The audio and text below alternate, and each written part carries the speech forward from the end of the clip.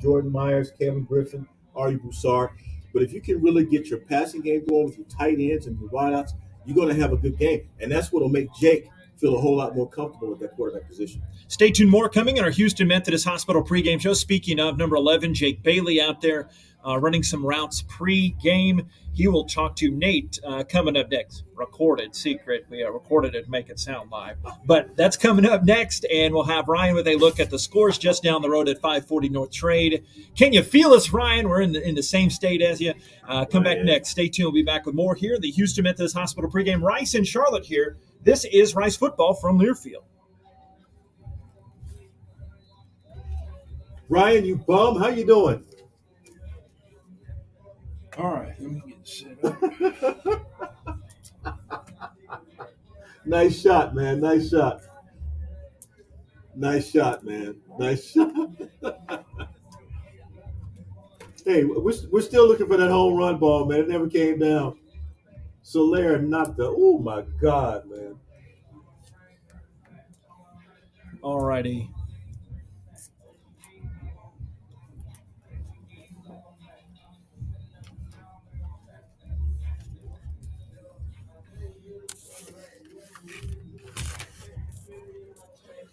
Yeah. Does it say how long?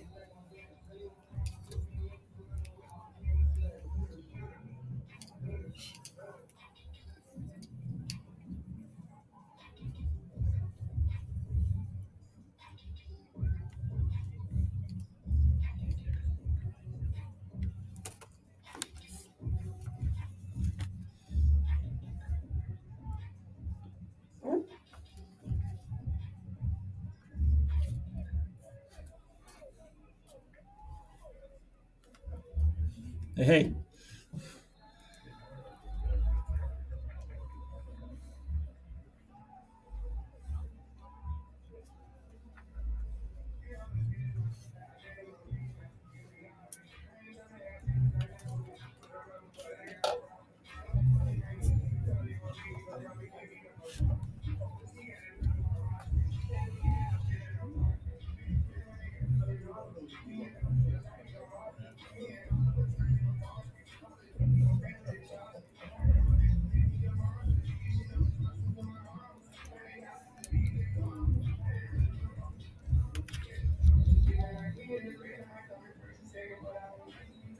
Rice Owls and the Charlotte 49ers, a gray, somewhat hazy, but nice day here.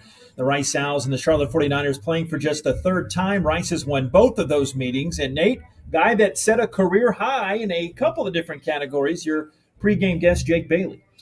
He was pretty special last week, and he's going to talk about why they need to be successful today and also having Jake Constantine as quarterback. All right, what's our time? Good gosh. Tell the guy to. Okay. Count me down, and then we'll throw it to break.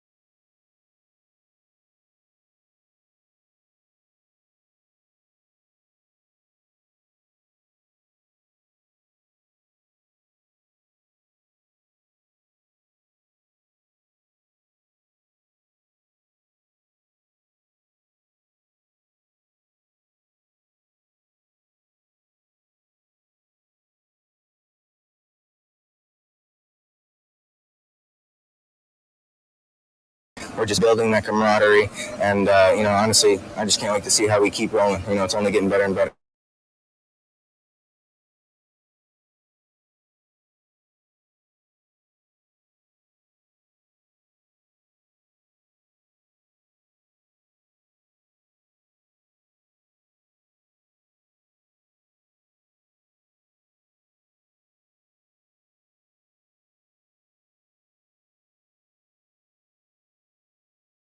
Good battle as any competitor is, and it's going to be a good one. I know you guys want to take one game at a time, but kind of looking at the season, everybody has a goal, right? Everybody has a goal.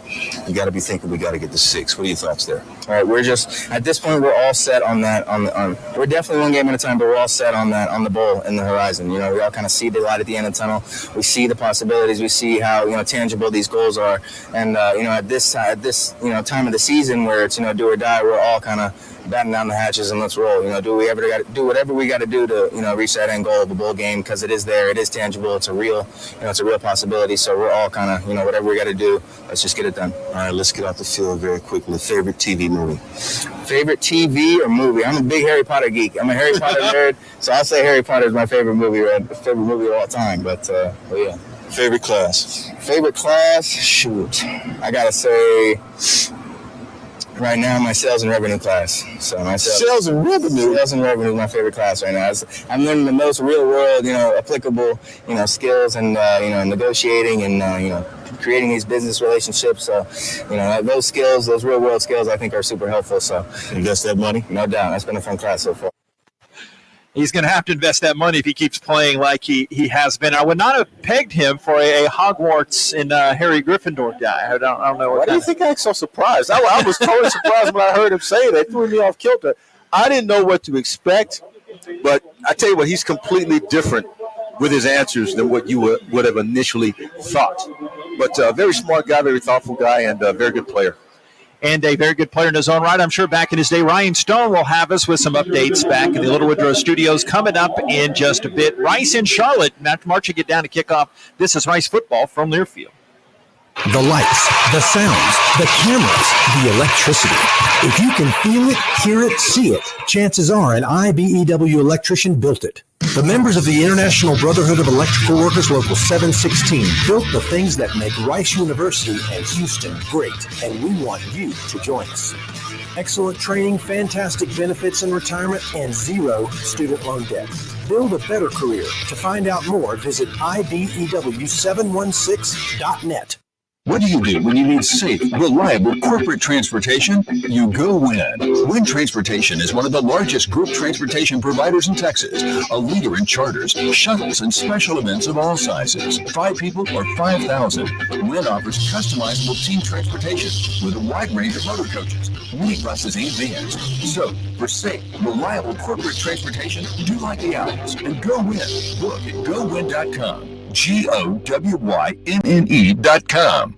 Everybody's got a burger. No matter what your burger, Fuddruckers has it. Each morning, we make the freshest buns for the world's greatest hamburger. Whatever craving combo you have, our buns have you covered. 100% all-American premium cut beef cooked to order. Add delicious toppings to pile high. Then head over to our build-your-own produce bar with fresh ingredients to create your crave. Our burger coasters are waiting for you at Fuddruckers.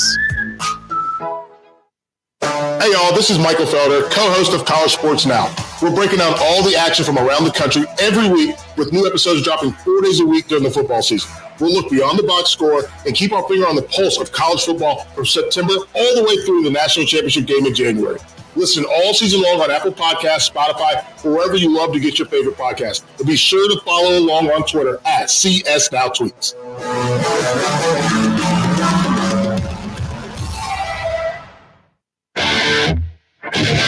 Time for a look at scores from around Conference USA and across the nation. Let's go inside the Little Woodrow Studios. Here's Ryan Stone. Rice on the road at Charlotte. Ryan Stone with you in the Little Woodrow Studios. Time for your Wyndham Houston Medical Center Hotel and Suites scoreboard update. In Conference USA action, a shootout going on in Birmingham. UAB leads Louisiana Tech 38-31 in that matchup. 6:42 left. Dwayne McBride, 181 yards and 3 touchdowns for the Blazers. Things just underway between North Texas and Southern Miss. Still scoreless there, though Southern Miss in the red zone with 11:57 to go in the first quarter. If you want offense, Chapel Hill is the place to be. Number 9 ranked Wake Forest trying to make an impression on the road at UNC. Hartman's ready, has the snap. Play fake left, rolls right, looks, waits, fires, end zone, back to the end zone right corner. Caught! Touchdown, Roberson! What a catch! He was almost out of room and almost slid into the tunnel. Dove out, stretched out, and hauled it in for the touchdown. What a throw and catch. Wake Forest still leading that one 48-41, 11:22 left to play. It's going final down at Ole Miss as they knock off Liberty 27-14. Little lower scoring than a lot of people might have thought. Number 25 Pitt leads Duke 47-29. Illinois upsets 20th ranked Minnesota 14-6. Ohio State struggling on the road at Nebraska. They lead 23-17 with 7 minutes to play. And ho-hum, another Georgia blowout. They lead Missouri 43-6, just 23 seconds left in that one. That's a look at your Windham Houston Medical Center Hotel and Suites scoreboard. We'll step aside for another break. Stay tuned with more from the pregame show as Rice getting ready to take on Charlotte on the Rice Sports Network from Learfield. Shoppers is proud to be your local John Deere dealer. The history of John Deere goes back nearly 200 years. When you think of John Deere, you think of words like iconic and legendary. We at Shoppers are committed to that history and committed to serving our customers. So if you need a John Deere tractor, gator, or lawnmower, you can find information by Googling Shoppers at SHOPPAS. Order your tractor from Shoppers today and be ready for work this spring. Shoppers is where your tractor story begins. Shoppers, all things John Deere. The lights, the sounds, the cameras, the electricity. If you can feel it, hear it, see it, chances are an IBEW electrician built it. The members of the International Brotherhood of Electrical Workers Local 716 built the things that make Rice University and Houston great, and we want you to join us. Excellent training, fantastic benefits and retirement, and 0 student loan debt. Build a better career. To find out more, visit IBEW716.net.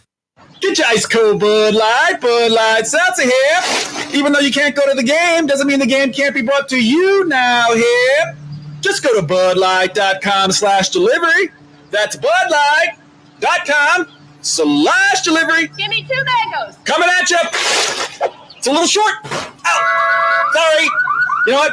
I'm just going to walk them over to you. Whenever there's a game to watch, there's a Bud Light there. Enjoy responsibly. Anheuser-Busch, Bud Light Beer, and Bud Light Seltzer, IRC Beer in Texas, St. Louis, Missouri.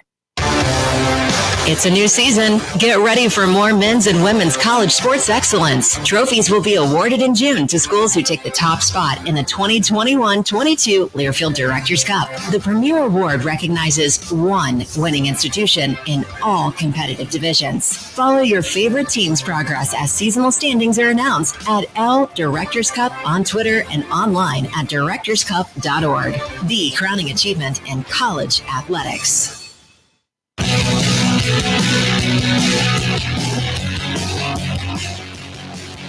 Well, with it being November 6th, as Mike Bloomgren and I were talking about it before the game, a good time of the year. I mean, you're always going to have injuries, but everything's considered, the Owls are doing okay across the roster. They're still without their star strong safety, George Nyakwa. And, of course, on the offensive side, they're without Wiley Green, as we mentioned, for the rest of the season. So Jake Constantine is the presumptive starter for here and throughout the rest of this thing. And on the Charlotte side of things, Chris Reynolds is going to give it go. He got a finger hurt a couple games ago, but so he did not play last week in their loss at Western Kentucky. But he makes a difference for them, and there's few, and on the Charlotte side, TJ Moore getting the start at right tackle. Jackson Hughes is out, sophomore from up the road in Greensboro, but minimum injuries, but at some key positions that could determine a lot of this game. Yeah, they're really good at wide receiver again, and we kind of joked around with a couple of guys pregame, if you will. Grant DeBose is really, really good. He's number 14. You'll see him on the field making some plays. They're good at running back. Calvin Camp, the guy can absolutely run the football, as well as Shadrick Bird. But Chris Reynolds, he's a little different. Now, this guy has a nice sidearm delivery. He is their all-time passing leader. 16 touchdown passes, ranked second in Conference USA. He makes a bit of a difference, as you just alluded to. The one thing I want to point out, though, these guys are 3-1 and only have had one home game played since 9/24. They average 30 points per game. But I think that this defense, the Rice Owls defense right now, they found some players. And certainly Josh Piercy has stepped up. JP, as we've been able to see on the field, and a few others. Rice and Charlotte coming up. I'll talk to Dunleavy family head football coach Mike Bloomgren coming up next. We are right on top of the action here at the very cozy Jerry Richardson Stadium. Our second trip here, and we love it. Great setting for some fall football here in the Tar Heel State. Rice and Charlotte, Houston Methodist pregame continues here. This is Rice football from Learfield. No one wants to fight the traffic to and from the stadium or arena. You don't have to, but you go win. Win transportation. Enjoy the game, not fight the traffic. 5 people or 5,000. Win offers customizable group transportation with a wide range of motor coaches, minibuses, and vans, giving your trip an extra special touch. So when it's game time, remember, all you need is win. Book at GoWin.com. GOWYNNE.com. You know who makes the world's greatest hamburgers? You do. Only Fuddruckers allows you to completely customize your burger with endless ways to create your crave. You'll always have gourmet perfection in your hands. You might even earn a PhD in burger building while doing it. Visit Fuddruckers today. Every time you come to Fuddruckers, you have the power to create your crave. We like to call it CYC. CYC means you select your bun, the size of your burger, and the burger is cooked your way. And don't forget about our abundant variety of delicious toppings. CYC, only at Fuddruckers. 15 minutes could save you 15% or more. Wait a minute. I've heard that before. That's the note Jeremy wrote to me in my yearbook in the 6th grade. How'd you even know that? Because it's from Geico. Yeah, wait, here it is. Dear Luke, have a great summer. P.S. 15 minutes could save you 15% or more. Love, Jeremy. Geico's had this tagline for years, because we help save people money. So wait, you're saying Jeremy copied you? Yeah, that actually does sound like something the J-Man would do. Geico. 15 minutes could save you 15% or more. Hey, college football fans, I'm Mike Golick. And I'm Kate Scott. This fall, we are bringing you a fresh new way to hear college football play-by-play. Golick and I teaming up for college football Saturday night, powered by Learfield. It's a bold new way to listen to college football. Smart, fun, refreshing, food. I added that. A unique radio play-by-play experience, and I'm so looking forward to broadcasting live alongside Kate this fall. College football Saturday night, powered by Learfield. Hope you'll join us. Kickoff is moments away, which means it's time for a visit with Rice head football coach Mike Bloomgren. Brought to you by Carbach Brewing Company. Carbach, it's crafted for serious fun. Now, alongside the coach, here's JPD. It's the Rice Owls and the Charlotte 49ers here at Jerry Richardson Stadium. And, Coach, back near one of your old stomping grounds. A lot has changed since your D2 days at Catawba, huh? Yes, indeed. But we had a great time here being near the Charlotte area, up in Salisbury, North Carolina, Catawba College, and certainly treasured that time and still have some great friends up here. Last week, an emotionally tough game with Wiley and obviously the outcome. How did you try to regroup the guys, and what have you seen from them coming into this one? Yeah, it was really like, hey, guys, when we get to overtime, we got to win those. That's a great place to be at a college football game in your conference. If we had played a little bit better, we wouldn't have been in overtime in the first place. But, hey, nothing has changed. We still have a chance to win 3 out of 4 and go to a bowl, which is our game, and all 4 of them are winnable. We've got to play well. We got to play better than we did for 60 minutes, not just in spurts. On Coach Healy's side, you talked about their defense. Murray, number 5, Watts, 0. What are they trying to do defensively? Yeah, those are the two guys. Those are the straws that stir the drink, if you will. And you look at 0, he's going to be at the line of scrimmage playing the rush linebacker spot. He's going to try to get after the quarterback. And 5 is really all over the place. He's listed as a linebacker. He plays some safety. He's going to be the guy in the field. And those two converge on so many plays because of their effort and make so many of those plays together. We've got to do a great job identifying those guys and keeping him blocked for the entire game. Buzz around here is that Reynolds will go, not official, of course, but what difference does he make? Obviously, their all-time leading passer. He's made a big difference for them. Yeah, he's huge. You look at their offense last week when they had the 2 in there, and certainly didn't look the same. And so, again, like him coming back is a big boost for them, and I know they trust him. And so, again, that will present a good challenge for our defense today. We're going to have to defend all of their offense. I talked to Jake a little bit during the week, and it seemed really ready for this opportunity, not foreign to him, of course, but what does he need to do today, and what are the things you've stressed? Yeah, we know Jake's not going to be perfect, right? Nobody is on the college football field, but he's going to give us a chance. He's going to make some plays. He's going to be California cool, and we've got a lot of confidence in him. We need him to go up there and execute pre-snap and do the right things, and then after that, the guys around him are going to make plays. They're going to do their jobs to make his life a little bit easier. They get a pretty lively atmosphere here. Does that make a big start? Like you always say, starting fast and staying focused. That make that key. What are some keys? Yeah, the same thing. Start fast, stay focused, and finish strong. Those will be the things, and we need to do it at both halves, right? We need to end up finishing strong at the end of the first half, see if we can go into the locker room with an advantage, and then come out and ready to do it all again in the second half. Thank you, Coach. Thank you. Dunleavy Family Football Coach Mike Bloomgren. Rice and Charlotte coming up next here from Jerry Richardson Stadium. This is Rice football from Learfield.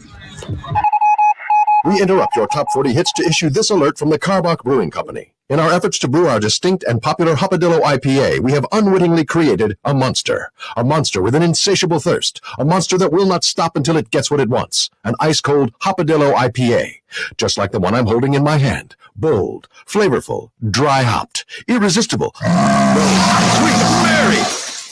Hopadillo. Find it before it finds you. Bravely brewed in Texas by the Karbach Brewing Company.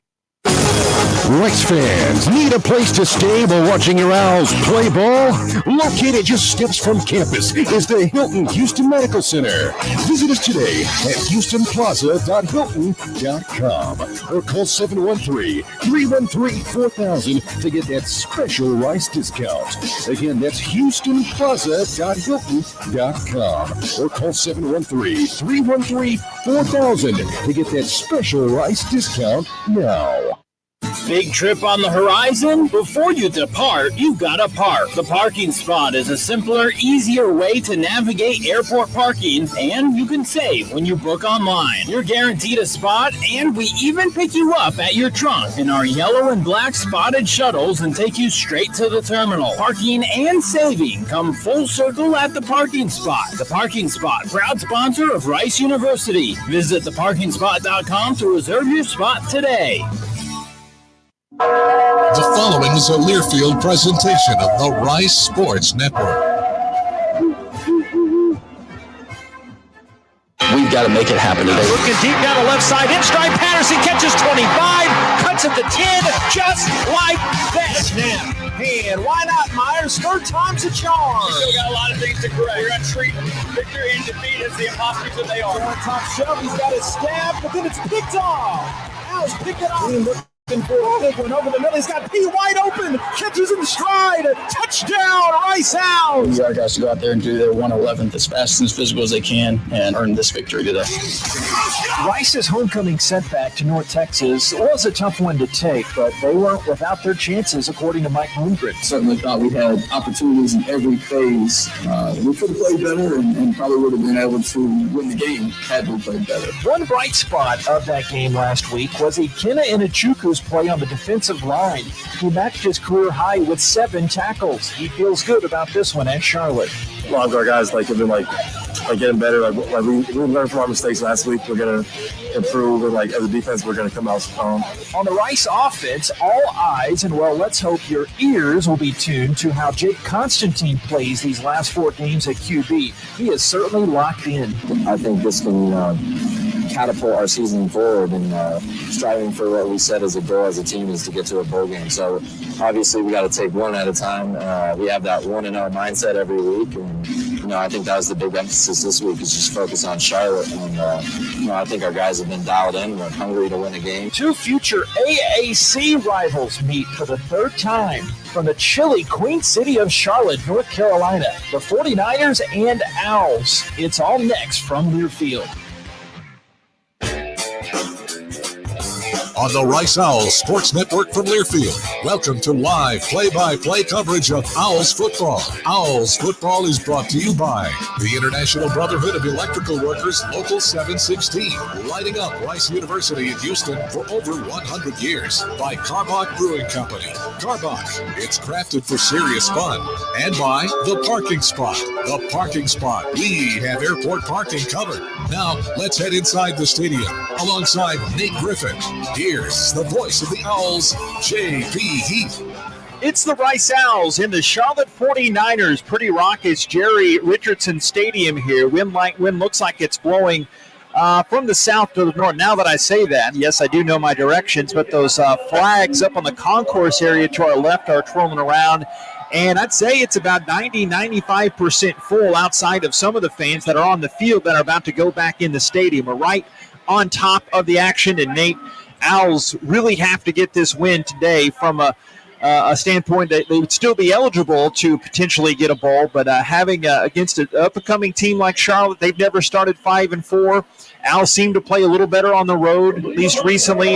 Your thoughts on this one? I projected at the beginning of the season they would be a bowl team. They got to come out and win the daily if that's going to happen. And this is a team, the Charlotte team, they have not scored a point in the last 4 games in the second half. So the Rice Owls will have an opportunity today to do something really special, get this win on the road. Got to come out fast, JP. And they also start strong defensively. Opponents have only scored 30 points the whole season in the first quarter on them. I mean, they've scored 55, which is not a huge amount, but they've been coming out strong defensively. Right now, Rice is coming on the field in their silver helmets. They have their white uniforms and their blue pants. Charlotte has those very broadcaster-friendly, crisp jerseys. They have the green jerseys with the gold numerals and that newer Charlotte logo on the right side in white and the green helmet. Adidas earned your stripe key to a Rice Owls win. What do you think? Just told you one of them. The Rice Owls have to come out and play strong and fast. And the other thing, this is Chris Reynolds' first game back after his injury. He had the injury to one of his ring fingers. If they can get him on the ground a couple of times and kind of make him question his confidence, I think the Rice Owls come out with a victory today. He's a fantastic story, and he's about to go on the field right now as one of the Charlotte captains. The Owls on that far side going to be coming on with Trey Schumann, Jordan Myers, Naeem Smith is there, Wiley Green not in attendance, so they've not filled in that captaincy. Wiley, actually they do have another captain mixed out there. We'll get that in a second. They're walking in single file towards us at midfield. The referee in this one that you're about to hear his voice is Kevin Randall. Let's see if they have this mic'd. Gentlemen, welcome to today's contest. Rice, you're the visiting team, so you'll make the call. This is the coin that we'll use. This is heads, and this is tails. This is heads, and this is tails. What is your call? Tails. He calls tails. It is tails. You've won the toss. The card in the second half. Which way do you want to kick? Rice has won the toss. They have elected to defer. They will kick in this direction. So, Coach Blumgren, as usual, when they win the toss, they defer. Campbell Riddle is that other captain, by the way, outside of Schumann and Myers, in addition to Smith. So it'll be Charlotte 49ers football. Their OC is Mark Carney in his second season, former quarterbacks coach at Richmond when Will Healy played there, and he was the OC at Virginia State 4 seasons before coming here to the Queen City. And it's been a cool story to see. Will Healy, 36 years old at Richmond. Grant mentioned he won the FCS title as a player. He's 13-14 in his third season here for Charlotte. They've had some switch up on the right side of the offensive line. TJ Moore is starting, 6'5", 300, redshirt senior from transfer from Florida, but a native of Charlotte. Their left tackle is Chibuzi Nuwana, 6'7", redshirt senior, transfer from Arkansas, native of Hyattsville, Maryland. The center is Hunter Kelly, 6'2", 310, grad transfer from Penn State. You detect a theme here of the D1 transfers. Kelly's from Langhorne, Pennsylvania. Ashton Gist from Oxford, Mississippi, the right guard. And Panda Askew is the left guard. He changed his name because he loved Pablo Sandoval, the big panda. I kid you not. Yes. That's a cool note. Their wide receivers, Tucker is a great one. He has amazing hands. Over one-third of his catches this year have gone for 20 yards or more. Elijah Spencer, a true freshman from Irmo, South Carolina, and Grant Dubose from Montgomery, Alabama, and Miles College, the other wideout, and Ryan Carrier, the tight end. Running back is Calvin Camp. Al's defensive starters we come back. But, Nate, welcome back on the road. Let's do this thing. Man, I tell you what, it's a great opportunity and honor to be here today. Looking forward to getting a win, JP. Charlotte 49ers have Shadrick Bird as the deep man. Charlotte will be going from our right to our left. And the Charlotte native, Christian Van Sickle, puts toe to leather. We're underway here from the Queen City. This one floats down to Bird, fumbles it, but brings it across the 10, the 15-yard line. Runs into the big swarm of Owls on special teams. And they'll bring it out to the 18-yard line. That return. So I mentioned Reynolds, the quarterback, did not play at Western Kentucky from Davie County, about an hour up the road. Redshirt senior from Moxville, North Carolina. Two-time Conference USA Offensive Player of the Week. The Owls defense during this series, but I can see now they've got Garcia and Inachuku as expected. Schumann also out there, and Piercy as well on the defensive line. Montero and Baker are the backers. Smith and Taylor are the safeties. Shotgun snap to Reynolds. Design quarterback run play to the right. Gets hit, turned around, and twisted. Actually, KK Orji was in there, 10-12, and it's a loss of 1 on the play. Second down and 11. McCord one corner. Dunbar is the other. Rounds out that Owl starting lineup. The only one I missed by the naked eye is the Viper. And confirm, yes, Kirk Lockhart is out there, sophomore from the Chill in South Dallas from Cedar Hill. He had 7 tackles, tied for the team lead last week in that loss to North Texas. We're under the lights. Reynolds, not a huge guy, 5'11", 199, but he's got a powerful arm. The snap, the fake, dump it out to the left side, and they coming up the near sideline, the 30. First down, jumping to the 34-yard line. Orji brings down Jairus Mack on that play for 17 yards coming up the near sideline. Third down, second down, and they got the big yardage. Not a bad screen pass there. That is one thing they like to do, JP. They like to throw out in the flat. They'll do that a lot, try to spread you out a little bit. Rice Owls are going to have to set the edge if they're going to have a chance at being able to get up the field, and that means play up the field against these guys because they get those blockers out there quickly. Moved the ball back. It was for 16 yards. Mack had 4 catches on the season coming in. That was his 5th. They're from the left hash, and they put Dubose in motion. To snap Reynolds, a quick dump out right to him, a little flare screen. Dubose trying to turn it around the right corner, and he is pushed near the sideline and pushed out by Antonio Montero, the Eden Prairie, Minnesota junior, former Mr. Football there in the land of 10,000 lakes, leads the team in tackles, is 59th on the season now. That goes for 3, second down and 7 for the Charlotte 49ers. So you can see the first 2 plays, that's what they want to do. Run those screen plays out to the flat, see if they can spread you out, let their guys try to do the work outside. Bird, the back, comes in there to the left of Reynolds. Second down and 7. The ball's at the 36. They put the big tight end Carrier in motion. Shotgun snap to Reynolds. Swirls the football. Looking left, throwing left. Out route. Passes. Jump. The routes jump, but tipped and incomplete. The 43. Owls, Gabe Taylor had his second interception in his hands. Stepped in front of Victor Tucker. It was floating. It was arcing. It was almost too perfect. Sizing him up and looking up in those gray clouds, but he just dropped it. Yeah, you could see Gabe Taylor was actually sitting back in the safety spot, and they went in motion to the far side that cleared wide open the spot for the receiver to run that pass against Taylor. He had the opportunity to undercut it and take it back the other way. Just couldn't keep his hands on it. You got Camp on one side of Reynolds, Bird on the other. He's from Alabaster, Alabama. 3 wide receivers set. 2 minutes in, it's scoreless. Shotgun snap, Reynolds wears gold number 3 on the green jersey. Gets twisted, turned around, and Schumann brings him down. A sack for Trey Schumann near the 20-yard line, around the 22. Schumann, his second sack on the season, will put them in a 3rd down and long. Single digit going to work, and there's a player down on the field for Charlotte. We'll have to see who it is and try to find out what his condition is in just a moment. But you saw a great play there by Trey Schumann. Was able to really, really get up the field, and that's what I'm talking about. You got to do that all game against those guys. Unfortunately for Charlotte, it's Victor Tucker that is down at midfield right now. be a 14-yard loss on that sack play for Schumann. You feel for him because amazing guy. He's up. Okay, he does pop up. Looks like he's okay. But Tucker, a special relationship with Reynolds, the quarterback, and he comes out to the sideline here. 12:50 of this first quarter.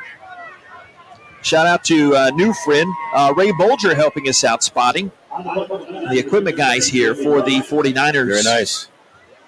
The punter is named Bailey Rice, a freshman from Melbourne, Australia, 24-year-old freshman. A little movement on the defensive line. Al's returner coming back here to the 34-yard line. Rice takes this deep snap, punts it to the right. Smith runs in, and he almost got a hand on it, but it is punted across the grain, coming here to the near side, wide of Fresh and out of bounds at the 37-yard line. No score. 36-yard punt there as the Owls will set up shop on the offensive side.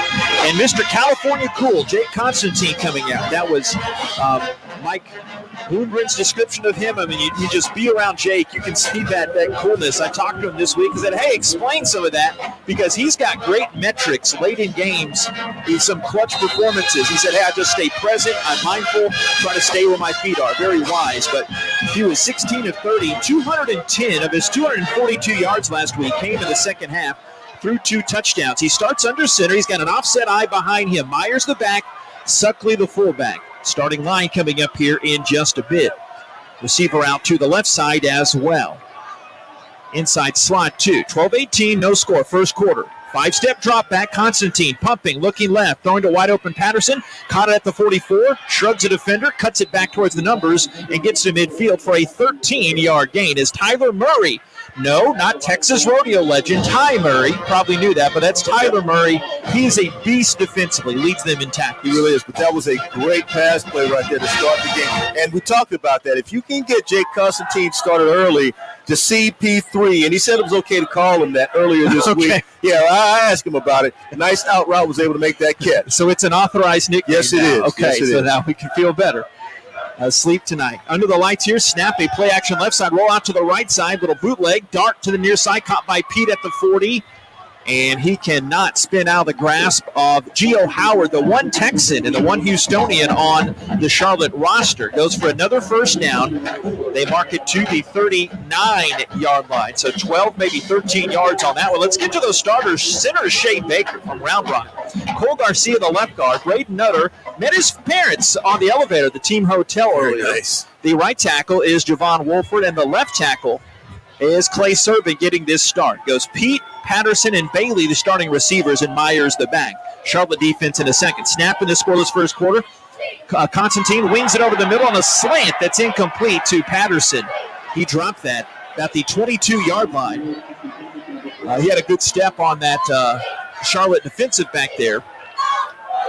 And Creamer was late getting over there, but nonetheless, second down at the 39, they say. Yeah, CP3 that time. He'll probably have a little nightmare about that one, but he was coming from the far side on a slant route in the middle of the field between the hash marks, and Jake Constantine put it right on his hip.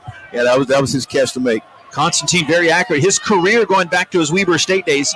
And Rice, 62% passer. The snap, the show. They give it to Ari Broussard, short side right. He rumbles through one missed tackle to 35. That actually did slow him down a bit. But he will inch his way down to the 31 as that tackle was made by Gio Howard. 7 yards for Broussard around that right end. Third down and 3. I think the game plan for Jake Constantine is perfect. We saw the first play was a drop back. Second play was play action. And that's what you have to do to be able to get him going. Now he's moving. Now you can work the run game a little bit. This will be a short opportunity and conversion play for the Rice Owls. Charlotte got a first down on its first drive, but then the Owls forced a punt. This is the Owls' first series here. It's scoreless, 10.5 minutes to go. First quarter here in Charlotte. Snap, hand to Broussard, starts right, hops back up the middle, pulled his way for just enough to get that first down. He had to get to 29, and they're marking him about the 28.5. I've been fooled before, though. This might amaze folks. And Justin Wisenhunt, on that tackle. They have not officially said that, and actually will have a rare measurement to give us some time to go over those starters. I mentioned the Owl starters, that adding in Jack Bradley there on the tight end, he'll get a lot of run. Marquise Watts, one defensive end. He's their best defensive lineman. Mike Bloomgren told me this week he and Murray make everything tough on their defense. Michael Horton, one defensive tackle, a grad transfer from Wolford. And from Lexington, Kentucky, Jalar Holly, a defensive tackle from Queens, New York, transfer from Miami. Kofi Wardlow is the defensive end on the other side, a grad transfer from Notre Dame. Leading tackler, Tyler Murray, the linebacker, transfer from Troy. And the Owls will be just short of that first down. Third down and very short coming up. But Luke Martin, the middle linebacker from Cumming, Georgia, and GMI, Georgia Military Institute. Justin Wisenhunt, the other backer. Robitaille and Rogers, the safeties, and Creamer and the former Fort Bend Marshall Buffalo and Purdue transfer, Gio Howard, are the corners for Charlotte. They ran their jumbo package out there. It's 4th and 1 here, JP. Yeah, 4th and 1. They ran their jumbo package out there the first time. Took a short timeout. Went back to sidelines, came back out, jumbo packages in right now. Remember, the Owls, 9 straight fourth down conversions the last 2 games. They're 6th in the nation fourth down conversions here. They're at the 29, the snap, the hand. Myers gets it and then some. He just plows it over right tackle behind Wolford and the right guard Nutter. Good hole for him as Luke Martin, the first one to put a hat on Jordan Myers, and he needed inches, but he got 3 yards. We're almost 5 minutes of regulation into the contest. And Rice in Charlotte still scoreless here. Brandon Nutter has done a nice job since he's been in that offensive line, and certainly working along with Javon Wolford. He's done a nice job. Brandon Nutter. Braden Nutter. Left tackle. Double tight ends there. They have, Bradley's in there and Bull's in there. They double tight end situation. One wide out to the right is Pete. The back is Griffin. Hand to Kalen. Trucks it around the right side. He gets bear hugged from behind and shoved back. The Tyler native not greeted warmly the first time coming onto the field here. First one to get a hit on him was Tyler Murray again. And he gets a yard on the play. Second down, now and 9. He kind of changed his mind, wanted to do something differently because a hole closed up very quickly, that B gap he was going to run through. And so when he did that, he hesitated a second, gave the defense a chance to recover, make the play, they got leverage. But now you're looking at an opportunity to throw a strike, and Jake Constantine has been pretty good this year on second down when he's throwing the ball. Constantine now the shotgun. He's got Cam Montgomery, former Stratford Spartan, to his right now. He flexes out. And it's a 4 wide receiver, 1 tight end set. Second down and 9. 3-step drop. Looking right all the way. Throws a quick hitter to Montgomery. Goes up high. Big man. All 5'5". Goes and pulls it down in front of Howard. And that goes 8 yards downfield. Second down. And they're going to say 9, actually. Big fella. Third down and 1. Coming up for the Owls. I tell you what, one thing about Cameron, if you get him out in open territory, forget about it. You're not catching him. So they use him on a shorter route that time, basically a stop route right at the edge, right at the top of the route is where he actually caught the pass. So he's a guy who makes some big plays, especially with his speed. Montgomery's 6th catch of the season. That was an 8-yard gain. Third down and less than a yard. Owls go jumbo again. 2 fullbacks blocking for Myers, and they fake a handoff. Constantine going to throws right, and the defender right on top of the Owls fullback Suckley. Trey Creamer knocks it incomplete. He reached from behind Suckley and had a good defensive play to swat it down. 4th down and a yard. They went for it earlier. I'd imagine they go for it again here. Yeah, he's coming out to kick this one. Sorry. Suckley's got to create some space between him and the corner. When he ran his route, he stayed right there. Corner was able to make the play. Now they're going to go for 3 here instead of going for it on 4th down, JP. Van Sickle from 35 yards, a transfer from Elon College, an hour and a half to the northeast. Told me this week he used to sneak on this very field to kick during the pandemic. McMahon the hole. Deep snap is a good one. The kick is up to the right. It is no good. He pushed it a bit to the right of those yellow uprights, and the Owls come up empty on their first drive of the ball game. 8:02 of this first quarter. Rice nothing and Charlotte nothing. And there's a timeout on the field. Back in a moment. This is Rice football from Learfield. You've got a lot going on, so how do you find time to take care of you? At Houston Methodist, we work around your busy life. There's same-day primary care appointments, online scheduling to see our world-class specialists, access to all your records through MyChart, and video visits 24/7 if you need urgent care, bringing you Houston Methodist's expertise wherever, whenever you need it. Visit HoustonMethodist.org to find the care you need at locations throughout Houston. Houston Methodist, leading medicine. Have no post-game plans? You do now. Head down the street to Little Woodrow's in Rice Village and relax over indoor and outdoor games, sports, and drink specials that a college student can't refuse. All you have to do is bring your student ID to enjoy $2.50 domestic drafts. Also, don't miss out on our Thursday college nights. We've got $2 domestic drafts and $3 shots. Follow us on Facebook and Instagram to stay updated on all our upcoming events and specials. Little Woodrow's, the official Rice Owls game day headquarters.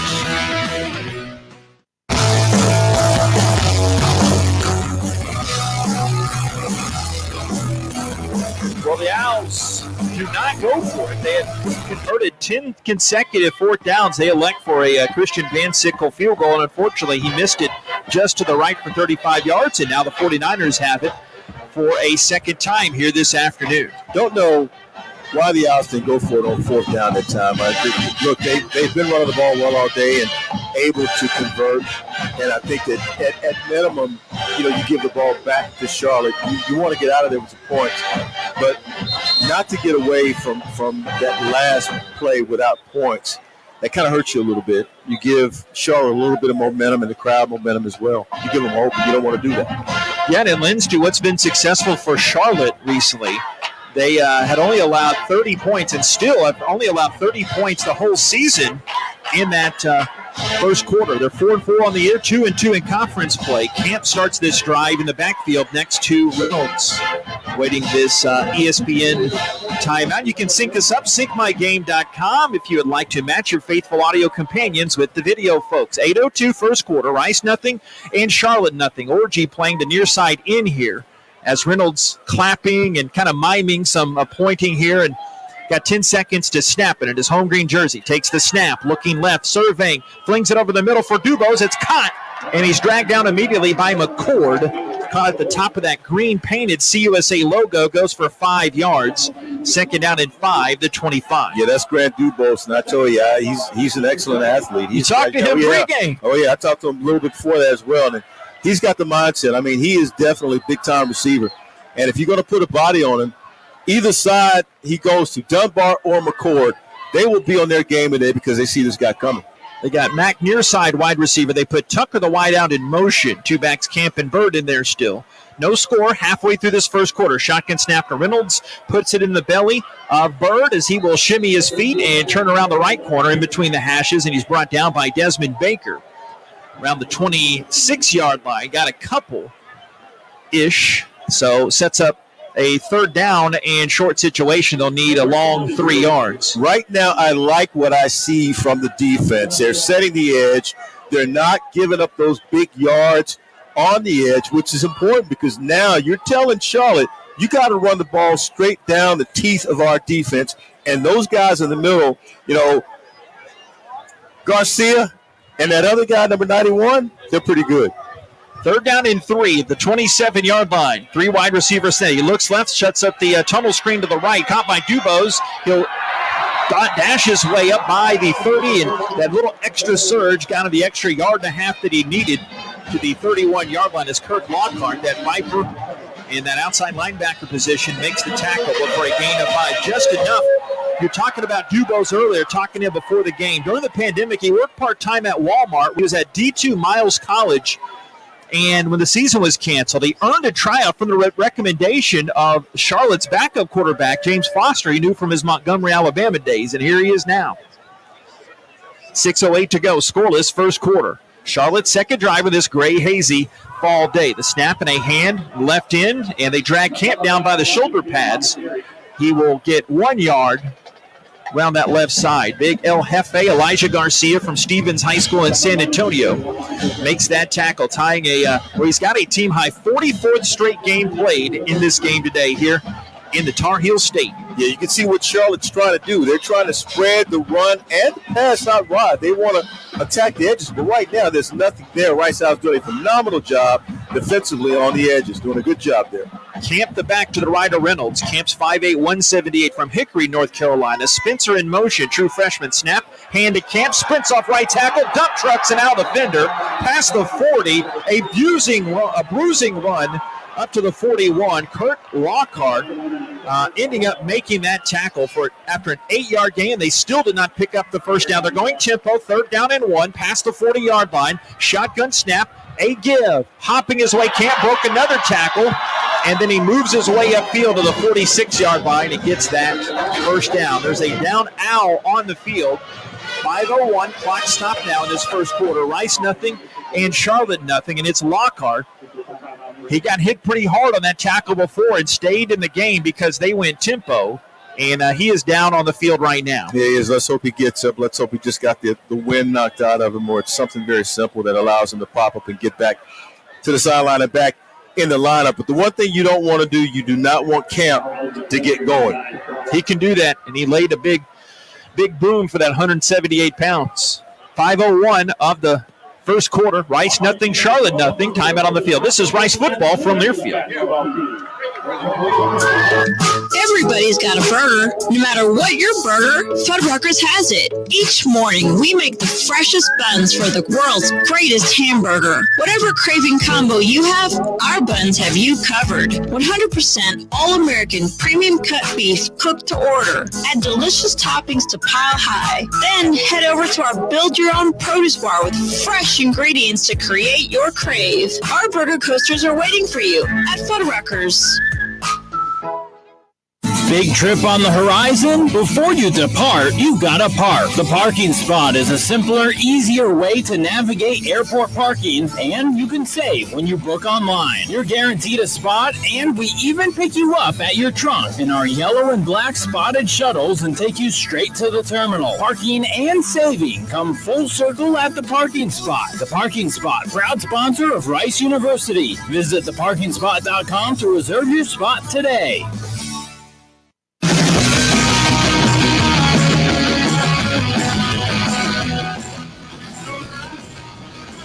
Sounds in the Charlotte 49ers. Really nice day here in the Tar Heel State. Had a great dinner last night with our buddy Matt and his family from the Charlotte radio side of things, and looking like a nice ribeye on a Friday night before a road game to get you geared up. And can't get over this this fall season. The trees out behind us and above us. It is just a great atmosphere here in the Tar Heel State. You know, it was nice and sunny, and I remember thinking, it's not going to be so hot, so cold out here. All of a sudden, here comes the overcast, and now we understand why it's 50-something out here. Well, if you're just joining us, Rice tried to kick a 35-yard field goal, but came up empty after previously converting on fourth down on that drive. Reynolds and Charlotte, their second drive of this game. 1st and 10 up at their own 47, under 5 minutes to go. They put Mack in motion. Got it back by him, Bird. Here's the snap. Reynolds fake the jet sweep. Reynolds back to pass with some pressure. Slings it over the middle. Caught wide open. Camp the back left hash the 20. Now the 10. And he beats Morrison and McCord to the end zone for a 54-yard touchdown. I'm going to say something here. That didn't look like a broken down play. A little, not trickery, but disguise what he was doing here, and that left the back wide open. Delay route, and any he run a delay route on a too deep safety look, that's what you're going to get. You know, you're making sure that the outer halves or outer thirds of the field are covered, but you leave wide open the middle of the field, and that's where they hit, right in the middle of the hash marks. Between the hash marks is where they went. That's Camp's first receiving touchdown of the season. 4:37 mark of this first quarter. 6-0 Charlotte, make it 7-0 as Jonathan Cruz, a fantastic kicker, Cartersville, Georgia, converts. Make it 7-0. He was a high school teammate of Trevor Lawrence. 4:37 of this first quarter. Timeout on the field. Charlotte 7 and Rice nothing. This is Rice football from Learfield. The lights, the sounds, the cameras, the electricity. If you can feel it, hear it, see it, chances are an IBEW electrician built it. The members of the International Brotherhood of Electrical Workers Local 716 built the things that make Rice University and Houston great, and we want you to join us. Excellent training, fantastic benefits in retirement, and zero student loan debt. Build a better career. To find out more, visit IBEW716.net. Woo! Got my nachos, got my big TV, and my favorite chair. It's game time. But you know, the only thing that would make it a little better is if I could listen to my local broadcasters while watching the game. Oh, hello. You must have wished for your game to be synced with TV and radio. I sure did. Do you have a DVR? You bet. Do you have a streaming device? Yeah. Blammo! Your game is now synced. It's that easy. Oh, boy. To see if you can get synced, head to syncmygame.com from Learfield. Syncmygame.com? Syncmygame.com. 4:37 remaining in the first quarter, and Charlotte now has the lead on the strength of a 7-play drive, 80 yards. Took 3 minutes and 25 seconds. A 53-yard pass to Calvin Camp from Chris Reynolds, right down the middle of the field. Nobody was there. He had to wait on it. He was that wide open. And now Charlotte has a 7-0 lead after the PAT. Jake Constantine coming back out at quarterback for the Owls. He told me earlier in the week, Murray and Watts on that Charlotte defense stand out to him. When those guys are, playing at a high level in their scheme, that's when they're rolling. So we just got to do our best to, limit those guys. And they have a few other good players, where, you're going to have your eye on them. But at the end of the day, you got to play the game and not worry about, 1 or 2 guys. Just got to, scheme for them and then roll with it. Getting lively early here after that big touchdown completion. Reynolds to Camp, 53 yards. And about to kick this one deep. Cruz teeing this one up, and the Owls have Juma Ottaviano back deep. He'll be running it across your iPad computer screen in a moment as the ball falls down. They'll come back up. Got David Pillen on the Rice Owls sideline today. We'll hear from him later on here in a moment or two, should he so choose, if he's got something. Just warm enough for David and his Nebraska roots to okay. Chain crew down here, they want a little interview, but I don't know if I'll give it to them. Yeah, we better not. Let them focus on their task at hand. As Sanchez will kick this one, and Juma in the green end zone goes over his head, the A in Charlotte, and they'll bring it out to the 25-yard line. So you heard what Constantine said earlier, really respects their defense. It's his 4th start today, threw for 271 against Texas Southern. Also started against Southern Miss and UTSA. He did not play at UAB. He was injured at UTSA in a non-contact injury. So Jake working from behind right now. It's only 7-0, 4:37 in this first quarter. Well, the thing is, you really should be out front right now, or at least tied. But I think Jake Constantine knows what he can do with the talent on the squad. Griffin the back to the left of Constantine, a receiver either way. Bradley tied in right. The snap, a hand to Griffin, following the big block of the Owls. Cole Garcia pulling from the left guard. They meet Wisenhunt on that defensive left side, a gain of about, they'll call it 2. Second down and 8 at the 27. Again, you want to establish the run, but the strength of that offense is throwing the football when Jake is on. And so that's about getting your guys involved. You want to get Patterson. You want to get, Pete. You want to get Bailey involved now. And speaking of Bailey, he's out wide to the left side, receiver to the right side as well. Griffin the back to the left. Bull the tight end. Just off the line. Here's the snap. A hand to Griffin. Goes right tackle again. Got grabbed around the hip, and he'll get maybe 2 more yards. Maybe on the one side of 2. Goes to the 34-yard line. He is met by Luke Martin, the middle linebacker from Cumming, Georgia. Georgia Military Institute. 3rd down, and Rice will need 6. The Owls have run the ball twice in this series of plays. And each time they run into, Kalen Griffin is running to the back of his own man, which means that right now Charlotte is getting leverage up front defensively. They're 0 for 2. 0 for 2 on 3rd downs, like you say. They're at the 29-yard line. And French, the tight end, out wide to the left side. 11 personnel. They're putting Bailey in motion, and a timeout is called. Owls looked a little bit confused on the offensive personnel front. What is that first? It'll be 30 seconds.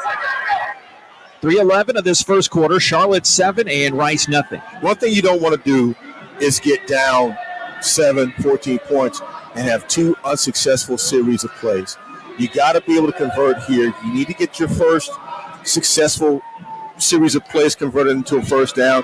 Get you 4 more downs and get some points on the board. And when you get some points on the board, you'll quiet this crowd down because right now they have the momentum. You can look at them. and there are more people filing in. This place is starting to get Floyd Wood, and I think it was a sellout to begin with. Mm-hmm. So now all of a sudden you're starting to see that. Yeah, and adding on, it's quote-unquote only 18,000, but it does not feel like that. It's they're right on top of the action, and they're yelling, and they are noisy. It feels like 50. Yeah. I mean, you know, if you're losing or if you're down early in the game, it's nowhere near over. It's just getting started. But you want to start well because you want to have confidence throughout. And right now, you've got 3:11 remaining in the first quarter. There's no sense in not being able to put points on the board, especially against a team where you've shown you can throw the football. Constantine from that shotgun. Got Patterson slot right side. Third down, the Owls need 6 from their own 29 after using that timeout. Charlotte leads 7-0 after a 53-yard touchdown pass. Constantine walks up to the line, surveys the scene, and now Charlotte calls a timeout. They saw that empty set. Timeout. Charlotte. That is their first. It will be 30 seconds. Houston Methodist is the official healthcare provider for Rice Athletics. Visit HoustonMethodist.org. Houston Methodist, leading medicine. Nothing like a cat and mouse game, if you will, because that's what this is right now. This is a cat and mouse game. Okay, so you're going to run this defense. We're going to call a timeout and change up our offense. And then all of a sudden you get up to the line, you're ready to make your play. And defense calls timeout. Okay, so what are you going to do? So they're going to come out. If I'm the Rice Owls, I don't play around with these guys. I go for it all. Third down, and they're going to need 6. They're at their own 29-yard line. And the Owls 0 for 2 today on third downs. They're 35% on the season. That's bottom 20 in the country. And the Owls stay in their 5-wide set. Patterson still inside slot. Bailey to his right after that career-high game last week. 3:11 first quarter. 5 wide. Blitz coming from his left. Constantine standing tall. They pick that up, runs up the middle, and he slides at the 33-yard line, a few yards shy of that first down. Only got 4 yards when they needed 6. Luke Martin there to make him want to slide there. And 4th and 3, they'll punt it away. Yeah, sometimes a nice little fake might get you those extra yards, 1 or 2 yards. But right now, that's another unsuccessful attempt in a third down conversion when you're down 7 points in hostile territory.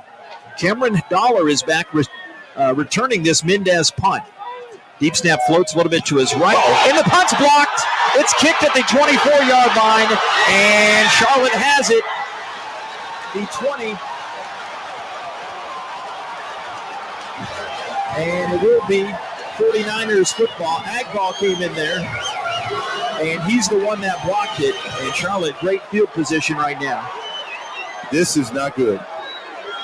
And I can tell you that it is definitely not good. You have an opportunity again. Could have gotten the first down there, and then on the punt, you get it blocked. And now you're deep in your own territory. Charlotte's deep in your territory. They're right outside the red zone at about the 20-yard line. They're right there. And they're already feeling good about this game. He said it's blocked by Houston, and Agbaugh recovered that one, though. Shotgun. They start the line of scrimmage at the Rice 20, leading 7-0. And they put Mack in motion. Presbyterian College transfer. Here's the snap. Fake to the right. Throws a quick slant to the right, caught by the freshman Spencer. The wideout will get 5 yards, brought down by Sean Fresh from LBJ High School in Austin. 2nd down and 5 at the 15. Yeah, this is where Rice, the defense really needs to tighten up. And already, they're moving the ball down the field on short routes, short passing plays, and they've got a formula for being able to play inside of the red zone, and that's keep it short. Bird the back, Spencer in there to the left. Dubo's also out there. It's a 5-wide set. 1:44, 1:43, 1:42 in this first quarter. Charlotte driving under lights in a gray North Carolina day. They fake the jet sweep, another inside screen to Dubo's. Elijah Garcia going in there, blowing that screen up. Gets helped by Schumann there. They lost a yard on that play, so 3rd down and 6 at the 16-yard line. That's a good play by the defense to go in there and blow up that play right there. You saw they wanted to go inside screen, and it didn't quite work out. They had the right athlete they were going to in Grant Dubose, but also the Rice Owls had the right defense going after Dubose to be able to bring that play to its knees. Bryce Kennan, the tight end, checks in for the 49ers. Ryan Carrier checked out. They're without their star tight end Taylor Thompson, hurt his ACL against FAU. Bird is the back to the left of Thompson. They're 2 for 3 on third downs. Here's the snap. Blitz coming in up the middle. Montero timed it perfectly, and they bring down the quarterback, Reynolds. Great sack. Al's second sack of the day, and that pushes them back. They say forward progress, the 24-yard line. Great job by Montero. He's got 2.5 sacks on the season now, that loss of 8. Now Charlotte will be kicking a field goal here. Great execution there by Antonio Montero. Great play call by defensive coordinator Brian Smith. They brought the blitz. That was huge. You wanted to move them out of field goal range, but let's see if that happens. They got a pretty good field goal kicker. Be a 42-yard field goal attempt for Cruz. The kick is up, and that is partially blocked, and that falls down in the end zone.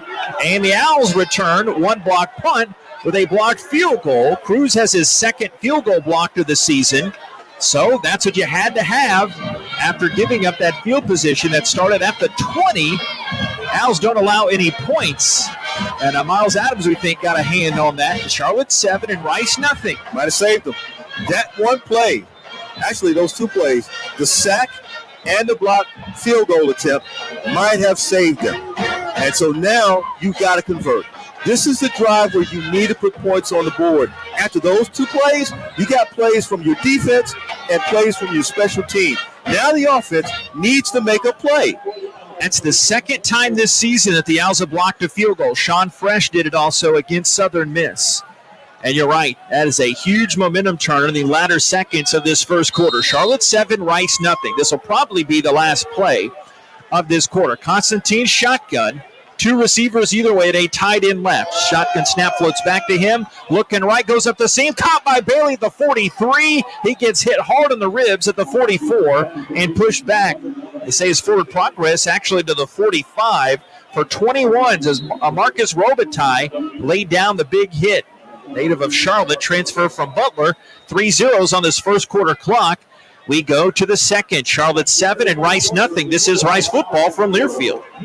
Shoppers is proud to be your local John Deere dealer. The history of John Deere goes back nearly 200 years. When you think of John Deere, you think of words like iconic and legendary. We at Shoppers are committed to that history and committed to serving our customers. So if you need a John Deere tractor, gator, or lawnmower, you can find information by Googling Shoppers at SHOPPAS. Order your tractor from Shoppers today and be ready for work this spring. Shoppers is where your tractor story begins. Shoppers, all things John Deere. The biggest schools. Grabs in traffic, comes down with a touchdown. Touchdown, Alabama! LSU. The biggest moments. Incomplete. Michigan. Game over. Touchdown. This is the College Football Rewind. That had to be a great game to watch. I'll tell you, unbelievable. Download on Sunday mornings on Apple Podcasts. Search College Sports now.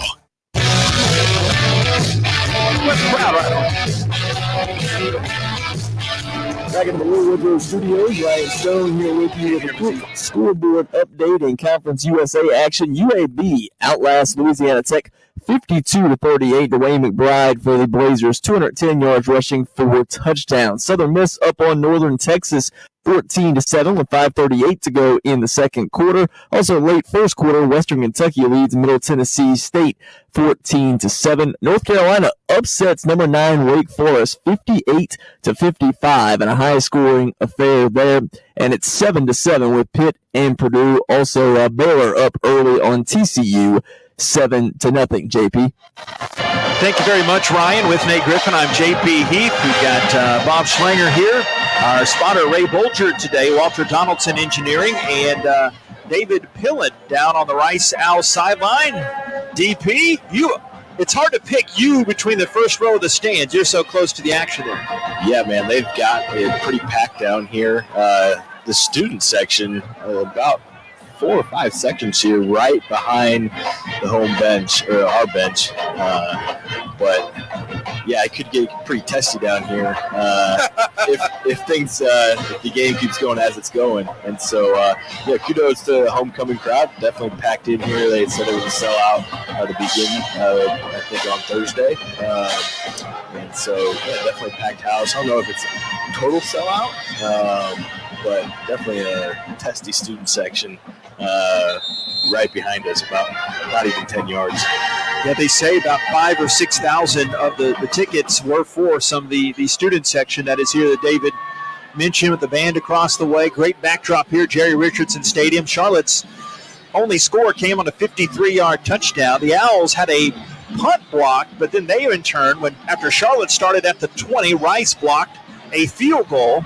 And Rice now flipping into the field. They'll have it a 1st and 10 at their own 45-yard line. Oh, yeah, it's here for the taking. And at midfield, you got some space to operate. Here's Constantine, twins to his left side. That's 2 receivers. Snap, Broussard was the back. Constantine looking left, nothing there, goes over the middle. Knocked away for Pete in traffic at the 38-yard line. Trey Creamer, a great move across the middle. Here's some Houston Methodist leaderboard stats. In that first quarter, Rice only had 74 total yards.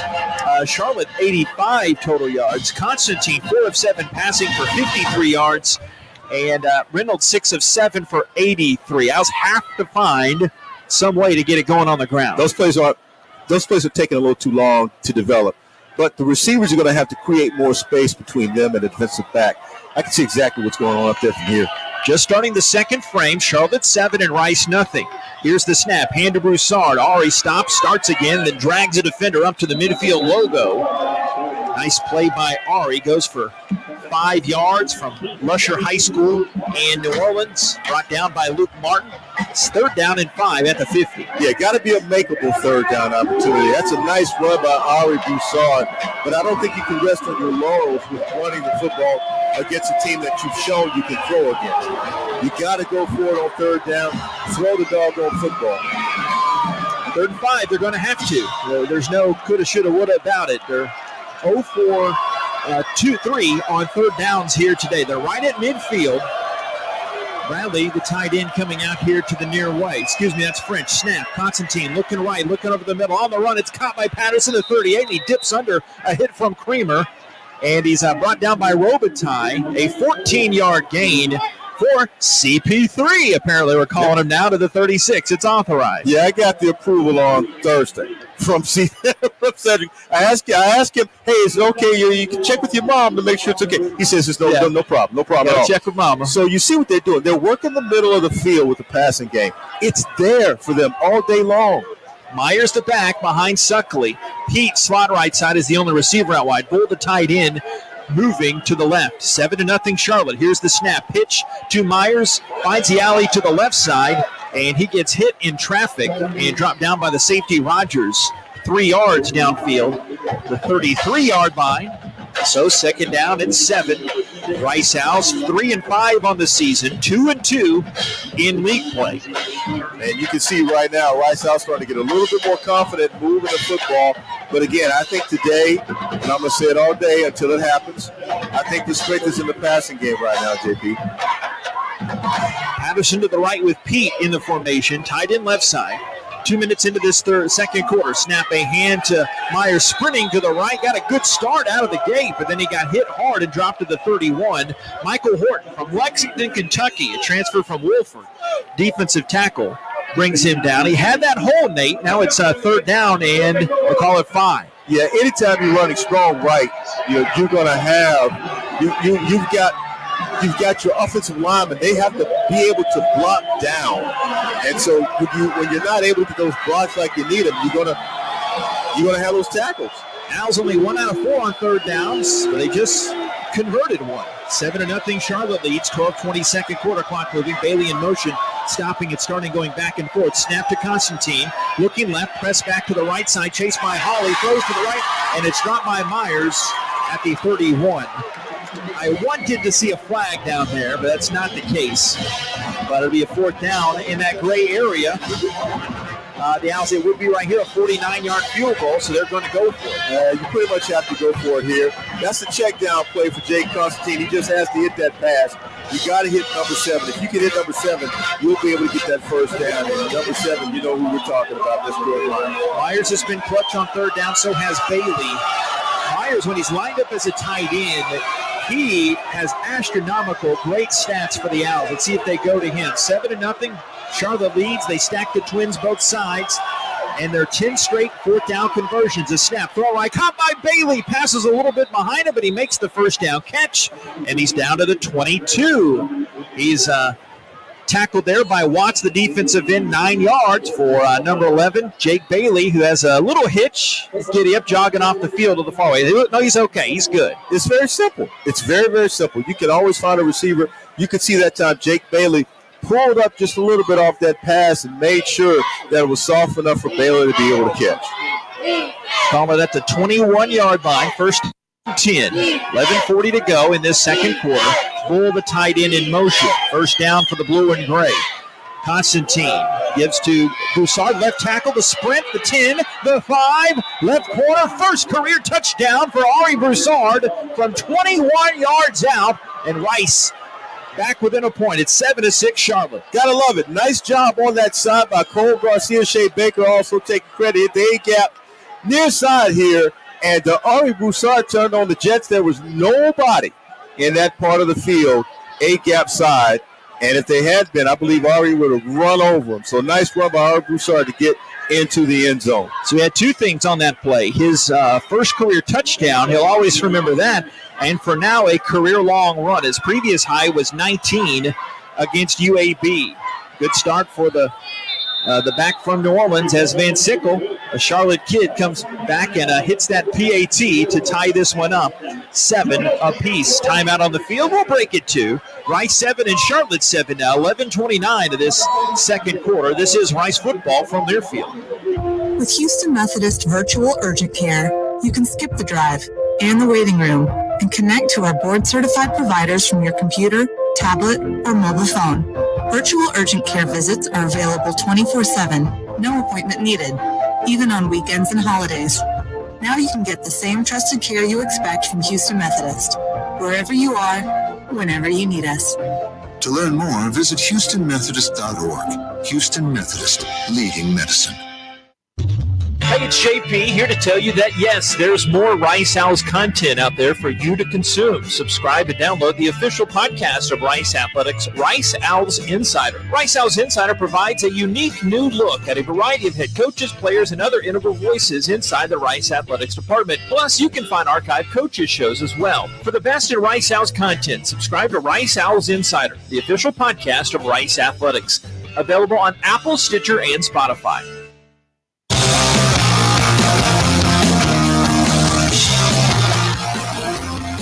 9 plays, 76 yards. Took 3 minutes and 42 seconds off the clock, resulting in a 21-yard run by Ari Broussard. He puts the Rice Owls on the board. It is now a tie game with 11:29 remaining in the second quarter. 7 apiece, Charlotte and Rice, JP. You didn't need it. You had to have it. Yes, sir. Tied right now. That was key. And that started after they blocked the field goal attempt from the 49ers. One guy I talked to this week has been playing great on the defensive line, Ekene Inechukwu. I decided to ask him about the books, what classes he likes. I'm a kinesiology major and entrepreneurship minor. Right now I'm taking a lot of busy classes, and I really like my business modeling class. It's actually been like a good experience. We're modeling figure out the accounting side of the businesses and figure out which business models work for what you want to do. I just nodded and smiled when he was telling me that. I didn't pretend to know. Ekene's got a bright future, and him and his defensive line had a great series to get the Owls ball back. A little squib kick that comes into the 30, rolls down to the 26-yard line. 49er hopping down on it for his dear life was Michael Kelly there on special teams. So, another timeout on the field, 11:29 of this second quarter. Charlotte 7 and Rice 7. Back right after this. This is Rice football from Learfield. Head on over to Little Woodrow's in Rice Village. They've got post-game drink specials a college student can't refuse. On Thursdays, enjoy college nights with $2 domestic drafts and $3 shots. Any other day, bring your Rice ID and get more great specials. With a large patio deck, board games, and trivia nights, Little Woodrow's is definitely the place to be. Follow us on Facebook and Instagram to stay up to date with our upcoming events. Little Woodrow's, the official Rice Owls game day headquarters. Hey y'all, this is Michael Felder, co-host of College Sports Now. We're breaking down all the action from around the country every week with new episodes dropping 4 days a week during the football season. We'll look beyond the box score and keep our finger on the pulse of college football from September all the way through the national championship game in January. Listen all season long on Apple Podcasts, Spotify, or wherever you love to get your favorite podcast. And be sure to follow along on Twitter at CSNowTweets.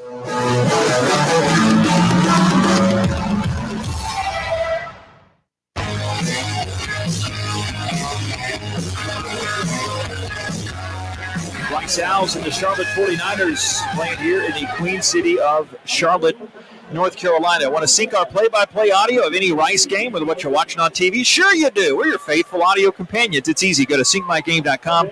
That's syncmygame.com. There you'll find easy instructions to get the best of both worlds, watching the Owls and your Owls broadcast team.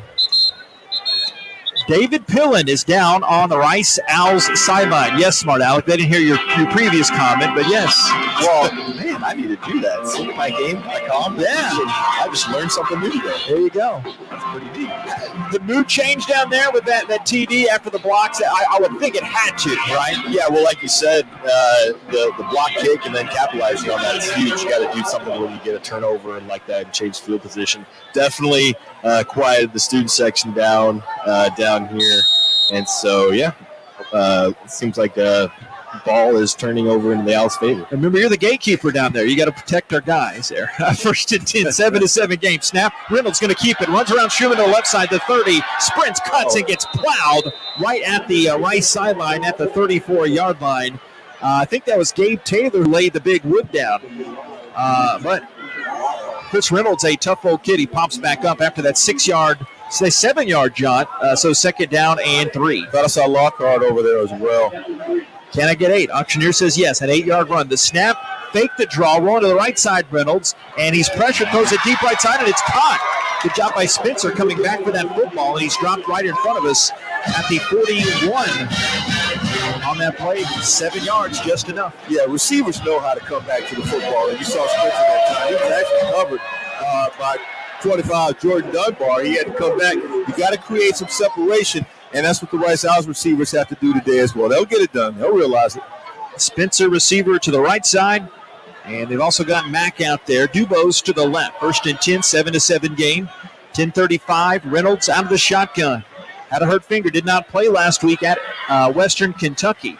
Lost that game 45-13. The snap, fake to the back camp, and they flip back out right to him in front of Inachuku's grasp, and they shove Camp out of bounds. Morrison is the one that got a hat on him for 3-yard gain. Second down and 7 at the 44. I love the way fans always go, oh, when they see a defensive player go down, you know, but the thing is, the Rice defensive player made the stop. Yeah, like the late hit or not. Yeah. Oh. Jeez. He'll be a sound bite guy. Yeah, 3-yard gain. Oh. Second down and 7. Backs on either side, Camp and Bird of Reynolds here. Here's the snap, and you fake it. Reynolds pulls it out of his belly, RPA to the left side, back Bird down the left sideline, 40, 35, chased by Taylor. David Pillen, the next nearest Rice after on that play on that outside line.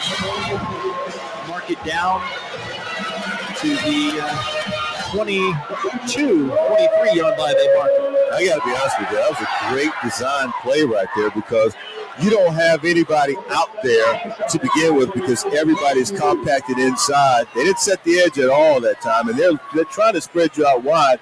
They got you spread it out wide. All of a sudden, you don't see that other back coming, and he's down the sideline for a big gain. 34 yards to Bird, and he stays in there as the back. Twins to the right side, one of those Dubos. First down, the Owls 22, 7-7 the score. Hand to Bird. First flag of the game comes out. This will be a hold as Bird goes inside to the 20-yard line, but this will be coming back. Yeah, part of the Personal foul, hands to the face. Number 7 of the defense. Penalty, half of this is the goal from the end of the run. Automatic first down. Unfortunately, I was wrong about that hold. It goes against Rice. That's partly my problem, too, because I thought that was going to be a holding call, but it was hands in the face. You're trying to get some kind of competitive advantage and get that guy out of your way if you're 7. I call it single digit, but that time it didn't work out too well. Reynolds directing that offense. Got another wide receiver out there. Tight end Weber right off the line. Shotgun. He's got Bird by him. A little bit of movement on the Owls line. No flag, though, that I've seen yet. Now the flag comes in as they throw to the end zone. Incomplete left side to Dubos. 2 Owls defenders over there. Ciano backing back up to make some coverage, but this will be a 5-yard penalty against Rice. Yeah, it's going to be an offside. And the thing we hadn't seen up to this point, JP, were flags on the field. And now we're starting offside. to see. Defense, coming 92. In the neutral zone with the snap. Penalty, half the distance to the goal. Play first down. Yeah, those are tough, especially from a veteran like Elijah. Well, you're in the red zone. I mean, and the offense is in the red zone. Last thing you want to do is you don't want to give them an extra 5 or 10 yards. Rice 7 and Charlotte 7. This after a high of the Mike Moongren era, 16 penalties last week in that game against North Texas. Here's Reynolds with Bird back by him. Snap and a give to Bird up the middle. Meets Morrison near the goal line. Dog pile ensues. Ciano comes in there to help. Elijah Floyd too. And they get stopped. 2-yard gain though. Down to the 3-yard line. Second down and goal. Brian Smith, they call for a blitz on this next play because that's worked out pretty well for them today. But the one thing that we're seeing some creativity from the Charlotte 49ers offense. Rice Owls defense playing right now to the strength of their abilities. And Abogo coming in there as that outside Sam and combo safety guy. Second and goal at the 3. 7-7 game. Tied in motion is Kinnan. Reynolds the shotgun. Takes the snap, looks left side, fade to Dubos, flag on the play. McCord was in coverage, the pass went incomplete.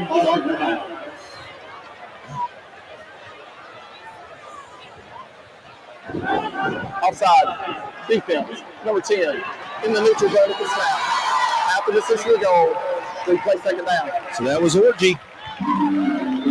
Well, the one thing that their quarterback, Chris Reynolds, is doing, he's seeing this, and he's calling a snap count at the same time that he's seeing that there's a possibility for a penalty by the Rice Owls defense. Yeah, he's no rookie out there. No. He knows his way around the neighborhood. Second down and goal. They call it at the 1-yard line after that penalty. RPO, keep it to Bird. Bird runs left side. They finally signal he did get in for a touchdown.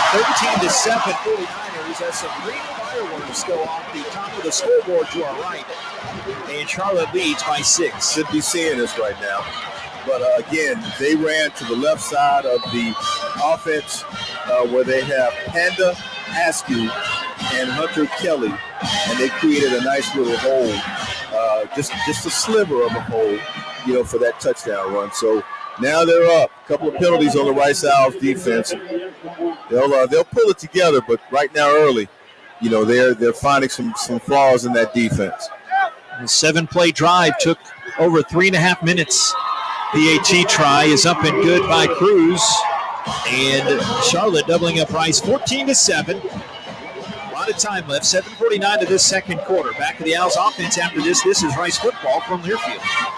You know who makes the world's greatest hamburgers? You do. Only Fuddruckers allows you to completely customize your burger with endless ways to create your crave. You'll always have gourmet perfection in your hands. You might even earn a PhD in burger building while doing it. Visit Fuddruckers today. Every time you come to Fuddruckers, you have the power to create your crave. We like to call it CYC. CYC means you select your bun, the size of your burger, and the burger is cooked your way. And don't forget about our abundant variety of delicious toppings. CYC, only at Fuddruckers. The Wyndham Houston Medical Center Hotel and Suites is the preferred hotel for anybody visiting the Medical Center, the Museum District, or Rice University. We offer the largest suites in the Medical Center, complete with full kitchens, and our full-service restaurant and outdoor pool will make your stay complete. We look forward to having you experience the Wyndham Houston Medical Center Hotel and Suites soon. And if you need a group rate or need 10 or more rooms, don't forget to call 713-528-7744. That's 713-528-7744.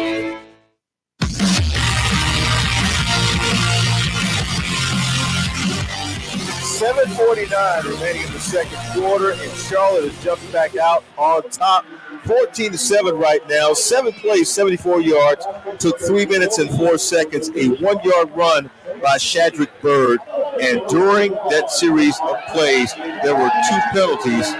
In particular, deep in the 20 in the red zone, and then another penalty for a total of 3 against the Rice House defense. So they've got to find some discipline somewhere there, JP, and get back on track with what they're trying to get done here today. And that's win a ball game.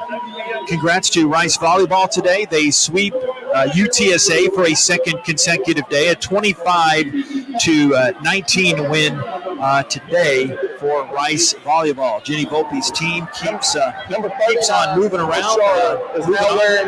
Last night, senior night, Ellie Bickelmeyer tied her career high with 16 kills as they swept UTSA. I had Ellie on the Rice House Insider podcast this week, so I encourage you to check that out. Also had Jose Cruz Jr., new Owls baseball coach, talking about the new move to the American Athletic Conference, and a future rival there. We'll be coming back here a lot more, Nate. Charlotte 14 and Rice 7, yeah. But again, volleyball undefeated in Conference USA for a second consecutive season. They have won 50 of their last 53 in Conference USA play. That's not too bad as Cruz puts toe to leather, kicks it high to Ottaviano, and because they don't want fun in college football, they've legislated out the returns, but that one was pretty deep anyway. And just like I got to give my little jab there to Woolmakers every now and then from time to time. But here, Rice trying to tie that. But you don't want to get that position, Nate. Captain Obvious, where you're playing catch-up here. This is a big drive. Well, this is a huge drive, number one.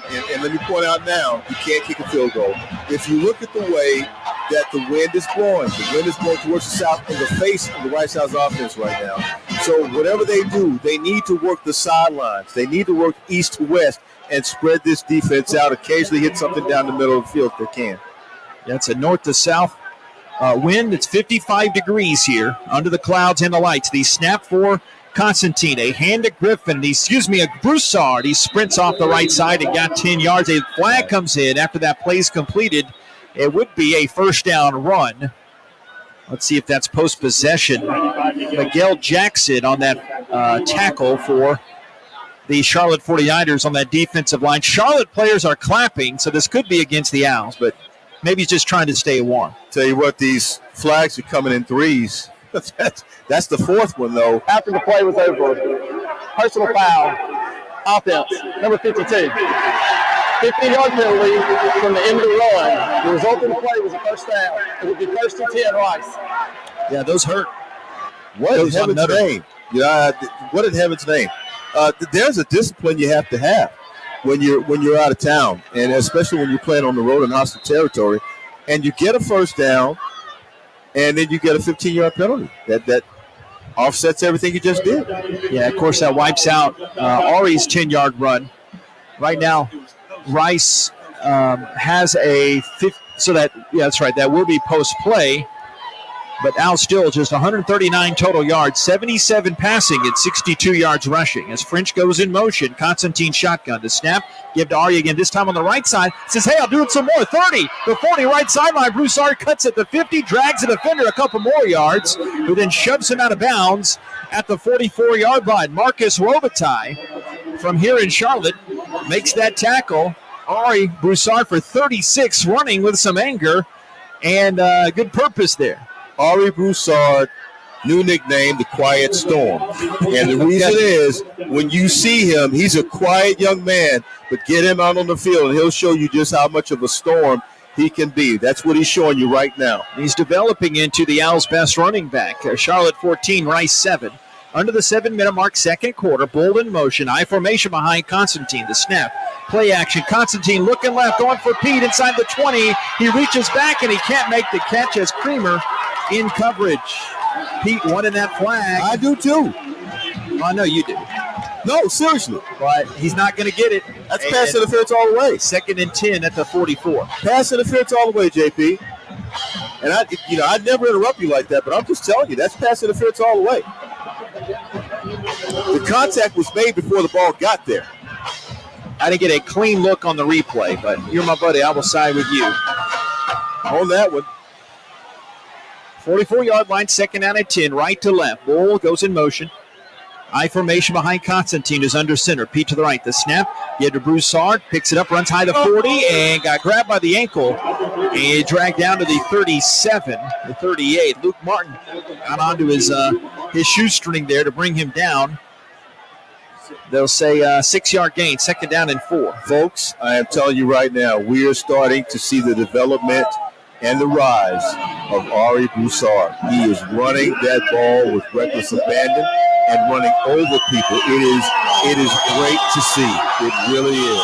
Tell you more about his story, but guy of perseverance and a guy that was dedicated to football and earned his spot, and he's doing it now. They're only on 3rd downs, they're only 2 of 4 today, or 2 of 4. Snap, hand, right side. Broussard gets the 1st down. Had to get to the 34-yard line.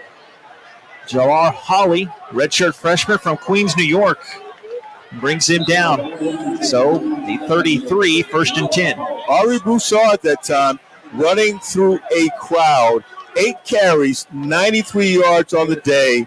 That is your man on the field, and he's got a touchdown as well. So this is a young man who's having a pretty good day so far. You found your secret. Really right good day. There. Yes. You found your secret so far. Career high was 65 before this effort today. Charlotte 14 and Rice 7. Broussard still the back. They fake to him. Constantine after the play action, throwing it deep to Pete again. Receivers locked inside and no flag. Now the late flag comes out and from the back judge as well. Side judge waited, thought about it.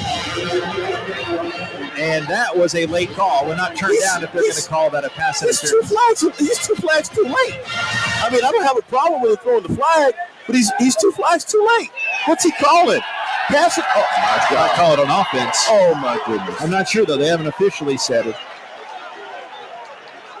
You have got to be kidding me. Pass interference.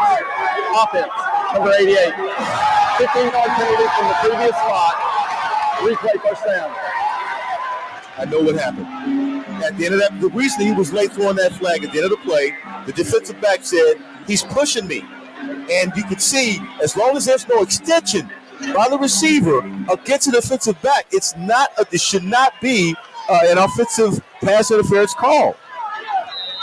And that's what it was. Potential drive killer. Moves it back to the 48-yard line now. Still 1st down. And Jordan Myers in there as the back now for the blue and gray. 1st and 25 for the Scholars. The referee was trying to process the play, and that's what took him so long to throw that flag. It was a while after the play. Constantine shotgun, empty. Uh-oh. Here's the set. Looking over the middle, throwing high and incomplete the 30. Almost intercepted. No out there. He just trying to beat the blitz to throw it over the middle, and he almost got burnt there as Rogers almost had his first pick of the season. 2nd down and 25. You can't get out of here without points, JP.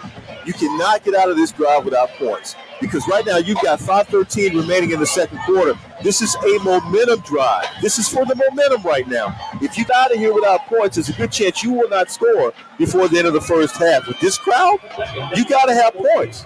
Yeah, and remember the Owls get the ball to start the 2nd half. 5:13, 2nd quarter. Charlotte leads 14-7. Griffin the back now, and Bailey the wide receiver. Snap, hand to Kalen, chugs his way through the right side, and then back up the middle, and he is stopped. Tyler Murray, redshirt senior from Jacksonville, Florida, Detroit transfer, makes that tackle. He's a tackle machine. And 3rd down and long. They have to get back to our Hilton for the 1st down. Is it 3rd and long? It is 3rd and 21. So now you really need a big play.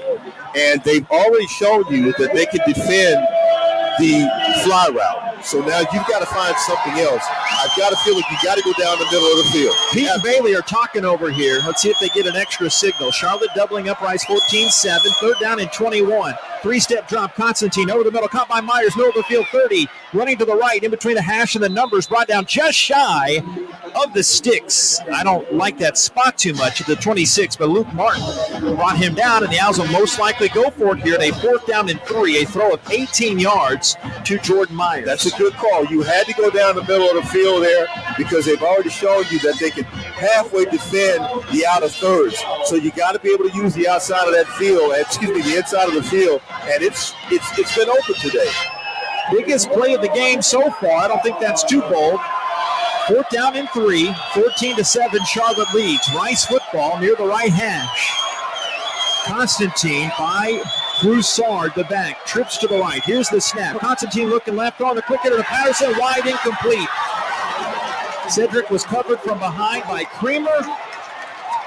Murray there helping out in the play, too. The Owls turn it over on downs to give it back to the 49ers. That was just a play that did not work well. That should have been a quick slant route, and I don't think Patterson got his footing where it needed to be, but also the pass wasn't a perfect pass. It had to have been a perfect pass for that play to work, and that time just not good at all. Timeout on the field. We'll break it to 3:41 of this second quarter. Charlotte 14 and Rice 7. This is Rice football from Learfield. Attention Owls fans, you can now support Rice every day thanks to the Tap and Pay Plus mobile app. It's simple. You shop with Tap and Pay Plus, earn instant cash back along the way, and Tap and Pay Plus will donate back to Rice Athletics for you. Just go to the App Store and download Tap and Pay Plus, select Rice Athletics as your cause, and start rewarding yourself while supporting your school. From annual checkups to managing chronic conditions, taking care of your health should always be a priority. At Houston Methodist, our primary care doctors are available to provide personalized care for you and your family safely. We offer a variety of convenient ways to get care from us, from same-day sick visits to extended hours at select locations. And we are taking every precaution to keep you safe during your visit. Choose your doctor or schedule online at houstonmethodist.org/stay healthy.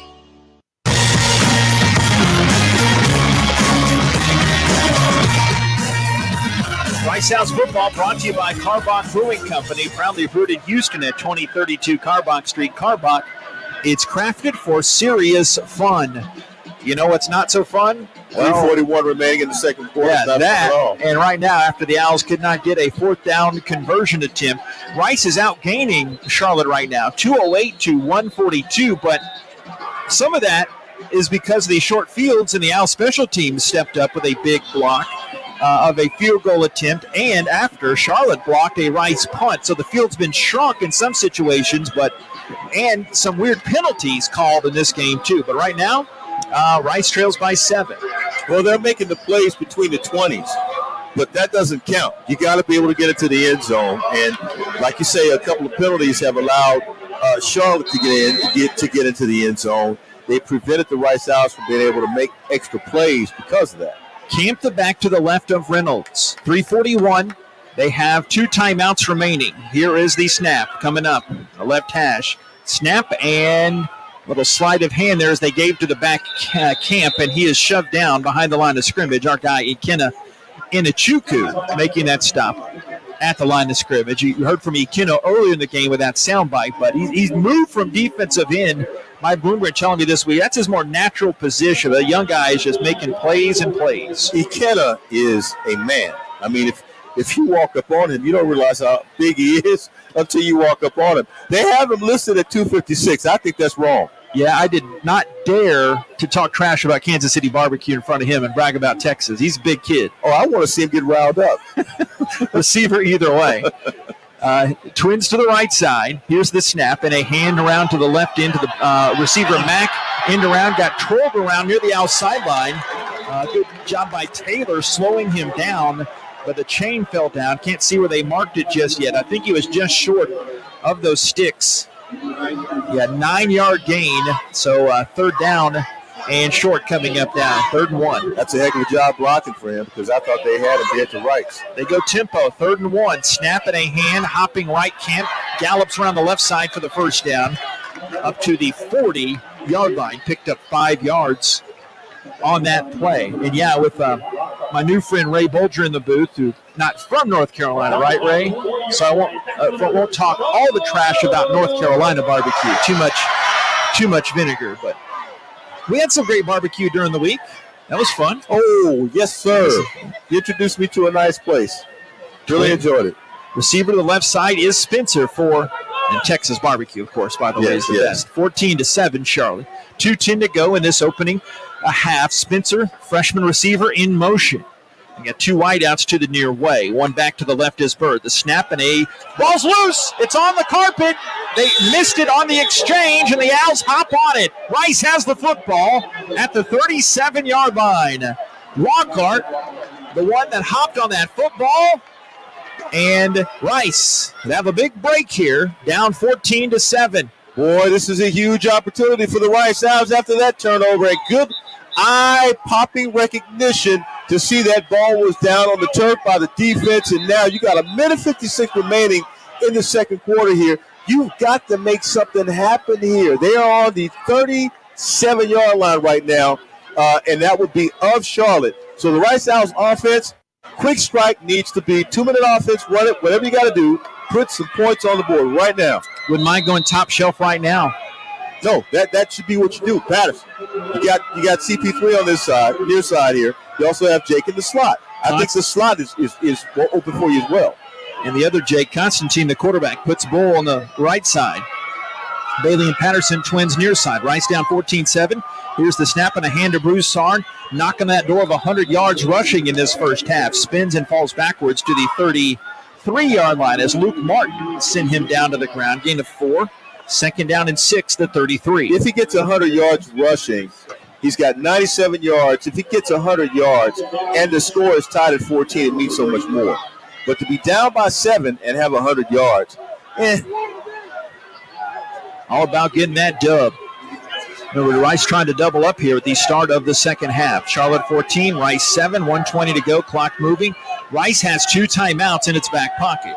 Constantine takes the shotgun snap. Bluffing right, standing, looking middle, in a phone booth, curls back around the right side. He throws it back to Bailey and complete the 30.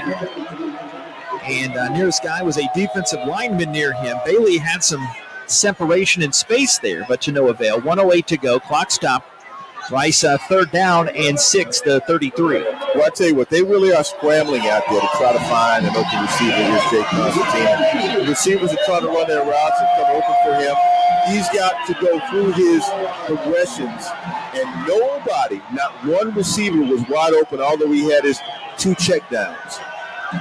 Good job by that Charlotte secondary coming in. They had the 4th worst pass efficiency in the nation. They played well today. 1:08 to go. Clock stop. Here's the snap. Constantine on third down. Looks left, goes to Pete. Well short of the change. It's Kyle. And he's dropping the Owls. Definitely 4-down territory.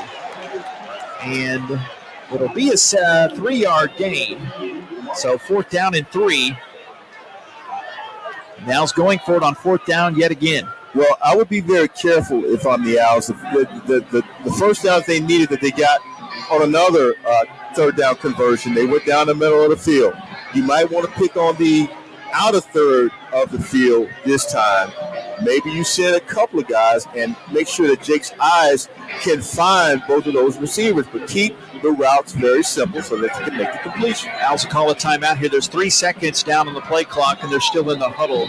So they'll use one of their 2 remaining timeouts to deliberate here. Rice, that is their second.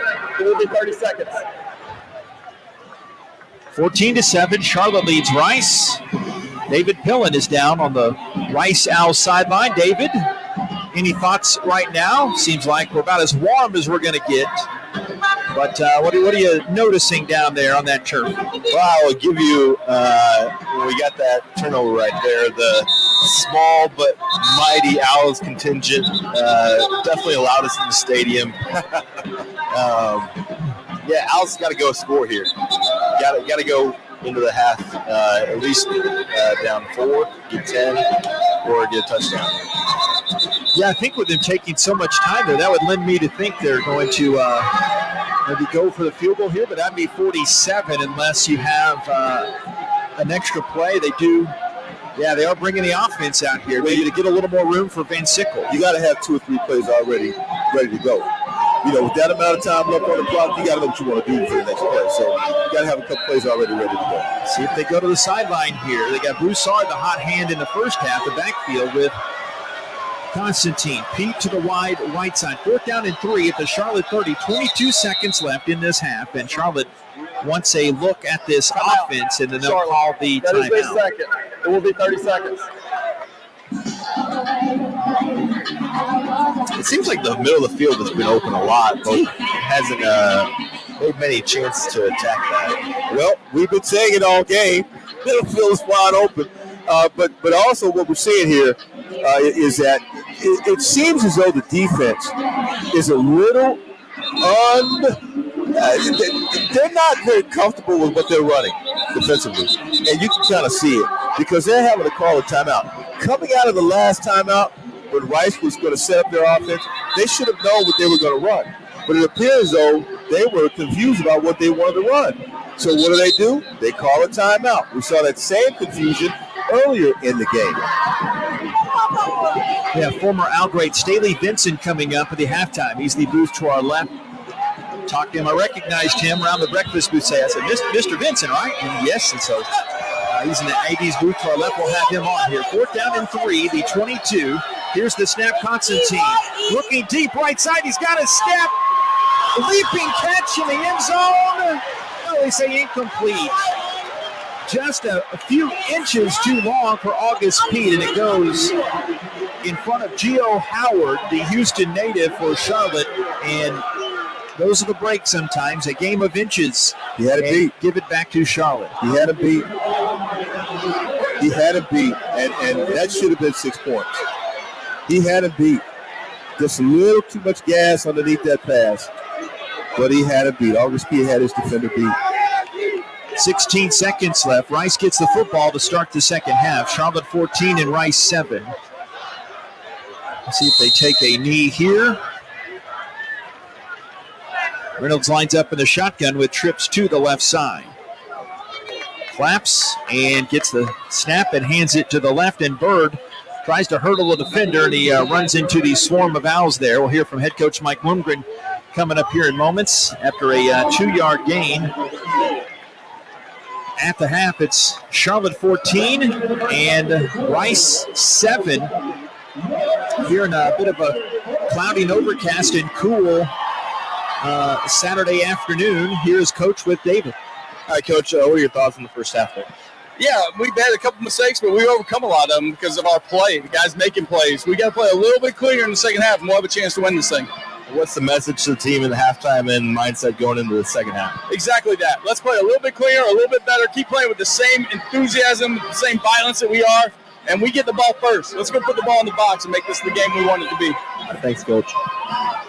Levy Family of Football coach Mike Bloomgren. That's David Pillen. Nate, your thoughts? That first half, Charlotte 14 and Rice 7. Should be 21-14.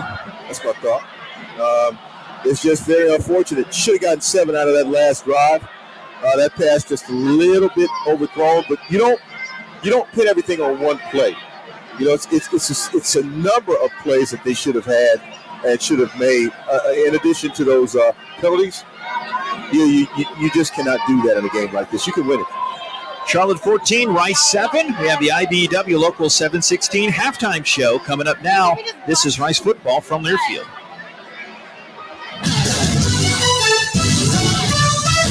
Rice teams and traditions are legendary. Our team as strategic wealth designers are proud to be a partner of Rice Athletics. What an honor to be working together. When you're ready to discuss your financial future, call the team the Owls trust. We look forward to creating your winning strategy for retirement. Visit us at swdgroup.com today and go Owls. Have no post-game plans? You do now. Head down the street to Little Woodrow's in Rice Village and relax over indoor and outdoor games, sports, and drink specials that a college student can't refuse. All you have to do is bring your student ID to enjoy $2.50 domestic drafts. Also, don't miss out on our Thursday college nights as we've got $2 domestic drafts and $3 shots.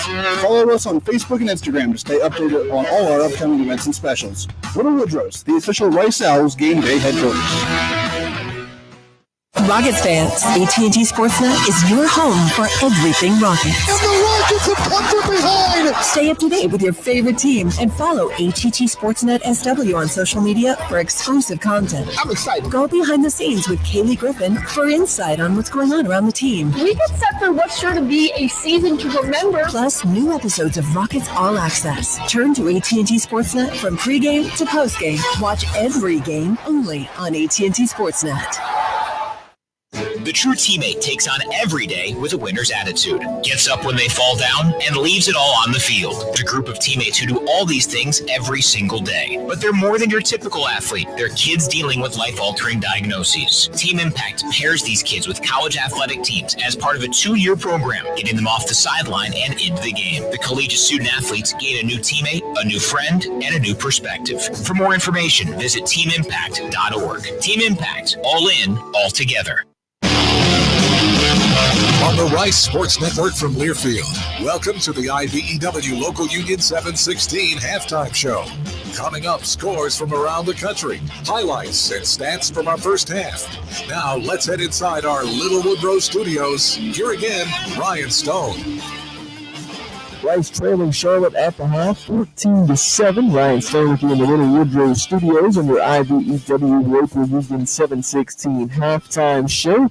Let's go ahead and dive into your Wyndham Houston Medical Center Hotel and Suites scoreboard. In college football action, Conference USA earlier in this one, UAB outlasting Louisiana Tech 52-38. Dwayne McBride, 210 yards rushing and 4 touchdowns for the Blazers. Games currently in progress. Early third quarter, Southern Miss up on North Texas 14-7. And late in the first half, Western Kentucky handling business at home against Middle Tennessee. They lead 31-14. In top 25 action earlier today, number 9 Wake Forest on the road at unranked North Carolina, and the Deacons were in trouble. They have to get a first down to end it. Chandler standing to the right of Howell. He'll get the football. Chandler steps through a tackle. Chandler over the 40. Chandler still going. Chandler 20, 10, goodbye. What a comeback. Chandler from 50 yards away puts a stake in the heart of the undefeated season of Wake Forest.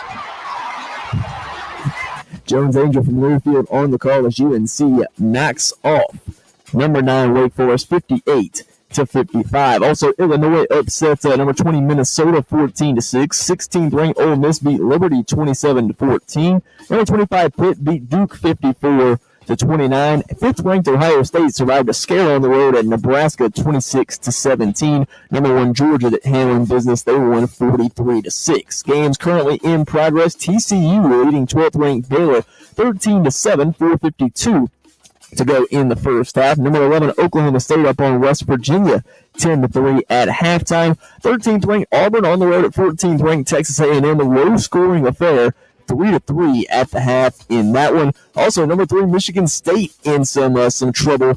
They trail Purdue 21-7 with 1:44 to go in the first half.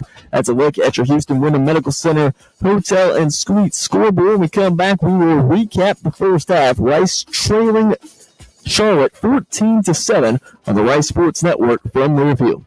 Bundling car and renter's insurance with Geico is so easy, your neighbors are probably already doing it. But who? Look for the signs. Chances are they live in a home and have a car. They use money and enjoy having more of it. They probably drink lots of lemonade. Lemonade. And they probably said something suspicious like, "I'm bundling with Geico," or "Stop spying on me with those binoculars." If so, you may want to ask them how easy it was to bundle with Geico. Bundling is easy with Geico. Just ask your neighbors. The Wyndham Houston Medical Center Hotel and Suites is the preferred hotel for anybody visiting the Medical Center, the Museum District, or Rice University. We offer the largest suites in the Medical Center, complete with full kitchens, and our full-service restaurant and outdoor pool will make your stay complete. We look forward to having you experience the Wyndham Houston Medical Center Hotel and Suites soon. And if you need a group rate or need 10 or more rooms, don't forget to call 713-528-7744. That's 713-528-7744. What do you do when you need safe, reliable team transportation? You go Win. Win Transportation is one of the largest group transportation providers in Texas, a leader in charters, shuttles, and special events of all sizes. 5 people or 5,000. Win offers customizable team transportation with a wide range of motor coaches, mini buses, and vans. So, for safe, reliable team transportation, do like the Owls and go Win. Book GoWin.com. GOWYNNE.com. We interrupt your top 40 hits to issue this alert from the Karbach Brewing Company. In our efforts to brew our distinct and popular Hopadillo IPA, we have unwittingly created a monster with an insatiable thirst, a monster that will not stop until it gets what it wants, an ice-cold Hopadillo IPA, just like the one I'm holding in my hand. Bold, flavorful, dry-hopped, irresistible, sweet Mary! Hopadillo. Find it before it finds you. Bravely brewed in Texas by the Karbach Brewing Company. Back in the IBEW Local Union 716 halftime show, Ryan Stone with you in the Little Woodrow studios. Let's get into our first half recap. Midway through the first quarter, Charlotte would go 80 yards on 8 plays. Reynolds finding Camp for a 53-yard touchdown to make it 7-0 Niners, 4:37 to go in the first quarter. On the ensuing possession, the Owls would go 3 and out. Charlotte would block the punt and recover at the Rice 20-yard line. A few plays later, Niners trying to kick a field goal. The kick is up, and that is partially blocked, and that falls down in the end zone. And the Owls return one blocked punt with a blocked field goal. Cruz has his second field goal blocked of the season, so that's what you had to have. After the blocked field goal, the Owls would capitalize on the momentum. Constantine gives to Broussard, left tackle, the sprint, the 10, the 5, left corner, first career touchdown for Ari Broussard from 21 yards out, and Rice back within a point. It's 7-6 Charlotte.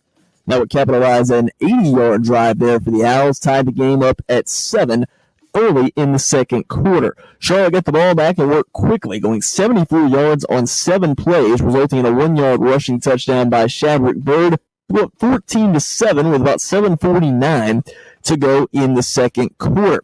Late in the first half, Charlotte was on the move again, but the Owls defense stepping up. You got 2 wideouts to the near way. One back to the left is Bird. The snap and a ball's loose. It's on the carpet.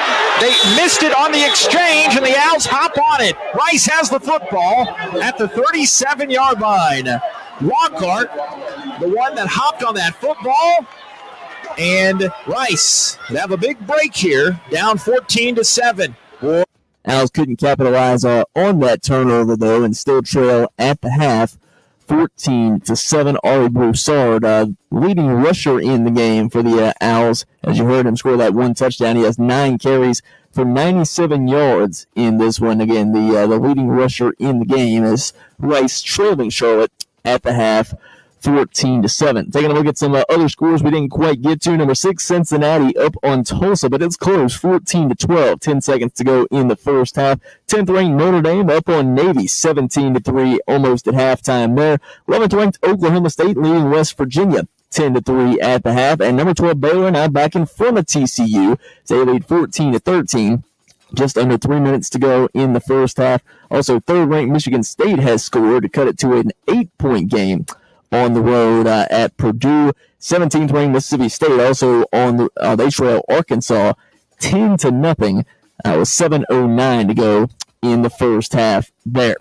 That's a look at some more scores. Also, your first half recap. Again, Rice trailing Charlotte at the half, 14-7. We'll step aside for another break. When we come back, we'll catch back up with JP and Nate. They'll get you ready for the start of the second half on the Rice Sports Network from Learfield. Get your ice cold Bud Light. Bud Light Seltzer here. Even though you can't go to the game, doesn't mean the game can't be brought to you now here. Just go to budlight.com/delivery. That's budlight.com/delivery. Give me 2 mangoes. Coming at you. It's a little short. Ow. Sorry. You know what? I'm just going to walk them over to you. Whenever there's a game to watch, there's a Bud Light there. Enjoy responsibly. Anheuser-Busch, Bud Light Beer, and Bud Light Seltzer, IRC Beer in Texas, St. Louis, Missouri. The lights, the sounds, the cameras, the electricity. If you can feel it, hear it, see it, chances are an IBEW electrician built it. The members of the International Brotherhood of Electrical Workers Local 716 built the things that make Rice University and Houston great, and we want you to join us. Excellent training, fantastic benefits in retirement, and 0 student loan debt. Build a better career. To find out more, visit IBEW716.net.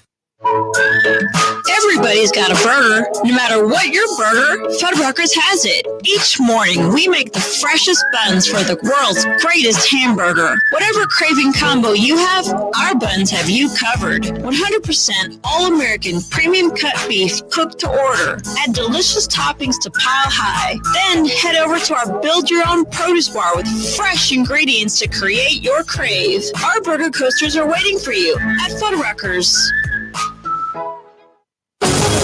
Rice fans need a place to stay while watching your Owls play ball? Located just steps from campus is the Hilton Houston Medical Center. Visit us today at houstonplaza.hilton.com or call 713-313-4000 to get that special Rice discount. Again, that's houstonplaza.hilton.com or call 713-313-4000 to get that special Rice discount now. This copyrighted broadcast is an exclusive presentation of Learfield under the broadcasting rights granted by Rice University. Reuse of this presentation is prohibited without the express written consent of Rice and Learfield. Announcers are provided by Learfield and approved by Rice University. Rice Owls trailing the Charlotte 49ers here, the IBEW Local 716 halftime show. I get flustered with such greatness right ahead of me. I'm not talking about Nate this time.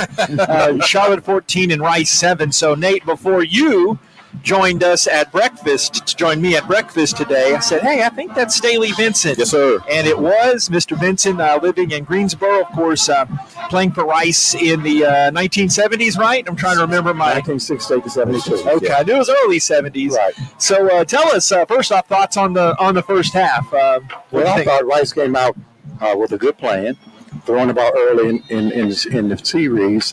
Got in a little trouble when we tried to run 2 or 3 times in a row there and got behind the sticks. I thought the team played with a lot of effort. When the quarterback had time, he delivered. The receivers ran pretty good routes. Got a boost from the running attack midway through the second quarter, but penalties and UNC Charlotte moved the ball right down the field, took the momentum away. So we still 1 play away from tying the game. And, got a long half to go. And, of course, they say first half players have, second half coaches have. Okay. So we'll see what the Rice coach is going to draw up here. But I thought the game plan was right on the money. You spread the field, various formations. I'm a big fan of counter play. Yeah. And I love counters because the defensive linebackers and secondary, they fly to the ball. Let them fly to where they think the ball is going. Let's come back the other way. There you go. So I like that. Well, I need to ask you a question. We don't want to talk about the game because you could replace me real quick. It wouldn't take any time at all. So we like to know, what are you doing now? I mean, you had a great career at Rice, the first black quarterback in the Southwest Conference, and also one of the top 3 players at Rice during that time. What are you doing now? And talk about that time that helped you to get to where you are today. Well, I'm retired. And for those of you who are retired, understand when I say retirement is certainly not overstated. It's a great position in life. It's just too bad you have to be old to get there. But I'm enjoying retirement. Stay busy in the community. It's hard to say no to worthy causes. And so I work on involved in a lot of projects. I'm a fan of young people who just need some guidance or a helping hand. And so I'm involved in a lot of projects, like several different organizations, but the focus is generally the same. Real quickly, and I'll give it back to JP. Greatest memory at Rice?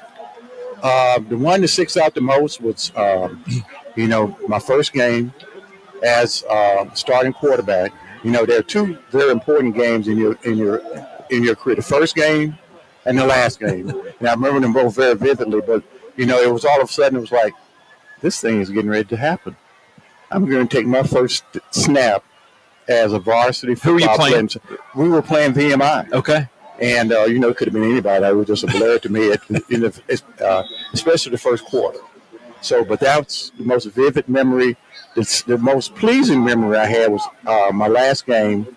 My parents came down, and my dad came out on the field and said, "Congratulations, son. I'm proud of you." Wow. Yeah. So. Wow. 56-0, I'm told. You won that first game against VMI. And we should have beaten them that badly because we had a better team. And when people like from this area of the country go to Houston and step out in the heat and humidity, it changes your perspective on football a little bit too. So, but it was a good game for us. We got about a minute or so here before we have to get to the second half. But everything you represented, how do you look back at that now? Just what it's represented. Obviously, the last year and a half, how things are changing so much socially. I'd be curious to see because that was obviously a huge deal in that I can't pretend to understand back then. But how do you look at that back now? Well, I don't think that it was as significant then if it had occurred now, because there was not a lot of recognition given to us by the school, and so therefore, if the school didn't push it, the Rice community, where if they were sports fans, they knew, but people who were not sports fans may not have known.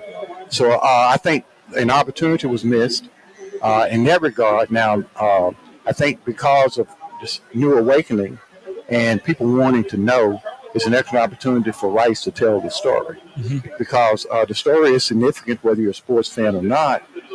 Here are some people who came to Rice on faith, and it was a difficult journey to say the least. But when I finished my career, I was proud of what I had done because I didn't go there to be a pioneer, and the impact of what we did never sunk into about maybe 10 years later. Wow. And I'm going, whoa, that was me. It was almost like an out-of-body experience. Well, thank you. I wish we could fill a whole hour on a podcast or something sometime, but thank you for everything you represent, and thank you. Get you back. I understand you go to a lot of HBCU games, and appreciate you stopping in here today. I wouldn't have missed this. Actually, I'm 1-0 now in Charlotte. Okay. So I hope we can just close out and remain undefeated. All right. As individual, there's no way we would have missed interviewing you today. No way. Thank you, sir. Appreciate it. Back with the second half right after this. This is Rice Football from Learfield. We interrupt your top 40 hits to issue this alert from the Karbach Brewing Company. In our efforts to brew our distinct and popular Hopadillo IPA, we have unwittingly created a monster with an insatiable thirst, a monster that will not stop until it gets what it wants, an ice-cold Hopadillo IPA, just like the one I'm holding in my hand. Bold, flavorful, dry-hopped, irresistible, sweet Mary! Hopadillo. Find it before it finds you. Bravely brewed in Texas by the Karbach Brewing Company. Shoppers is proud to be your local John Deere dealer. The history of John Deere goes back nearly 200 years. When you think of John Deere, you think of words like iconic and legendary. We at Shoppers are committed to that history and committed to serving our customers. So if you need a John Deere tractor, gator, or lawnmower, you can find information by Googling Shoppers at SHOPPAS. Order your tractor from Shoppers today and be ready for work this spring. Shoppers is where your tractor story begins. Shoppers, all things John Deere. Hey, college football fans, I'm Mike Golick. And I'm Kate Scott. This fall, we are bringing you a fresh new way to hear college football play-by-play. Golick and I teaming up for college football Saturday night, powered by Learfield. It's a bold new way to listen to college football. Smart, fun, refreshing, food, I added that, a unique radio play-by-play experience, and I'm so looking forward to broadcasting live alongside Kate this fall. College football Saturday night, powered by Learfield. Hope you'll join us. Charlotte 49ers lead the Rice Owls 14-7. Owls taking the opening kick. It was a touchback. Of course, it's a touchback. They allow us some time after that great Staley Vincent interview. I'm not kidding. We could have filled 45 minutes or an hour. Easily. I tell you what, he could have sat over here where I'm sitting right now, call this game with you. But he is such a class individual, JP, and so much history with that man. We could have just sat here and talked history for the next, quarter or two. Huge game for the Owls to try to keep on that bowl eligibility pace. They trail 14-7. First play of the second half is a handoff to the left side, and Kalen Griffin is chopped down right at the line of scrimmage by Gio Howard, the one Houstonian and the one Texan on their roster. They give him a gain of 1, second down and 9. We didn't get to all the stats, rightfully so. The great Staley Vincent, when he's there, you want to talk to him. But the big stat, total yards, Rice 216, Charlotte 155. And time of possession in that first half, Owls controlled it 16 minutes to about 14 minutes. Constantine's the shotgun. He moves Broussard the back to his right. Pete out wide to the left. Motion on the right side of the line. Wolford or Nutter or Wolford getting started a bit early there. False start. Offense. Number 70. 5-yard penalty. Still second half. Got that one on Uncle Jovan. 14-23 second half. Not to be gloomy, Gus, on a gray day, but you can't have those types of penalties. That's the 6th penalty of this game for Rice. Charlotte, nada. Goose. If you're going to do it, and that's not good. But if you're going to have a penalty, it needs to be when you're deep in their territory, not when you're deep in your own. Constantine chatting to his line now, backing up. No backs, 5 wide receivers, right to left. Owls first minute of the second half. Constantine surveying life, right, drifts over there and throws to Myers, but well too short. He threw it at the original line of scrimmage to Watts. He had to check down there. And Watts brings down Myers there. Give him about 5 yards on that play. Third down and 10. So now you need a good play. And if you're concerned about interceptions or turnovers, work the sidelines. The sideline near the hash mark where you are. That's going to be some territory that you can certainly work. It's going to be wide open out there. And see your receivers out there right now. Owls have struggled, only 2 of 8 on third downs. 14-7, Charlotte leads Rice. Constantine the shotgun. We're in the long, tight white sleeves. Here's the snap. Looking left, throwing left, and leaping attempt and incomplete to 35 for Bailey. Coverage Creamer, he's been everywhere on the field today for the 49ers. He and Howard a good job in the secondary for a secondary that struggled this year. The throw might have been a little bit off the mark. Now the Owls will have to punt. But we'll say this. Jake is throwing to the area where he thinks the opening is going to be, or where he thinks the biggest space is going to be. So today the receivers and quarterback have not been on par. Remember, Mendez had his last one blocked, takes this deep snap here, and a line drive punt that skitters at the 47. It comes down the middle of the fairway. This is Dollar running to his right, dodges one tackle from French and comes near way, and he gets catapulted into the sideline. And around the 43, play Wyatt, that special teams tackle. 9-yard return on that 41-yard Mendez boot, and just like that, Charlotte takes the football back. That could have been another penalty there. You got to be very careful on these sidelines because the returner was actually running out of bounds. And I can understand being aggressive, but you have to be careful where you're going to be aggressive. We have a timeout on the field. We'll break it to 14-7. Charlotte leads Rice. 12:59 to this third. This is Rice football from Learfield. The lights, the sounds, the cameras, the electricity. If you can feel it, hear it, see it, chances are an IBEW electrician built it. The members of the International Brotherhood of Electrical Workers Local 716 built the things that make Rice University and Houston great, and we want you to join us. Excellent training, fantastic benefits in retirement, and 0 student loan debt. Build a better career. To find out more, visit IBEW716.net. Hey fans, this is Wayne Cook, co-host of College Sports Now. We're breaking down all the action from around the country every week with new episodes dropping 4 days a week during the football season. We'll look beyond the box score and keep our finger on the pulse of college football from September all the way to the national championship game in January. Listen all season long on Apple Podcasts, Spotify, or wherever you'd love to get your podcasts. And be sure to follow along on Twitter at CSNowTweets.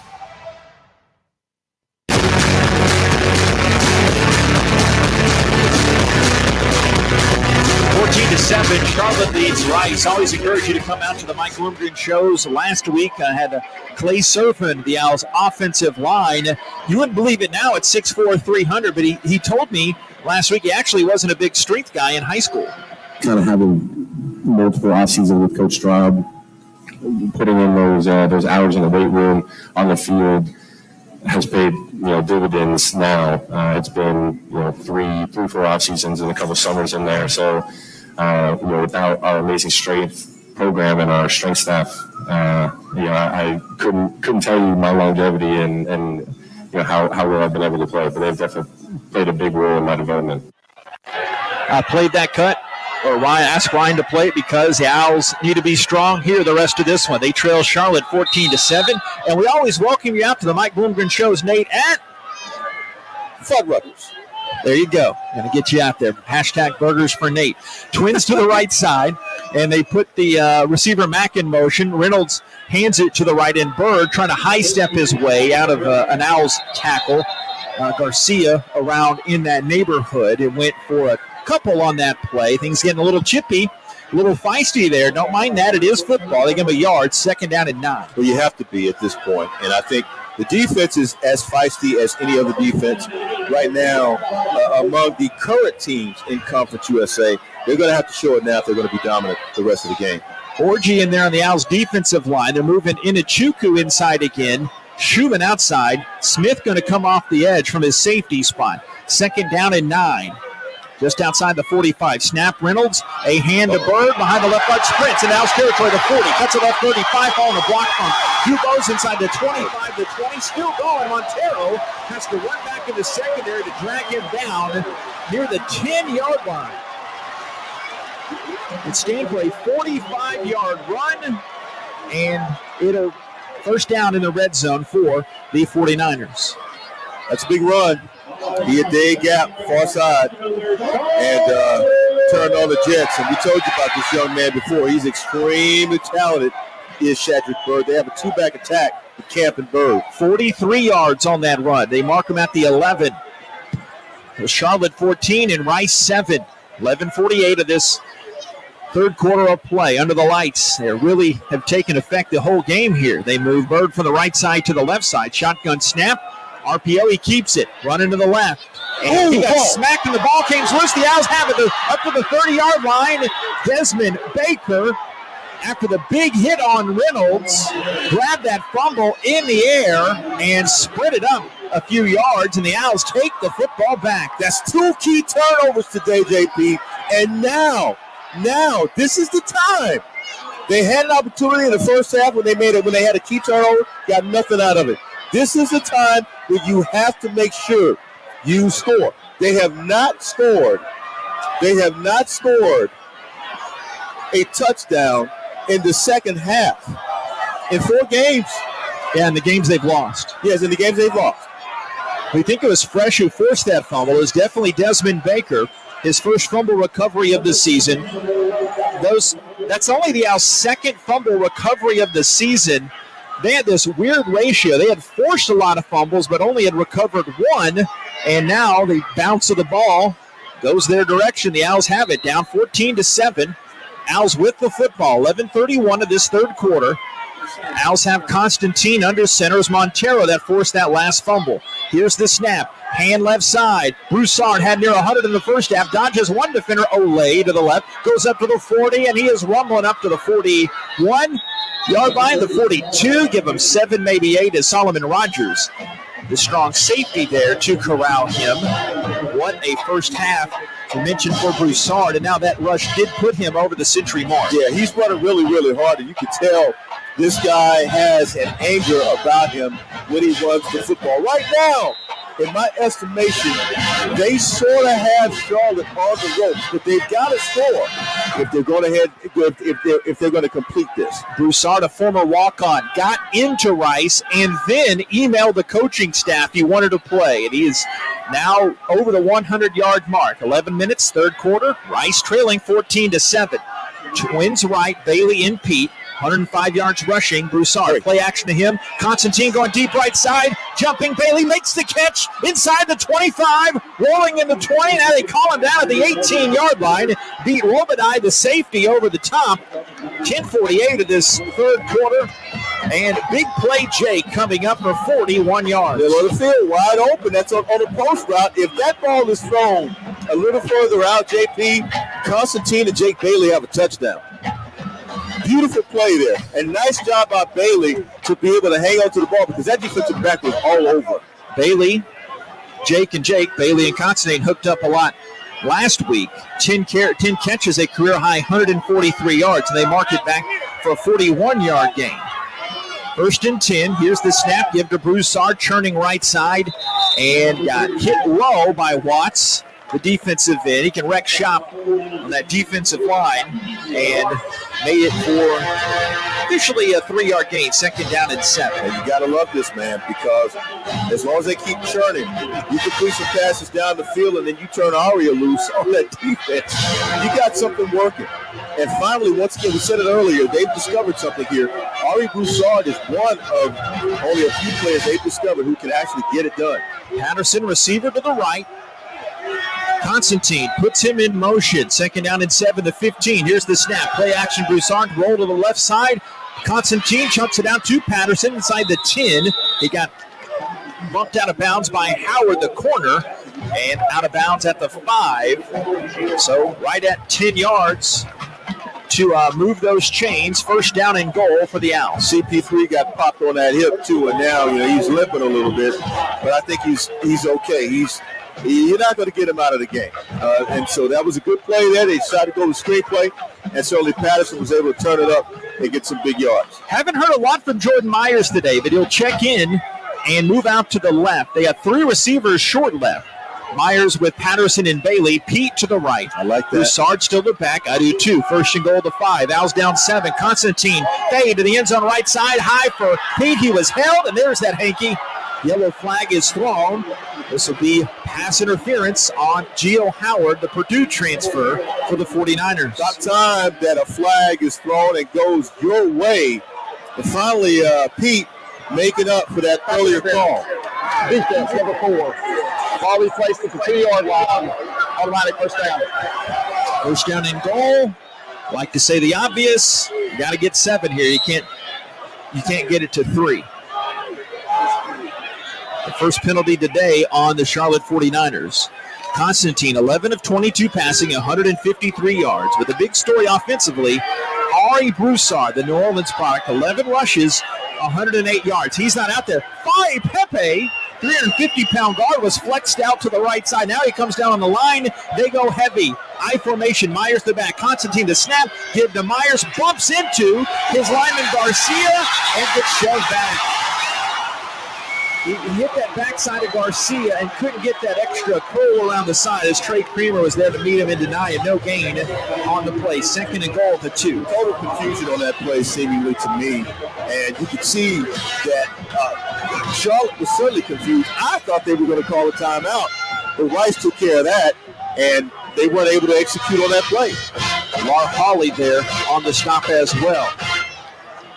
Finally found that replay monitor booth to our left, right in front of Mr. Vincent there.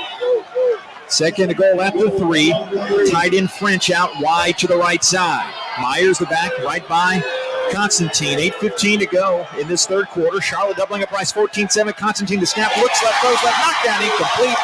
Creamer poses, and after he knocked that one incomplete in front of Pete, the crowd like that pose, but now third down and goal at the 3. Not a lot of separation for the receivers when the passes are being thrown by Jake Constantine today. They're going to have to work a little harder to get some synchronization when those passes are thrown to make sure that there's a lot of space or some space is created, because right now there's just not a lot of space created. Owls only 2 out of 9 on third downs today. They get the ball with Broussard to the left of Constantine. That shotgun. Third down and goal at the 3. This is Mammoth, probably 4-down territory, you'd imagine.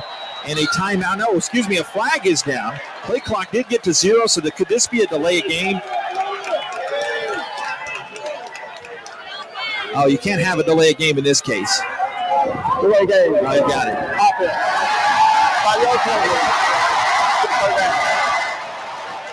I have found in this life I've lived, what I want and what actually happens doesn't always sync up. That penalty hurt.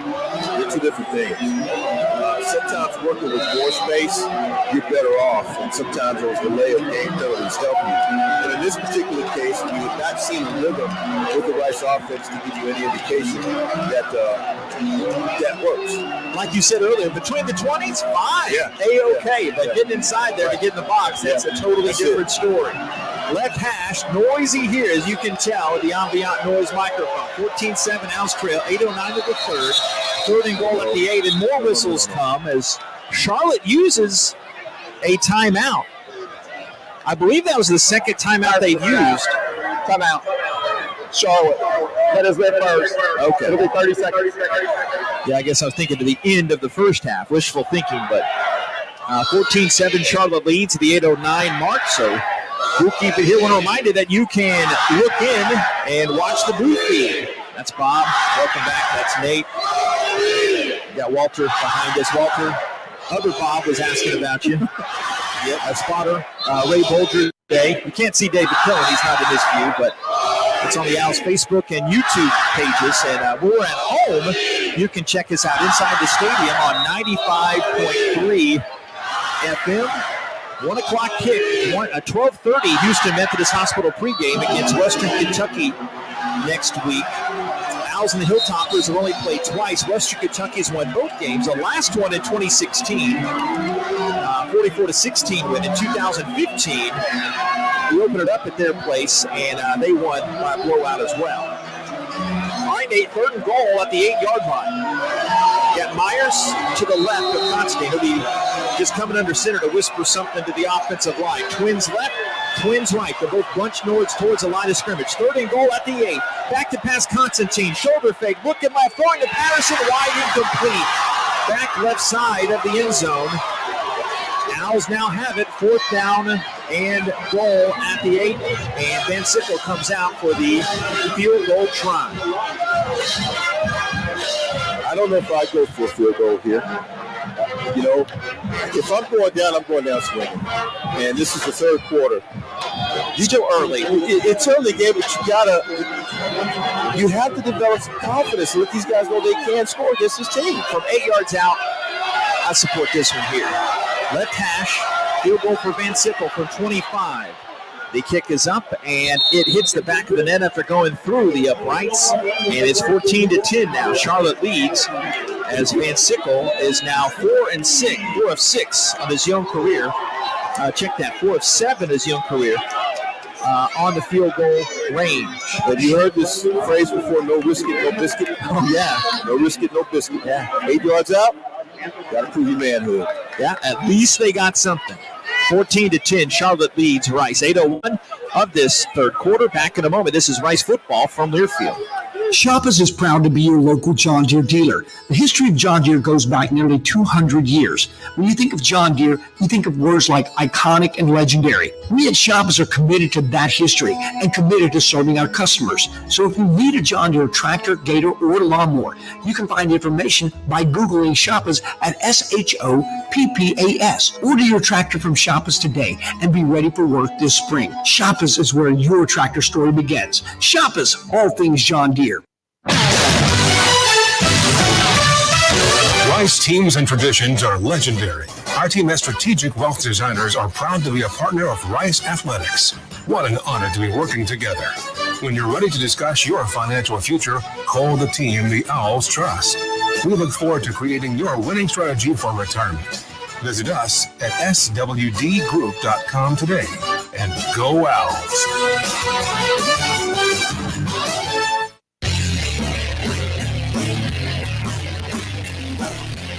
14-10 now, 8:01 remaining in the third quarter. Rice just kicked a field goal, 8 plays, 59 yards, 3 minutes and 30 seconds, a 25-yard field goal from Christian Van Sickle, and this was after the fumble recovery by the Rice Owls defense. So the Rice Owls defense, they're producing. They've given you 2 big turnovers, and you were hoping that you could get some big points out of them, but you've only got 3 points off those 2 turnovers, JP. Thank you, Nate. Do you own or rent your home? Sure you do. Fortunately, Geico makes it easy to bundle your home and car insurance. It's a good thing, too, because having a home is hard work. Go to geico.com, get a quote, and see how much you could save. Geico.com. Easy. 14-10. Charlotte leads Rice as the one native of Charlotte here on the roster for Rice. Another squib kick inside the 40. They really respect that return game as it rolls down to the 29-yard line as B.J. Turner, the special teamers from up the road in Greensboro, hops on it. 8:01, Charlotte has the pill. Please set the game clock to 8 minutes. I was thinking it was at 8:01 when that was kicked, so sometime would have had to have expired there, and it did.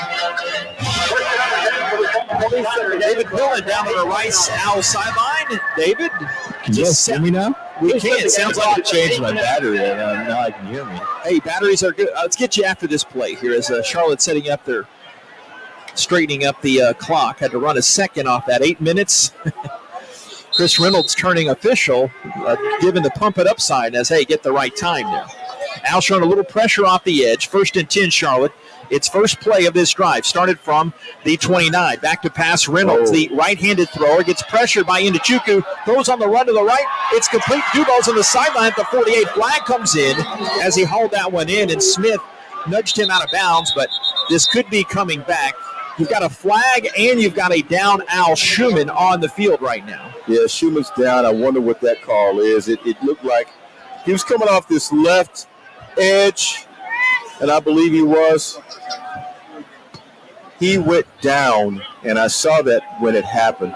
And then there's another flag in the secondary. I have to see what that flag is for as well. While we straighten that out, David, your thoughts on the team? Fouls on the play.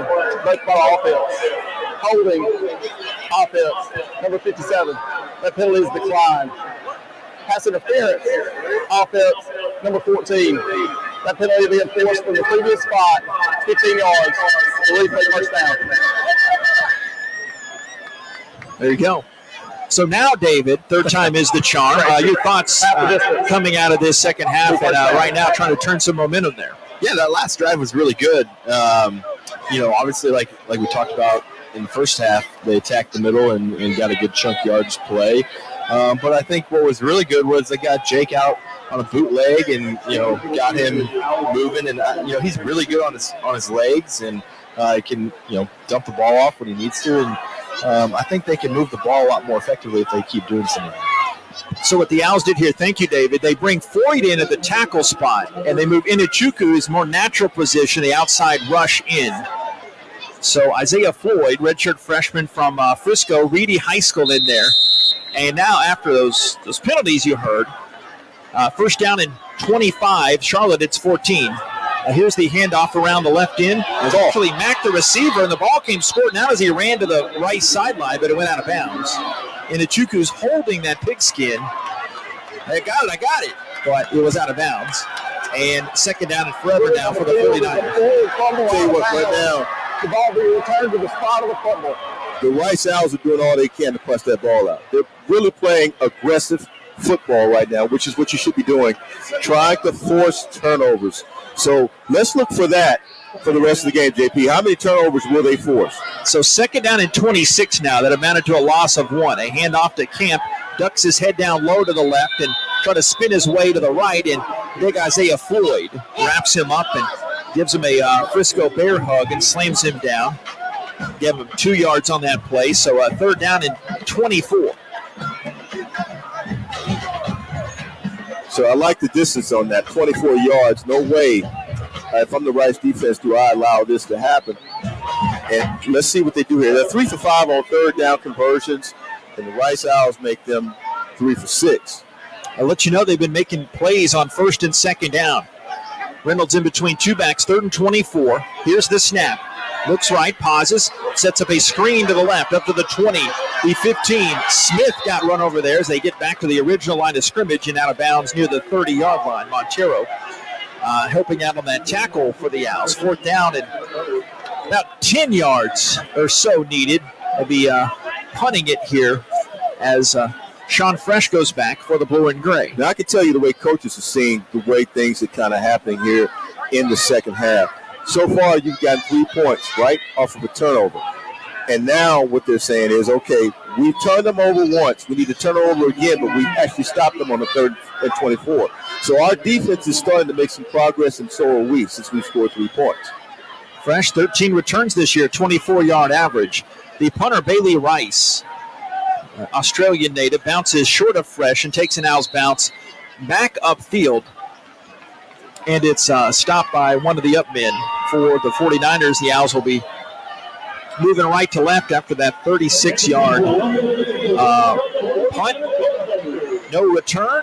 And we have a timeout on the field. 6:01 to go, third quarter. Charlotte 14 and Rice 10. This is Rice football from Learfield. From the slightest bend to complex motions, your body is made to move. At Houston Methodist Orthopedics and Sports Medicine, our teams are using advanced technology and imaging to develop custom treatment plans, and our minimally invasive procedures can help you heal faster. We have the expertise to keep you moving because every movement matters. Find the care you need at locations throughout Houston. Houston Methodist, leading medicine. Head on over to Little Woodrow's in Rice Village. They've got post-game drink specials a college student can't refuse. On Thursdays, enjoy college nights with $2 domestic drafts and $3 shots. Any other day, bring your Rice ID and get more great specials. With a large patio deck, board games, and trivia nights, Little Woodrow's is definitely the place to be. Follow us on Facebook and Instagram to stay up to date with our upcoming events. Little Woodrow's, the official Rice Owls game day headquarters.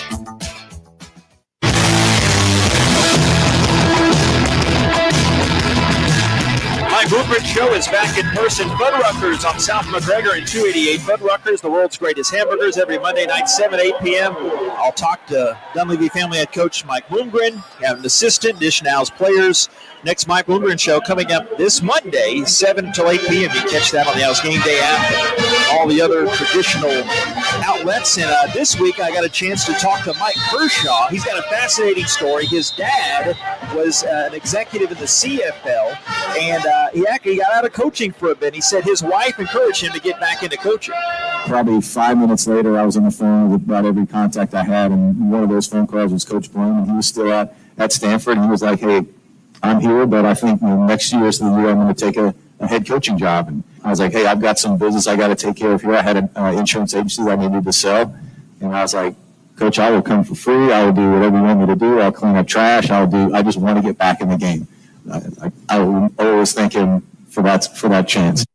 And his receivers have really developed this season. They have that chance now. 14-10, Charlotte leads, 6:01 to go. Handoff left side, Broussard stepping through the trash, break up the middle of the 50, 45 middle of the field, left sideline, go, Ari, go, gets shoved down the 25-yard line, and Ari Broussard, have yourself a day here in North Carolina, young man, as Gio Howard brings him down. A 40-yard run by Broussard. I am telling you, this young man is doing something special today, something we've not seen a back do in a long time. He's having one heck of a game. Ari Broussard with 12 carries on the day. He's got 148 yards and a touchdown, and he is your guy. When you get inside the 10-yard line, give it to Ari. Not bad, more than doubling your career high on the day. Bailey in motion. First down for the Owls at the 23-yard line. Twins right, one receiver Patterson left. Snap Constantine. Little throwback play design, but it wasn't open. Constantine now stops, looks across the middle, then heaves it deep down the left sideline and nearly hits one of the green-clad Charlotte cheerleaders there.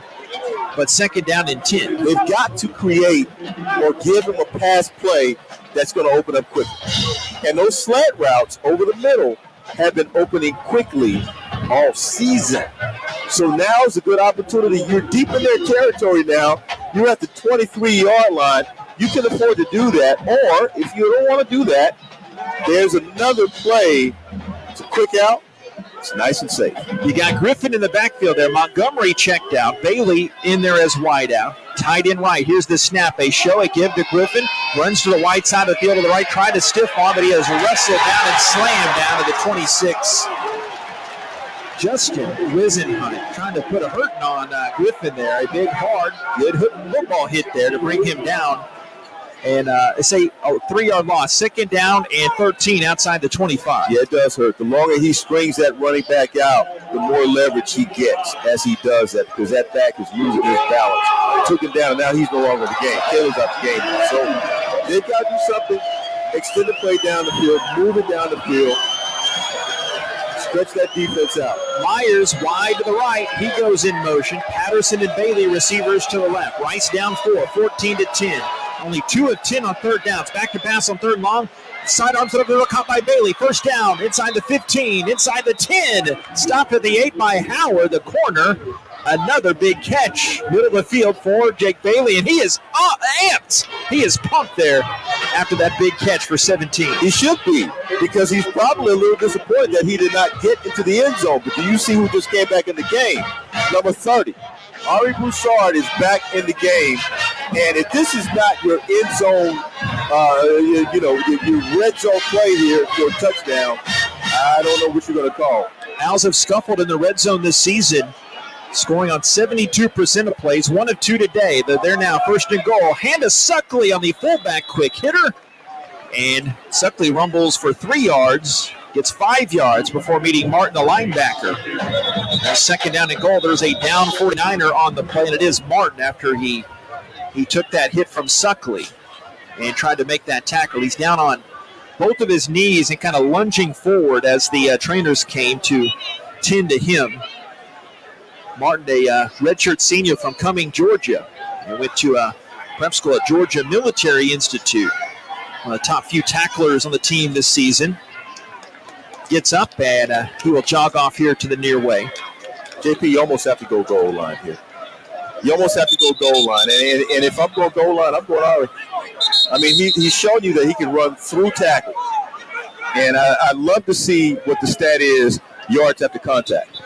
I mean, he is impressive, and I think now this is where you do it, and you run. You've had the most success running between Baker and Nutter. Charlotte 14 and Rice 10. 3:36 after that injury stoppage. Rice 2nd and goal at the 5. They're not going goal line. As you got Broussard, the lone back. Pete, one wide receiver to the right. Bull in motion. Now the tight end set up to the right. 2nd goal to 5. End zone to the left. Snap and a hand to Broussard. Cut back to the right. Hit around the hip. And those big thighs drag the defender down to the 1. Got 4 yards on the play. 3rd down and goal for the blue and gray. They give him 4 yards from the 5 to the 1. Yeah, the cutback was to the A gap where Baker and Nutter are. And so, look, defense made a better play, but I think right now, offense, this is your opportunity right here, Rice. Constantine quickly coming up to the line. 3rd and goal to 1. Owls down 4 here, getting late in the 3rd quarter. Constantine, 3 backs behind him, hands to Myers, jumps up, gets in. The quick signal for the touchdown. Touchdown, Rice Owls. Touchdown, Jordan Myers. His team high 8th of the season. Rice takes the lead here in the Queen City. Erases a lot of the frustration that you experienced at the end of the first half.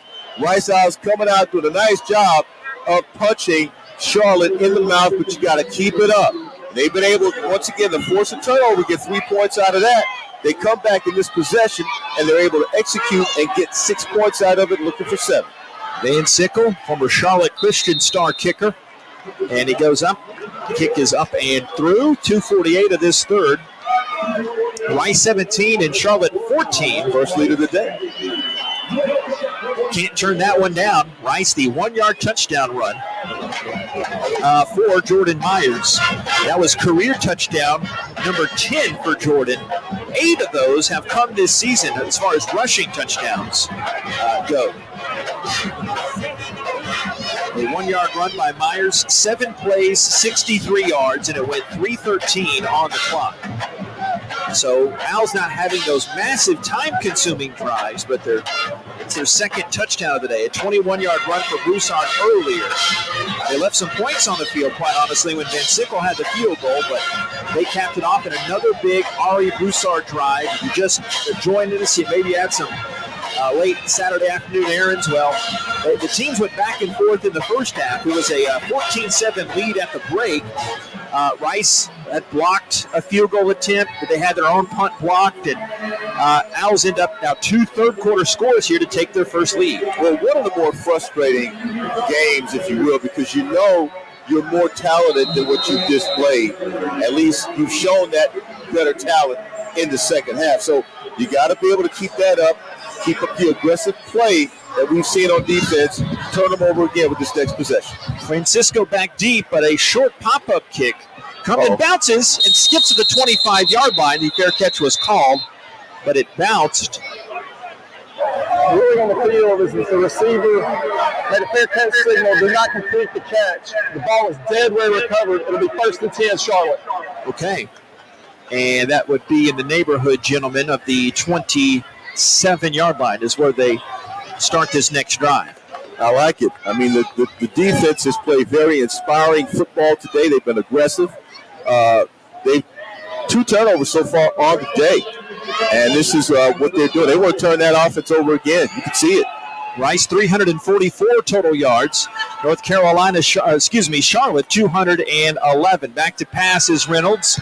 They whiff on 1 sack, but then Baker holds on to him and brings him down for the sack. Back at the 21-yard line.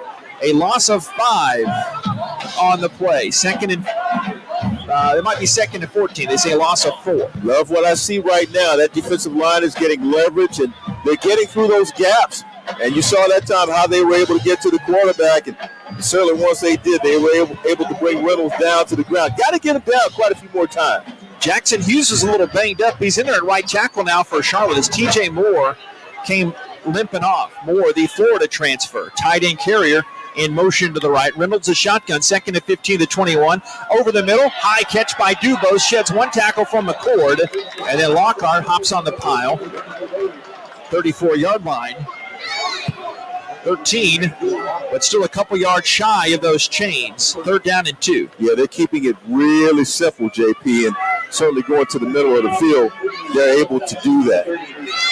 Dubose, team best 561 yards coming into this game. Great one-on-one wide receiver. He's made some great catches today. Today they are 3 for 6 on 3rd downs. Haven't had a lot of chances. Last minute and a half of this 3rd quarter. Rice has taken the lead 17-14. Snap Reynolds, quick slant, a little bit low and juggled, incomplete the left side, trying to get to Dubose again. He had slipped behind Montero, the linebacker, in front of Smith, the safety. Would have been an easy 1st down and maybe more. If it had been up in his face. But that ball was thrown low. He lost his balance, wasn't able to maintain and not catch the football. Going back to receive this punt is Sean Fresh. Minute 19 to go. He's got a chance for a big return there, JP. Trying to. Fresh's long on the season is 33 on the kick, I guess, on punts, a long of 16. The deep snapper is Colby Garfield from Clemens, North Carolina. Very high arcing punt.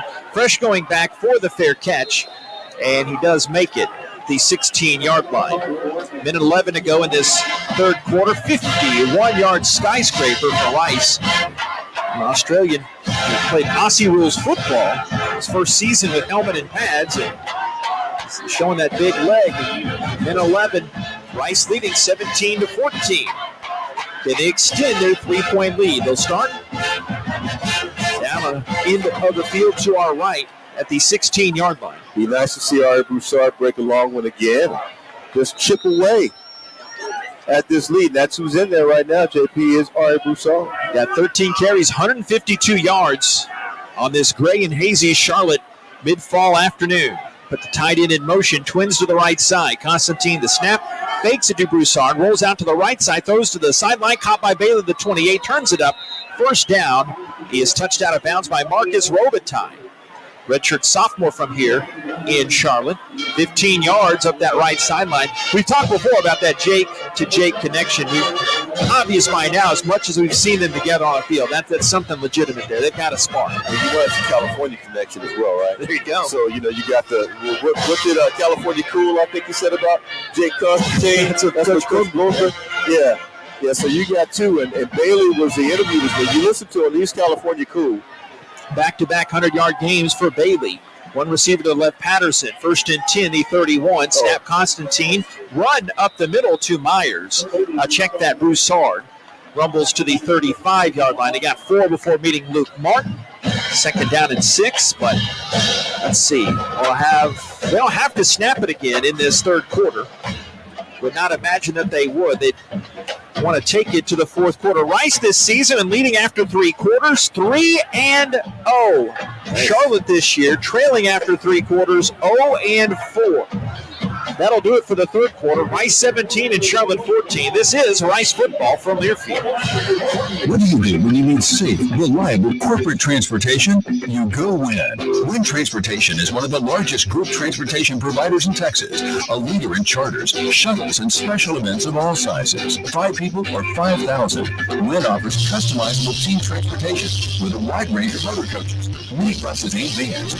So, for safe, reliable corporate transportation, do like the Owls and go Win. Look at GoWin.com. GOWYNNE.com. Get your ice cold Bud Light. Bud Light Seltzer here. Even though you can't go to the game, doesn't mean the game can't be brought to you now here. Just go to budlight.com/delivery. That's budlight.com/delivery. Give me 2 mangoes. Coming at you. It's a little short. Ow. Sorry. You know what? I'm just going to walk them over to you. Whenever there's a game to watch, there's a Bud Light there. Enjoy responsibly. Anheuser-Busch, Bud Light Beer, and Bud Light Seltzer, IRC Beer in Texas, St. Louis, Missouri. Back in the Little Woodrow Studios, Ryan Stone here with you. Quick scoreboard update. Western Kentucky still up on Middle Tennessee 31-14. North Texas has taken over against Southern Miss. They have scored 31 unanswered points and now lead 31-14. 5:20 to go in that one. Top 25 action. TCU now up on number 12 Baylor 22-14. 7:07 to go in the third quarter. Also, number 14 Texas A&M up on 13th ranked Auburn 6-3 late in the third quarter. JP. Thank you very much, Ryan. Here in Charlotte, we have Nate Griffin, Bob Schlanger.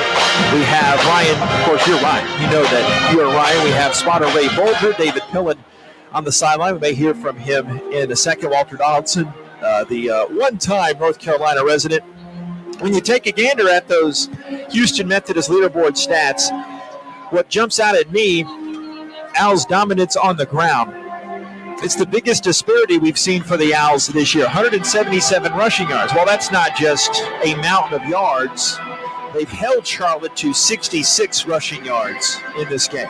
Well, for Rice, the 177 yards at this juncture of the game is a mountain low. Well, it's not record-setting. And I say, you're right. I mean, I say that sort of tongue-in-cheek, but I mean, when you consider you're up by 3 points, and you also consider you've been looking for a running game, 177 yards with going into the fourth quarter, it is great to see that. It's really good to see that. And the other thing, JP, the time of possession, 25:57 for Rice, 19:03 for Charlotte. You want to get a few more points out of that as well. Yeah, you mentioned the Owls ground game. Ari Broussard, 156 yards rushing. Constantine, 13-26 for 186.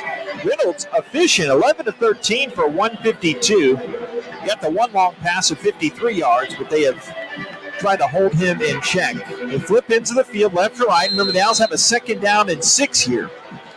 The 35-yard line with a fresh 15 on the clock. Patterson in motion. This is right in front of us. And Sedevilla, we are right on top of the action. Here's the snap. Constantine fakes left for Broussard. On the trot to the right. Little drag route to the tight end. Incomplete to Bull at the 45-yard line. Robitaille there blanketing him in coverage. 3rd down and 6 to 35. You want to throw it ahead of Bull, but you got to keep it tight to him. You don't want him extending too far out, and I know that you want to throw it away from secondary coverage, but he is a really good receiver and a big guy at that, and he's a guy who's going to run over a couple of people once he catches the ball. When he is able to make a catch, you want to make use of his skills.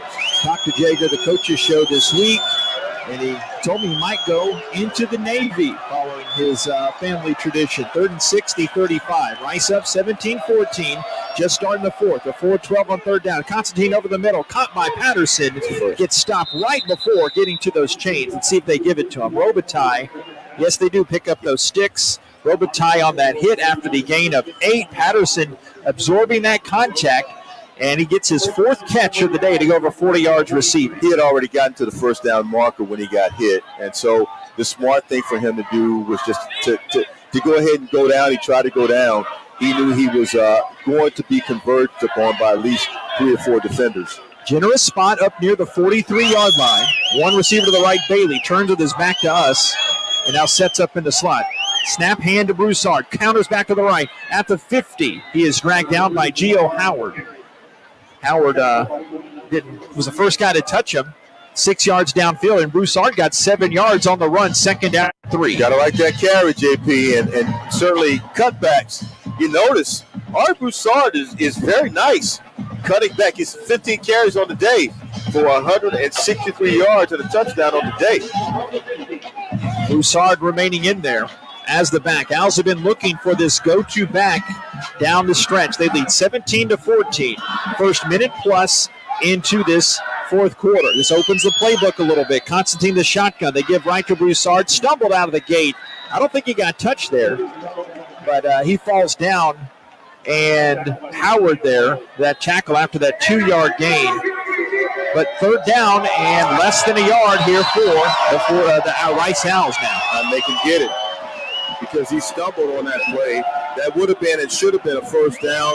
Already not able to get it, but he's only got, it should be a little less than a yard. It's probably about a foot, JP, maybe a foot and a half. And now they come up. Jumbo. Yeah, they're going to exchange some offensive personnel, so that'll allow the defense to make a substitution. 2 minutes into the 4th quarter. 4 on the play clock, 3 on the play clock, and now timeout is called. And the Owls use their first stoppage of this second half. And timeout, Rice. That is their first. It'll be a full timeout. We'll take it as well. 12:56 of this 4th. Rice 17, Charlotte 14. You better listen to me right now. Don't go anywhere. We got a great ending of this one. You better stay with us. This is Rice Football from Learfield. Bundling home and car insurance with Geico is so easy, your neighbors are probably already doing it. But who? They may drop little hints like, Beautiful day out. Even more beautiful since we saved by bundling our home and car insurance with Geico. or Yard work is hard. Much harder than bundling with Geico, which was easy. it may be even subtler, like, Speaking of burgers, we bundled our home and car insurance with Geico and saved a bunch of money. bundling is easy with Geico. Just ask your neighbors. It's a new season. Get ready for more men's and women's college sports excellence. Trophies will be awarded in June to schools who take the top spot in the 2021-22 Learfield Directors Cup. The premier award recognizes one winning institution in all competitive divisions. Follow your favorite team's progress as seasonal standings are announced at L Directors Cup on Twitter and online at directorscup.org. The crowning achievement in college athletics.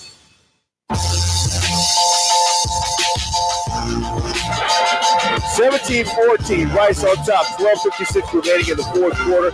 And right now, my mouth is watering. Fuddruckers. Fuddruckers has the world's greatest hamburgers, whether your crave is grilled onions, crispy bacon, oh yeah, 3 cheese, or all the above. We got you. Our produce and homemade buns, JP, are always fresh and delicious. Come by and create your crave today at Fuddruckers. I am hungry. I want a Fuddruckers burger right now. Hey, you're in the right state. You know, they are North Carolina based, if not Charlotte, right? Really? Yeah. Man, the first time I went to Fuddruckers, I went nuts. I had 2.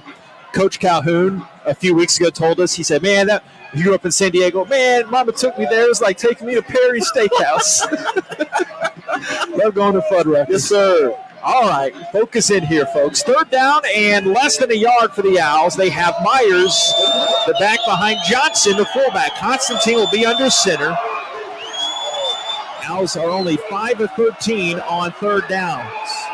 3 of 4 in the second half. Snap, give Myers. First down, 35-yard line, and he is brought down by that safety, Robitaille. 4 yards for Jordan Myers. Bobby Schlanger almost ran 2 yards. He was thinking that was score for 6.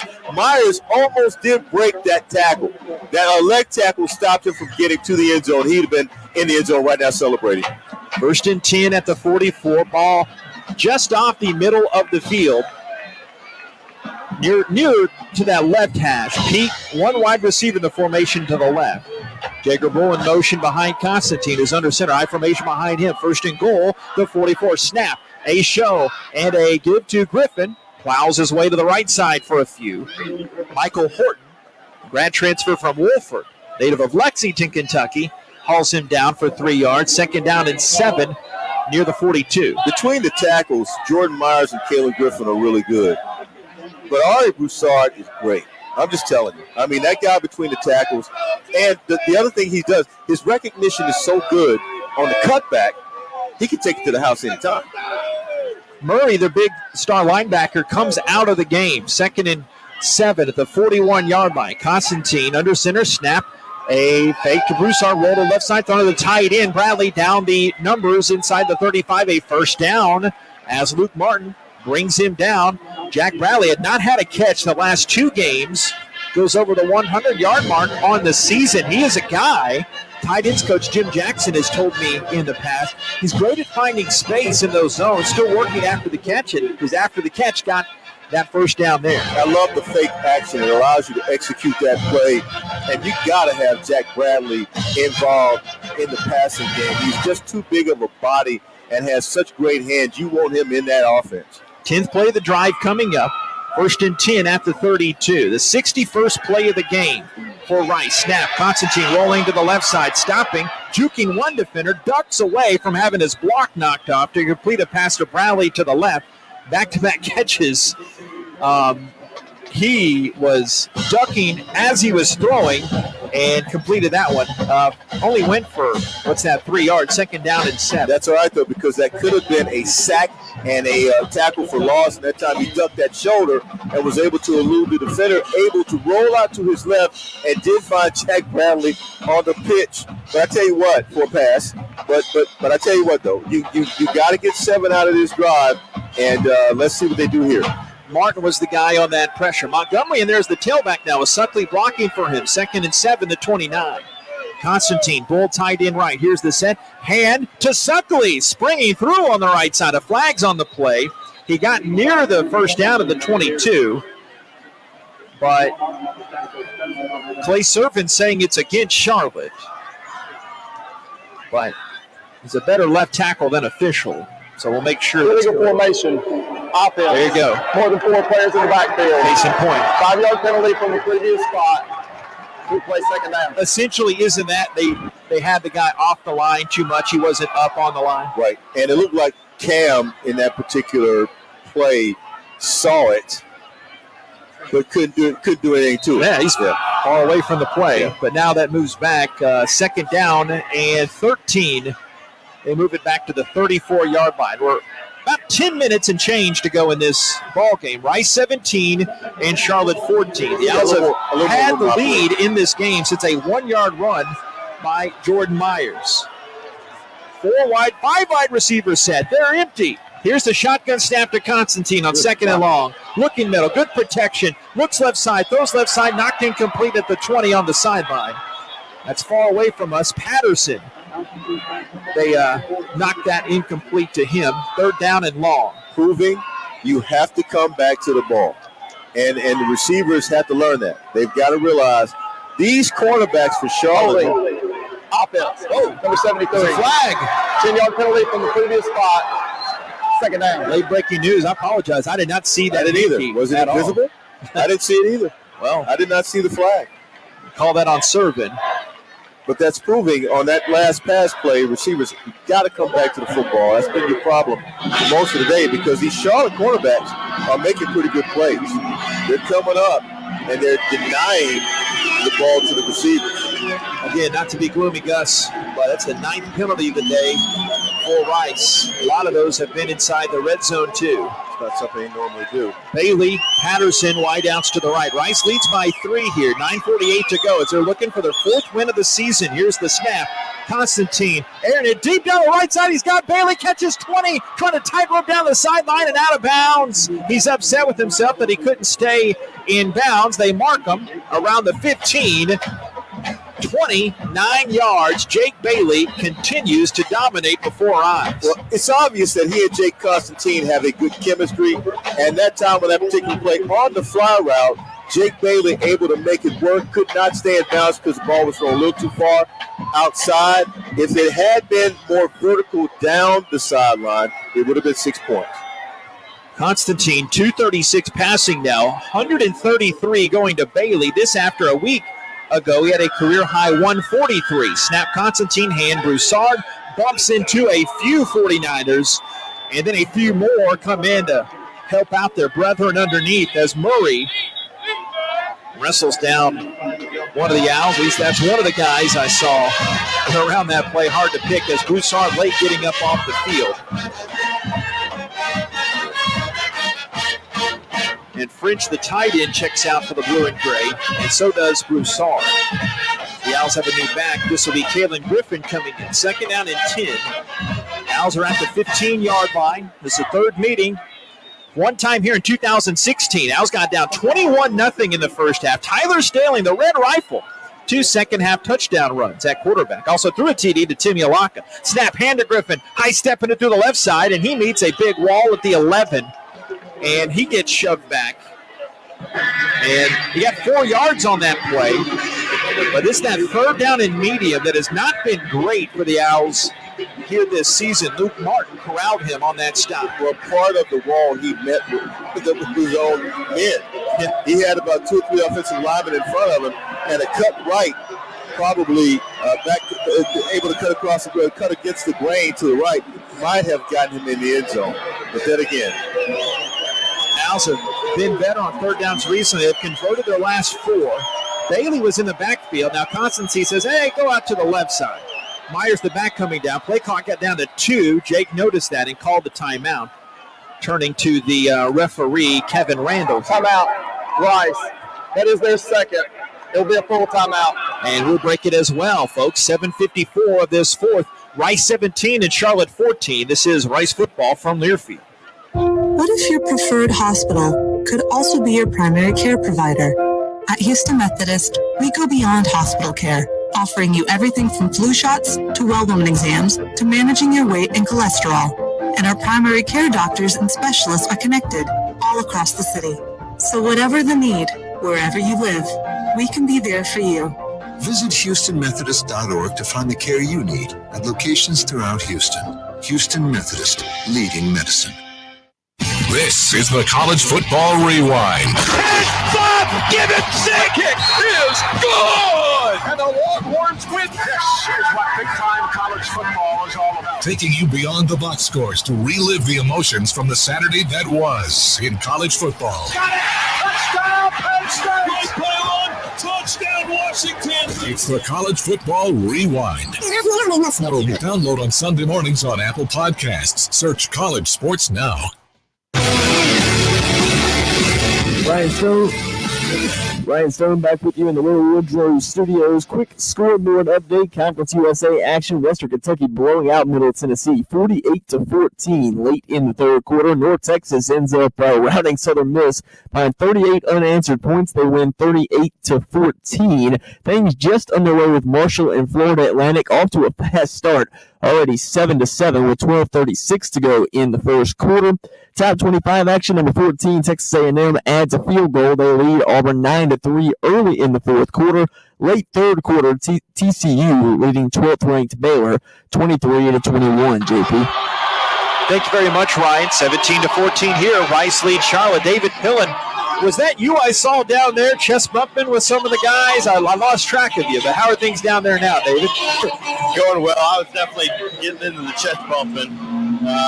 Really interesting vibe. But other than the stoop section, the vibe of just the fans in general, it seems like they're down 21 points. Just no energy. Owls have taken over. Thank you, David. I'm a guy that doesn't believe in jinxes, Nate. So can I tell you something? Go ahead. After this play, let's wait. 17-14, Rice leads 3rd and 7-12. Constantine Gunn with Bailey in front of him. Constantine with that silver helmet, blue pants, white shirt. Looks left, throws left. Myers catches, twisted around at the 6. He is slammed down near that left hash, brought down by Michael Kelly, a backup defensive end. Charlotte has not scored any points in the second half today, and all their losses this season, they have not scored in the second half. And that yardage was enough for a first down and be first and goal at the 5. Yeah, and right now, the time of possession leans towards Rice's way, the way they've been moving during this series of plays. But I tell you what, that was a big first down that they just got in. And now you're looking at 1st and 5, JP. And it goal to go situation. Al's up by 3. Broussard back in there. 15th play of the drive. Here's the snap, hand to Suckley, his 3rd carry of the game, and he's tripped up shy of the goal line. Suckley came in. He was brought down by Horton there, but Suckley had 5 rushes on the season coming in. Second and goal, he got a yard. 4-yard line of scrimmage. Goal to go situation. We're just not marking it well on the side. As close as we are, it's hard to tell. The scoreboard, yeah, they do adjust. They say it's at the 2. Here's Ari. Good to have you back there, Bob. Constantine under center is on the 2. Here's the snap. Constantine shows it to Broussard. He takes it, rams his way up the middle, gets in for the touchdown. Touchdown, Rice Owls. Touchdown, Ari Broussard. Gets his first 2 career touchdowns on the day. Hopefully that's the cherry on top for him, the gravy on the biscuit, Nate. And the Owls lead 23-14. There you go, no biscuit, no biscuit. And so, there you go. Ari Broussard today getting it done. And certainly when you have 160-plus yards rushing, you want to have a couple touchdowns on top of it. Man, the fantasy numbers on that would be incredible. There you go again. Here's the snap in the hold. Van Sickle swings that right leg with the blue pants, and it is up and it is through end zone to our right. Owls have scored 17 unanswered, and they lead 24-14. 6:35 to go. Back in a moment. This is Rice football from Learfield. AT&T Sportsnet is your home for everything Rockets. And the Rockets have come from behind! Stay up to date with your favorite team and follow AT&T Sportsnet SW on social media for exclusive content. I'm excited. Go behind the scenes with Kaylee Griffin for insight on what's going on around the team. We get set for what's sure to be a season to remember. Plus, new episodes of Rockets All Access. Turn to AT&T Sportsnet from pregame to postgame. Watch every game only on AT&T Sportsnet. Join us each Monday of the game week at the Fuddruckers on South McGregor and 288. It's the Mike Bloomgren Show live at 7 o'clock. Of course, we'll also broadcast it on the Owls Game Day app, and tune in if you can't make it out to Fuddruckers. Each show, Coach Bloomgren and I talk about the previous game and preview the next opponent. We also hear from some Owls players and coaches with their great stories. The Mike Bloomgren Show every Monday of the game week at 7 at Fuddruckers on South McGregor and 288. Fuddruckers, the world's greatest hamburgers.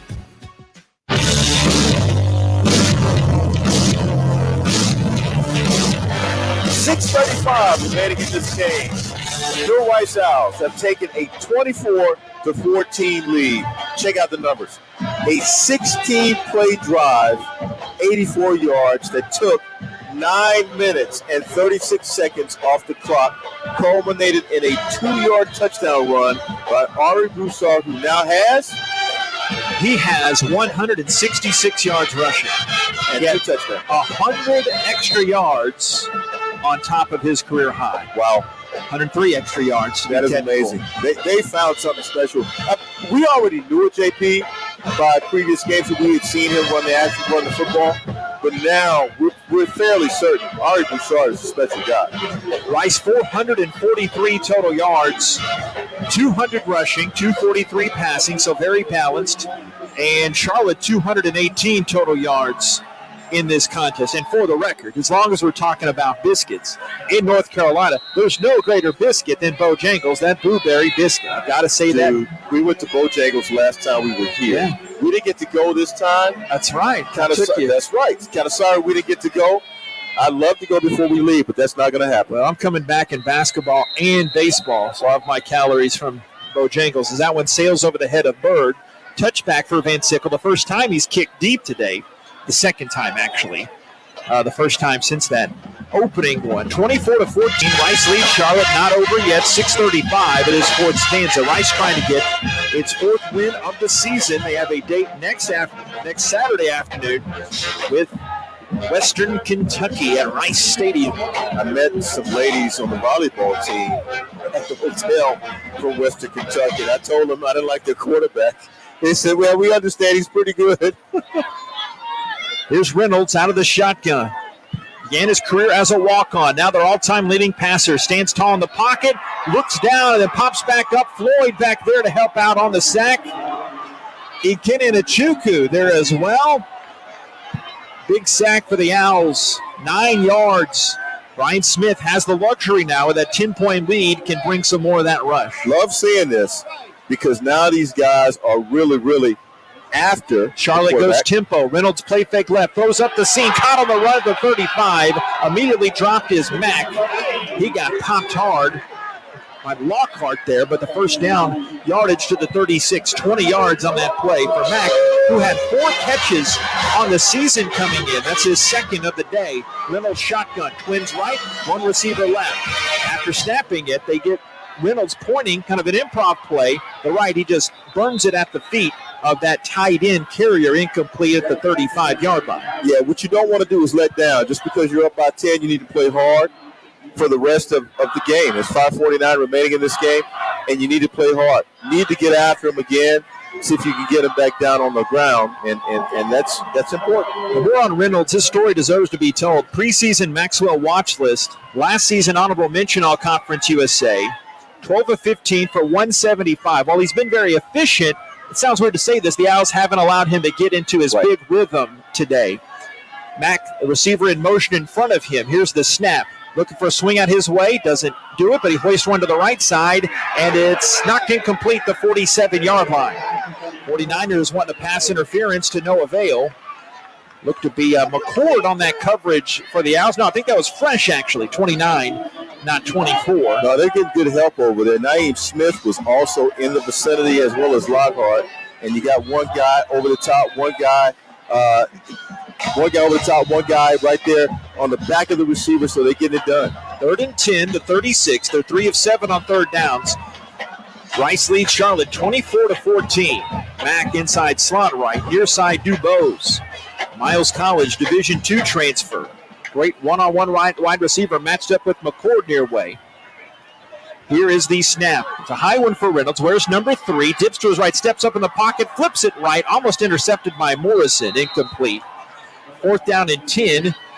5:38 to go, down 10. You're in that situation if you're Will Healy, third-year boss man, where they have to go for it here. The offense is staying on the field now.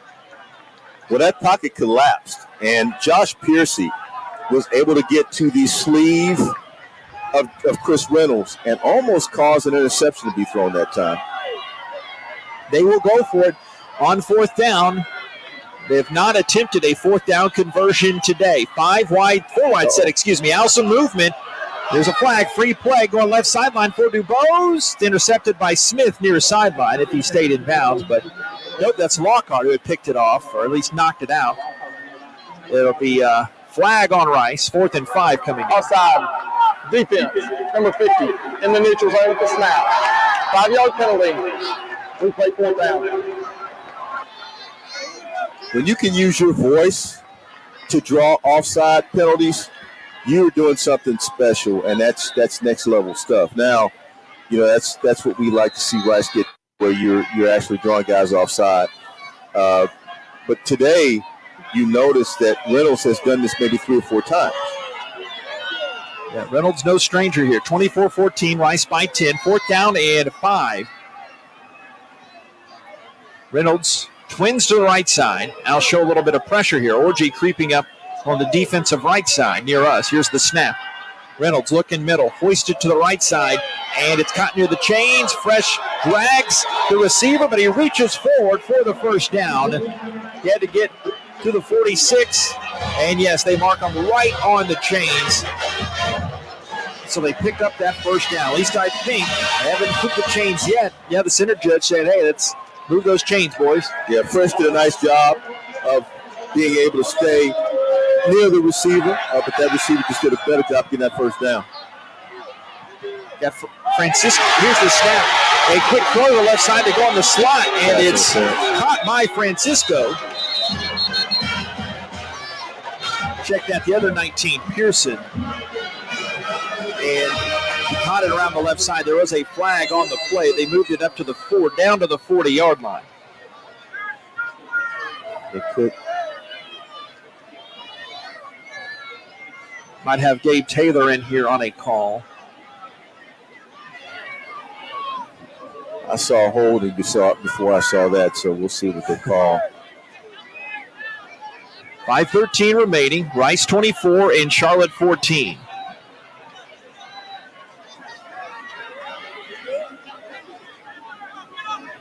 Kevin Randall, talk to us. Still deliberating with the Zebras. Pass interference. Defense. 15-yard penalty from the previous spot. Automatic first down. That's what I saw. Took a while to get that way. Yep.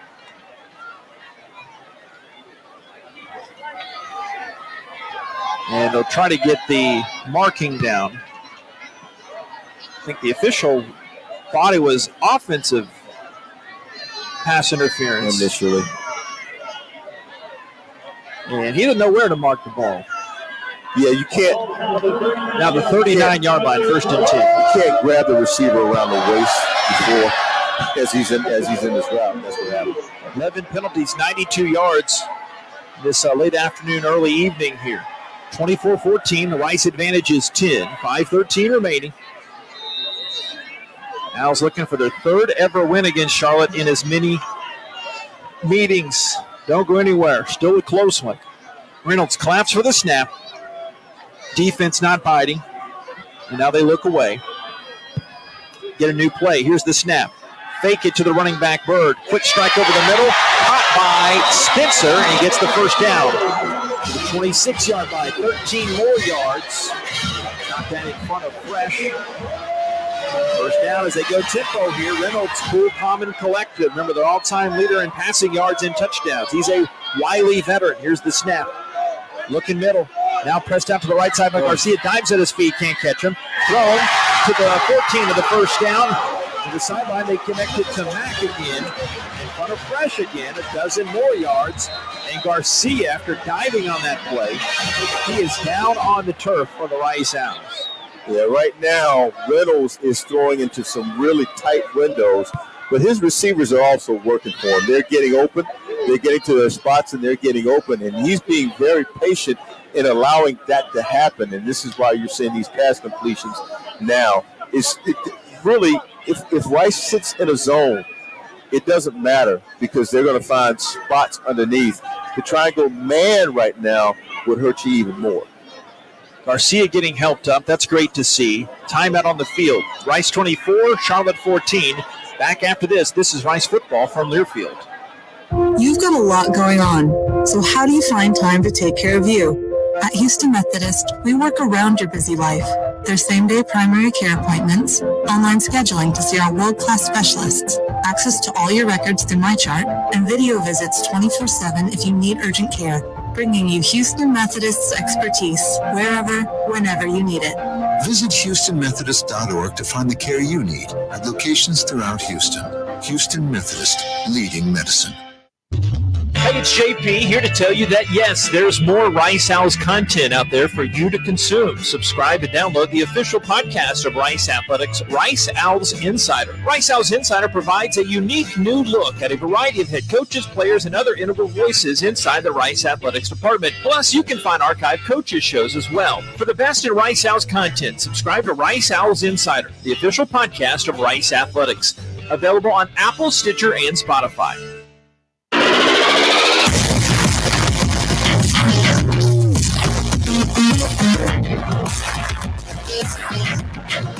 And down the stretch we come. 4:36 to go, fourth quarter. Nighttime setting in here at Jerry Richardson Stadium in Charlotte, North Carolina. Rice 24, Charlotte 14. anywhere else, you'd rather be Nate Griffin. I was trying to get that road win. Not at all. And the last road game I missed, I was really upset. It's great to be here.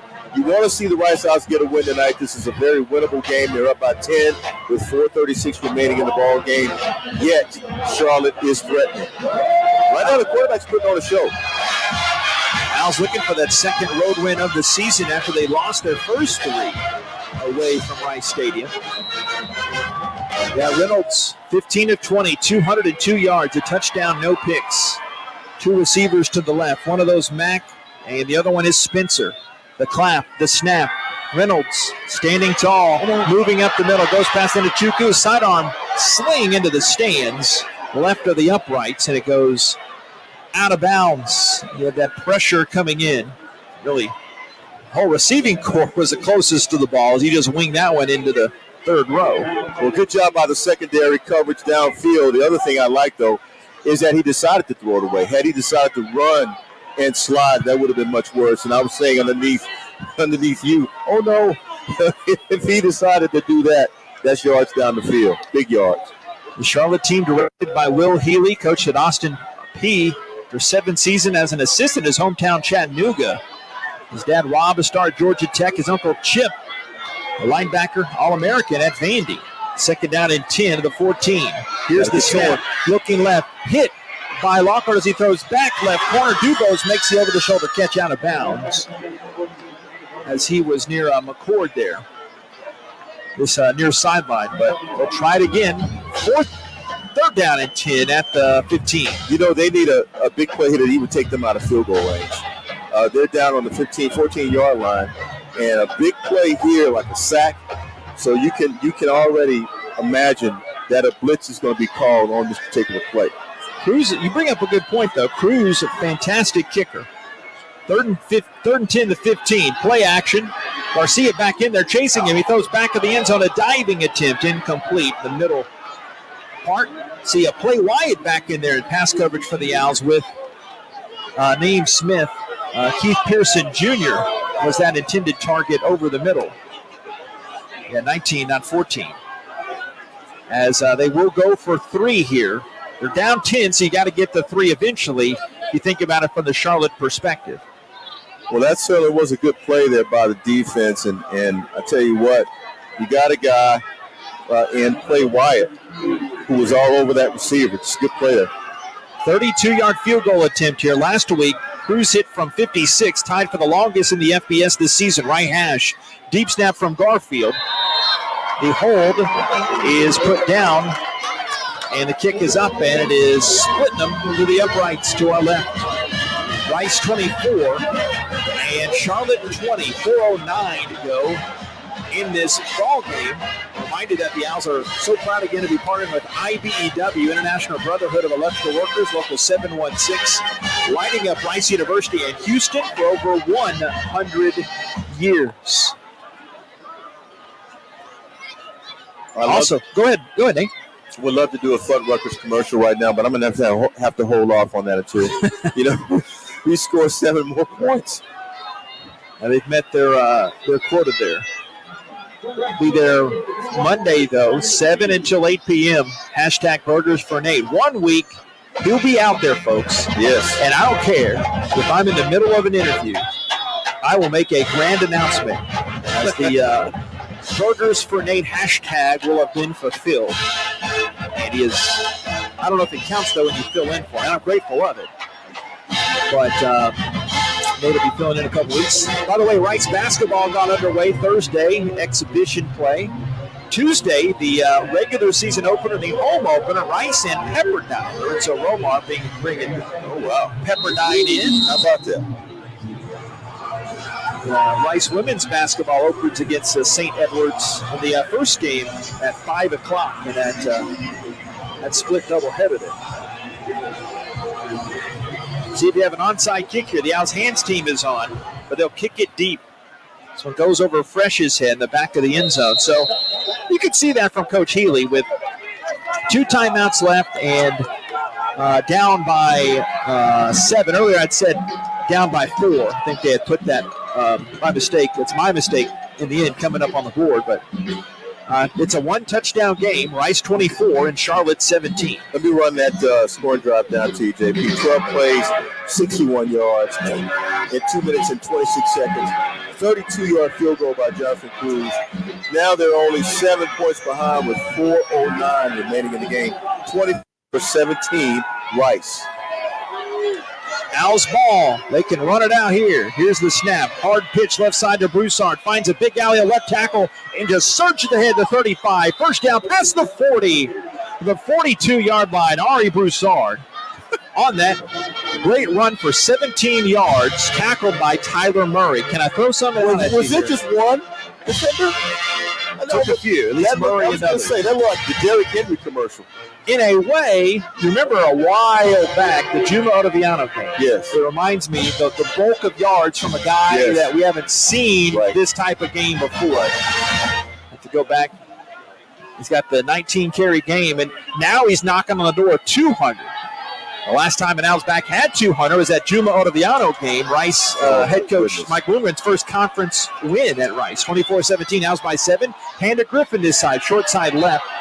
And he is hit around that left end as he's trying to turn the corner by Wisenhunt. Second down and 9. 3:17, clock moving down. Rice up by 7, 24-17. Well, right now, there's no question who the guy is you want to hand off to once you get to the middle of the field. You want to get to Ari Broussard has just been outstanding today, and I'd like to see him get to 200 yards in addition to that. It'd be a great game for him.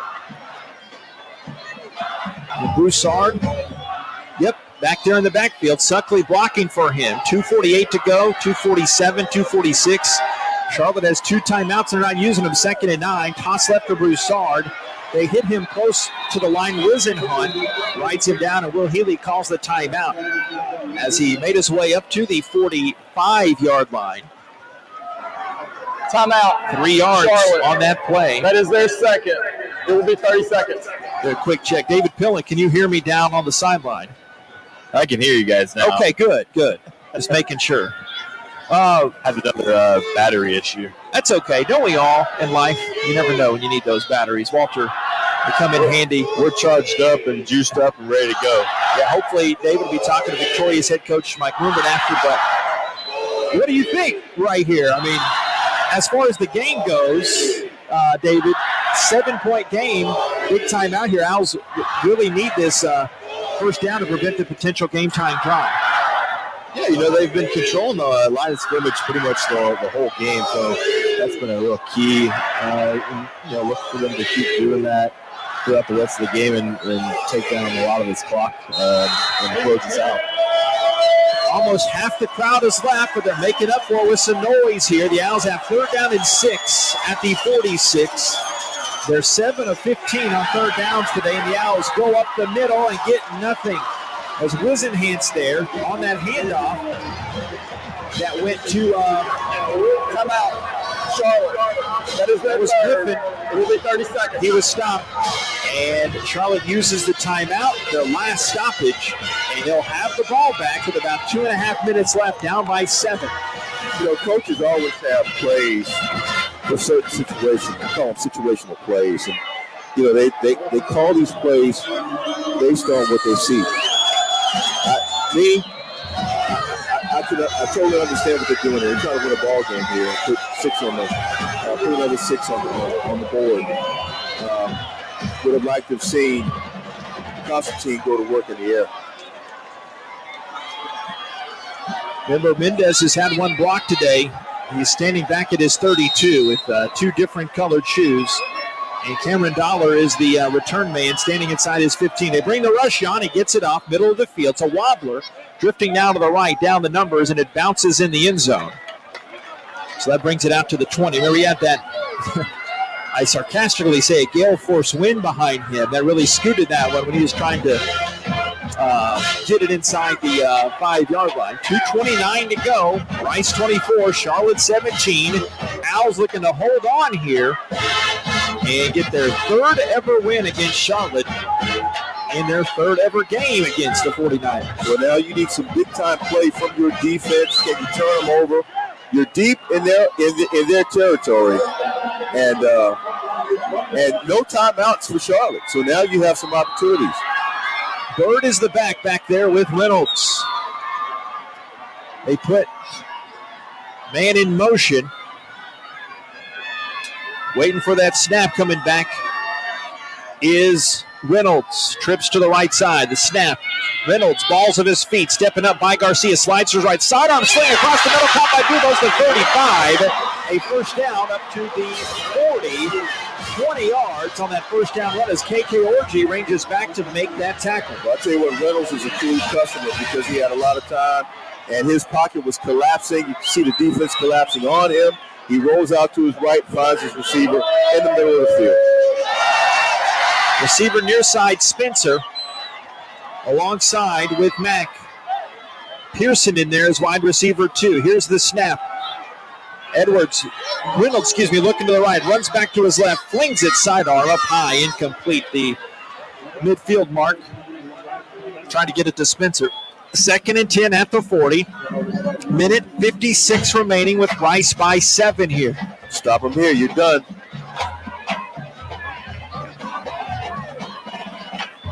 Spencer jogs in from the sideline. Pearson wide out to the left along with Dubose, Miles College transfer, and Montgomery, Alabama native. Yeah, they got to test your defense. They got to test your secondary now, JP. Balls to the right hash. 2nd down and 10. Balls to their own 40. Right to left, Charlotte in the home greens here on homecoming. High snap, looking left, standing, throwing deep left side. He's got Dubose by a step, and he is dragged down and tackled. That was stopped, and that was fresh. Comes up a little bit lame with a cramp after that.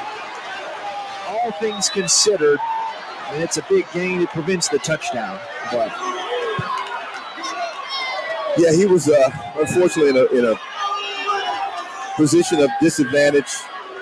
A receiver had leverage on him. The minute he hit that post route. Pass interference. Defense, number 29. 15-yard penalty from the previous spot. Automatic first down. Yeah, the minute he hit the seam, it was over. Fresh, and the help that you needed over the top wasn't there in time. And Fresh was beat the minute he went into the seam route. The minute the receiver, number 14, we're talking about Grant Dubose, the good athlete. The minute he went into that seam route, it was peppers. You just had to talk to him before the game, didn't you? Hey, it's nothing I said, man. It would change his athleticism. Yeah, just recognize. Game recognized game. Game recognized game. I had to say it before they were rushing to. Hey, we've been doing this together a while. See if you're thinking the same thing. Yep. Minute 49. Does that not seem like an eternity with a cool customer like Reynolds at quarterback? You know what? This guy is really, really cool. And I'm talking about remaining moments of the game. He knows he needs to score, and he knows who to throw the ball to. And Dubose is the Charlotte's never started 5-4. Remember, still a very young program. Started in 2013 as an FCS independent. First down after the penalty, the Rice 45. Reynolds, calm, slings it over the middle. It's caught by Spencer 30.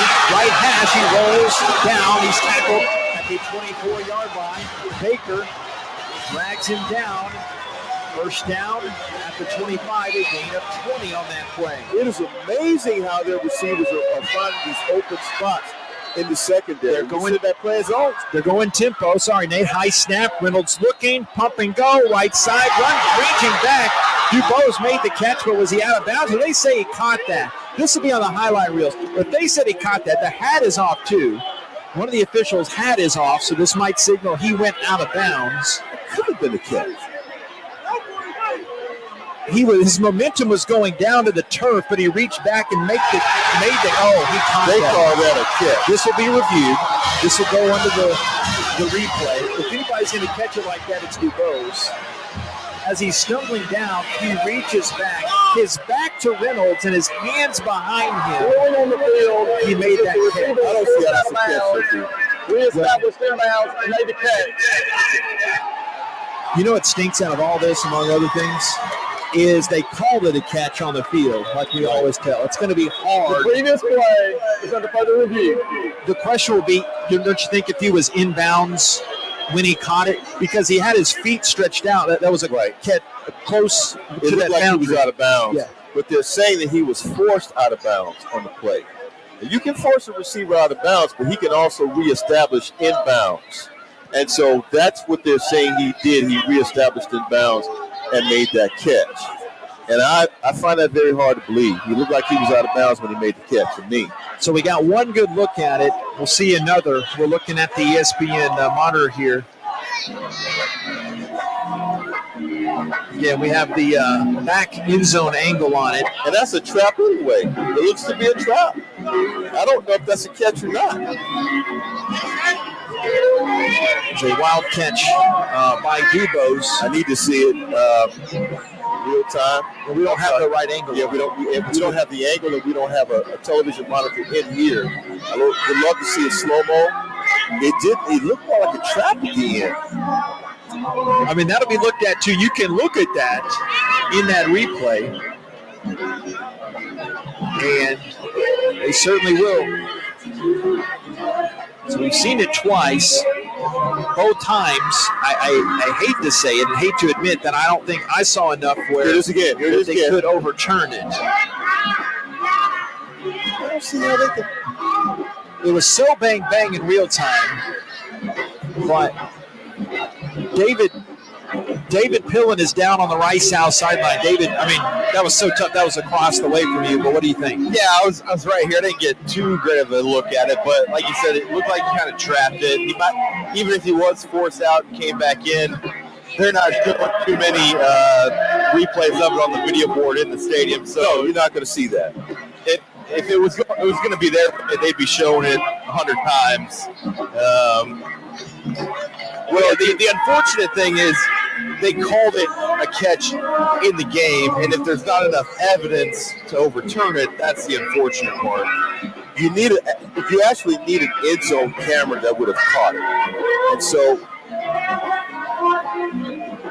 see, I think he's going to get it, Nate. I think he's got it. I just don't see how they can call that a catch.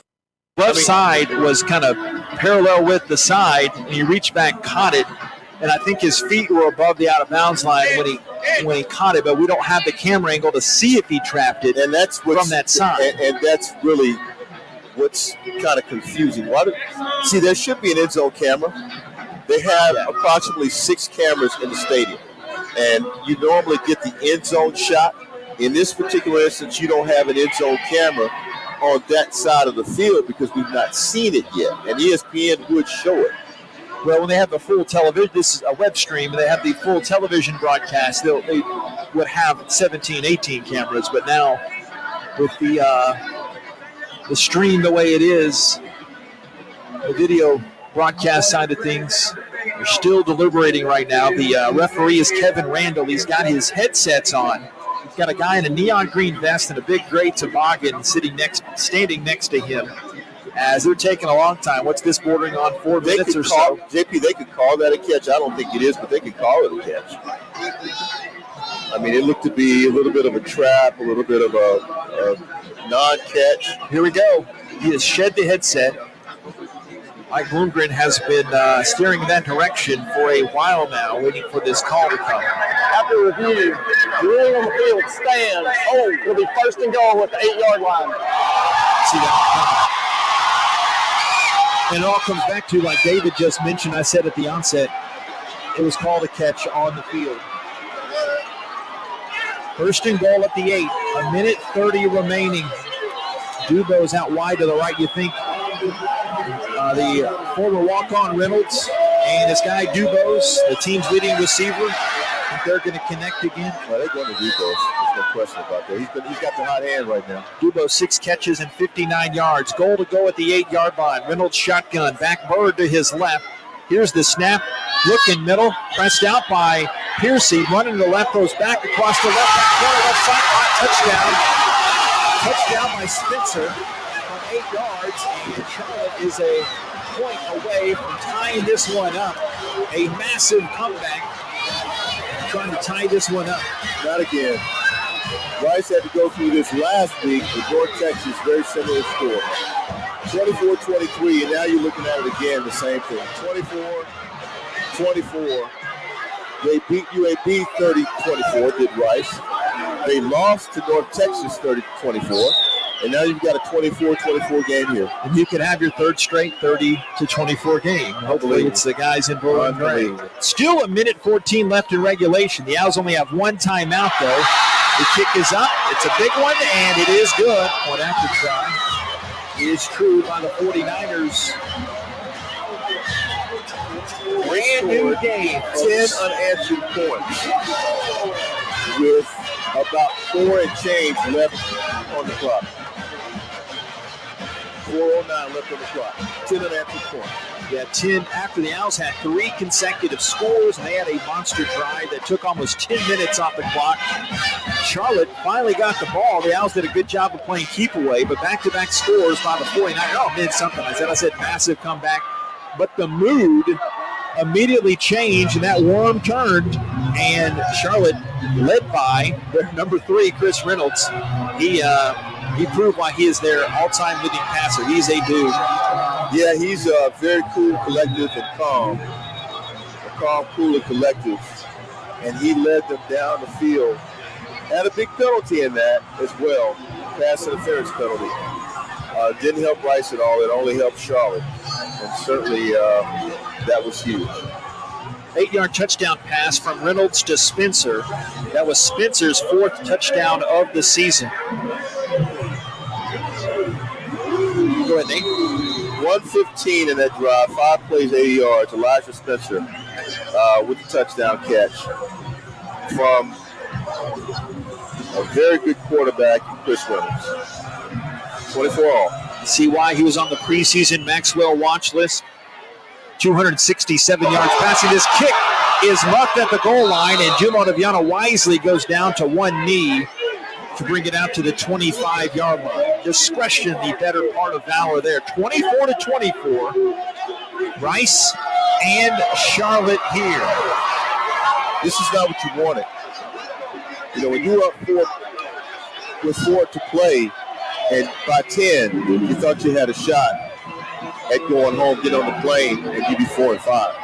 And now you've got to earn this one. I regret saying that they hadn't scored in the second half in their losses. We just want to get that out of the way. But let's see how aggressive they'll be here.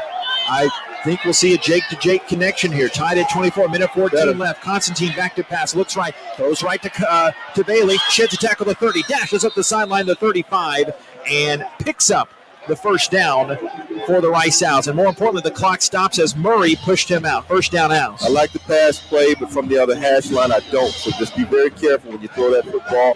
Jake Bailey is right now on his game. He knows how badly we need a score. I talked to Constantine earlier in the week. How are you so calm in those pressure situations? Remember, he had that big drive at the end of the game to tie it and force it overtime. I just stay calm. I stay in the moment, try to be mindful, stay where my feet are.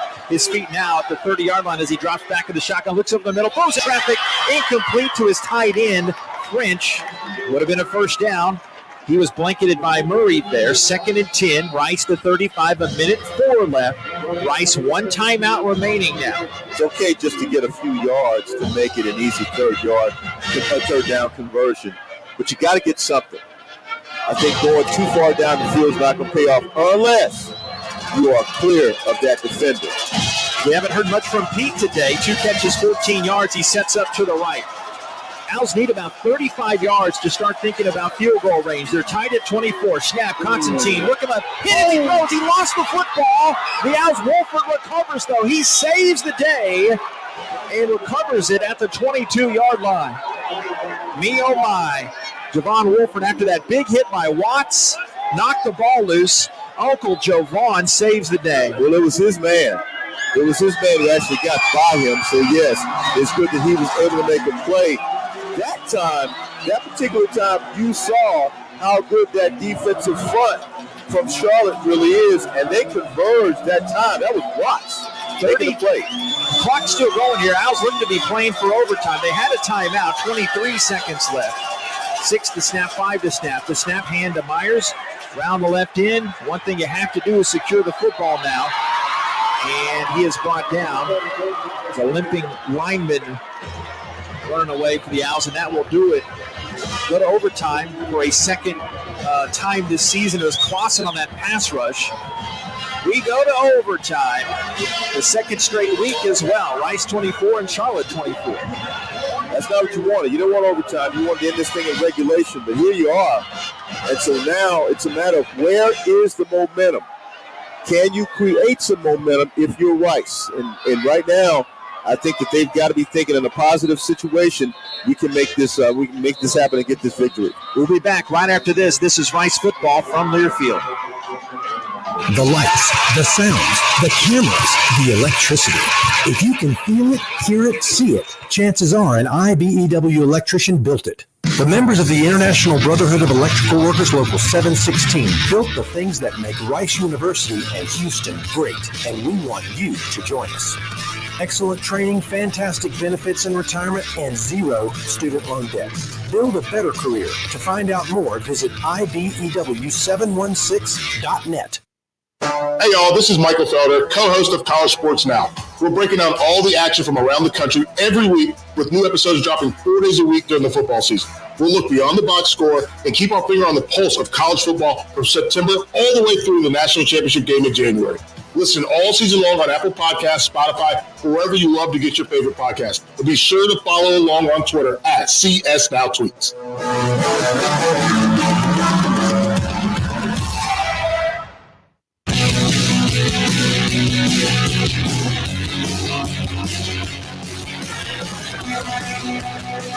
Oh, let me see. I'm checking our deal today. Oh no, we don't get paid for overtime. No, we don't. Wow. Oh man. But the excitement alone. It is nerve-wracking. Rice 24 and Charlotte 24. You can feel it right now. They have the coin toss in overtime. Remember, Rice lost it last week. We're going to overtime, okay? Rice, you're the visiting team, so you'll make the call, okay? This is the coin we use. This is heads, and this is tails. This is heads, and this is tails. Right, so your choices are offense, defense, or the end of the field, okay? What is your call? Tails. He calls tails. It is tails. You've won the toss. We want to play defense. Which end do you want to play on? Okay. Rice has won the toss, and they have elected to play defense. We will play on this end of the field. This end of the field is to our left. The Owls last week lost the toss, ended up North Texas walked off an overtime win. Now the Owls will be playing defense first, and are you not entertained, Nate Griffin? More in the Novus fashion in this one. We said that last week.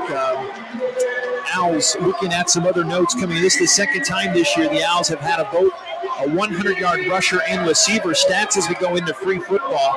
Rice 466 total yards. That is, I need to check on that. I believe that is a high for the season. Charlotte 324 total yards in this game. Constantine 19-34 for 253. If you haven't joined us, first off, shame on you. No, Joe. Ari Broussard 20 carries and 186 yards. And Bailey back-to-back 143-yard receiving games, which is a career high. So Charlotte football to start. Nate, they have all the momentum in the stadium right now going into this extra session. They really do. And I was looking at the numbers, JP, just a moment ago. Tell you what, everything favors the Rice Owls, which this game should as well. Here's the snap. Play action. Looking over the middle. It's tipped. It's caught at the 10, right in the middle of the field. A touchdown by Elijah Spencer. He had the touchdown to get the 49ers to overtime. There's a down owl that is on the field right now. Bring them out. And it's a 30-24 game. Wow. First play. They go right to the middle of the field, and they get it done. Elijah Spencer. Nice catch. Very easy drive. 25-yard touchdown. One play, 25 yards. From Reynolds to Spencer. I can't see David Pellin chime in the air. If you can see, I can't see who that is down there. They have rolled the owl on his back now. Clay Wyatt for the Owls is standing watching over the player that's getting tended to. The rest of the Owls defenders that are waiting for this point after try And now that's Gabe Taylor. Now he's Miami tough. As he comes up now, and he slowly will walk off the field right now. As Spencer, 3 touchdowns coming into this game, back-to-back touchdowns. The one that with a minute 14 of regulation helped tie the game after the PAT. Now they will kick it. Remember, after the first overtime, if we get to a second overtime, you have to go for 2. The first overtime, the last session where you have the option to kick it, and they will take that. As you match, remember, it's an untimed overtime as well, as Cruz methodically marches off his steps there. And the kick is a low. The snap is a low, and they pick it off the carpet. Great job by the holder. That was the extra point for Cruz. And great job by the holder, trying to get eyes on that. And they put that up and through. 31-24. Now the Owls get the ball back.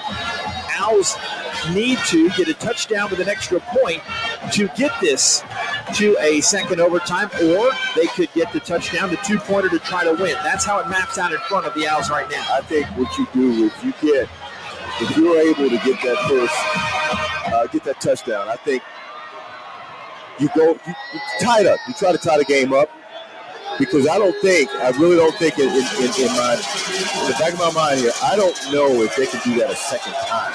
So Rice Owls just need to try and score and tie this game up, 31. Right now, 31-24. Charlotte leads. Here's Rice's Constantine. Hands to, this is Griffin. Spins around to the right end. He gets twisted and knocked down. And he got 3 yards as Gio Howard brought him down on that play. Second down and 7. Yeah, always coming into the game now. You need to be in your split receiver set if you can, and spread these guys out. Because right now, they're playing the gaps really tight. It's going to be hard to run the ball between the tackles and so. It's a noisy one here. A lot of the fans have left near the right hash. We got Bailey, Pete, and Patterson. Now, 3 big wide receivers to the right. Now, Broussard dashes down as the back in the backfield. Low snap. Constantine pressured, moves back. He leaves it deep over the middle, intercepted. The game's over. He got pressured. He was sacked by Luke on the interception. And Charlotte races onto the field. Constantine being helped out now. He gets up off the turf. And they will have to review this one as fireworks are going off. Green fireworks to the north and south ends, right and left side. This one not officially over yet. The whole Charlotte team races onto the field after Mark had that interception for the 49ers. Okay, that didn't take long. That does it. Interception. Charlotte wins this one in overtime, 31-24. Yeah, that's a tough one. That's a tough one there. You were up by 10, 24-14 with 4 minutes to play. It's your game to win, and all of a sudden these guys find a way to come back. They stay cool and score 10 unanswered points in 4 minutes of change, but you had an opportunity to score, and it did not happen. And they come back in overtime and make a game out of it. We'll hear from head coach Mike Bloomgren. It'll be a tough one right now. David Pillen there, near there. That was a tough one as Charlotte wins this one in overtime, 31-24. David. All right, Coach, thoughts on the game? Yeah, we didn't find a way to finish. We had a 10-point lead with 6 minutes to go in the fourth quarter, and we found a way not to finish. And shame on us. We didn't get done in overtime again. We have to understand that overtime's a good place to be. What's the message to the team and looking into towards next weekend, the home game? Yeah, stay together. Stay together, and again, everything is still right there. We made it a lot tougher these last 2 weeks by losing those games in overtime, but we have everything we want right in front of us. All right, thanks, Coach. Thank you to Coach. No, that was an emotional one. Owls fall in overtime in this one, 31-24. And we'll be back. The Little Woodrow's post game after this. This is Rice football from Learfield. The lights, the sounds, the cameras, the electricity. If you can feel it, hear it, see it, chances are an IBEW electrician built it. The members of the International Brotherhood of Electrical Workers Local 716 built the things that make Rice University and Houston great, and we want you to join us. Excellent training, fantastic benefits in retirement, and zero student loan debt. Build a better career. To find out more, visit IBEW716.net. The Wyndham Houston Medical Center Hotel and Suites is the preferred hotel for anybody visiting the Medical Center, the Museum District, or Rice University. We offer the largest suites in the Medical Center, complete with full kitchens, and our full-service restaurant and outdoor pool will make your stay complete. We look forward to having you experience the Wyndham Houston Medical Center Hotel and Suites soon. And if you need a group rate or need 10 or more rooms, don't forget to call 713-528-7744. That's 713-528-7744. Have no post-game plans? You do now. Head down the street to Little Woodrow's in Rice Village and relax over indoor and outdoor games, sports, and drink specials that a college student can't refuse. All you have to do is bring your student ID to enjoy $2.50 domestic drafts. Also, don't miss out on our Thursday college nights. We've got $2 domestic drafts and $3 shots. Follow us on Facebook and Instagram to stay updated on all our upcoming events and specials. Little Woodrow's, the official Rice Owls game day headquarters. Hey, college football fans, I'm Mike Golick. And I'm Kate Scott. This fall, we are bringing you a fresh new way to hear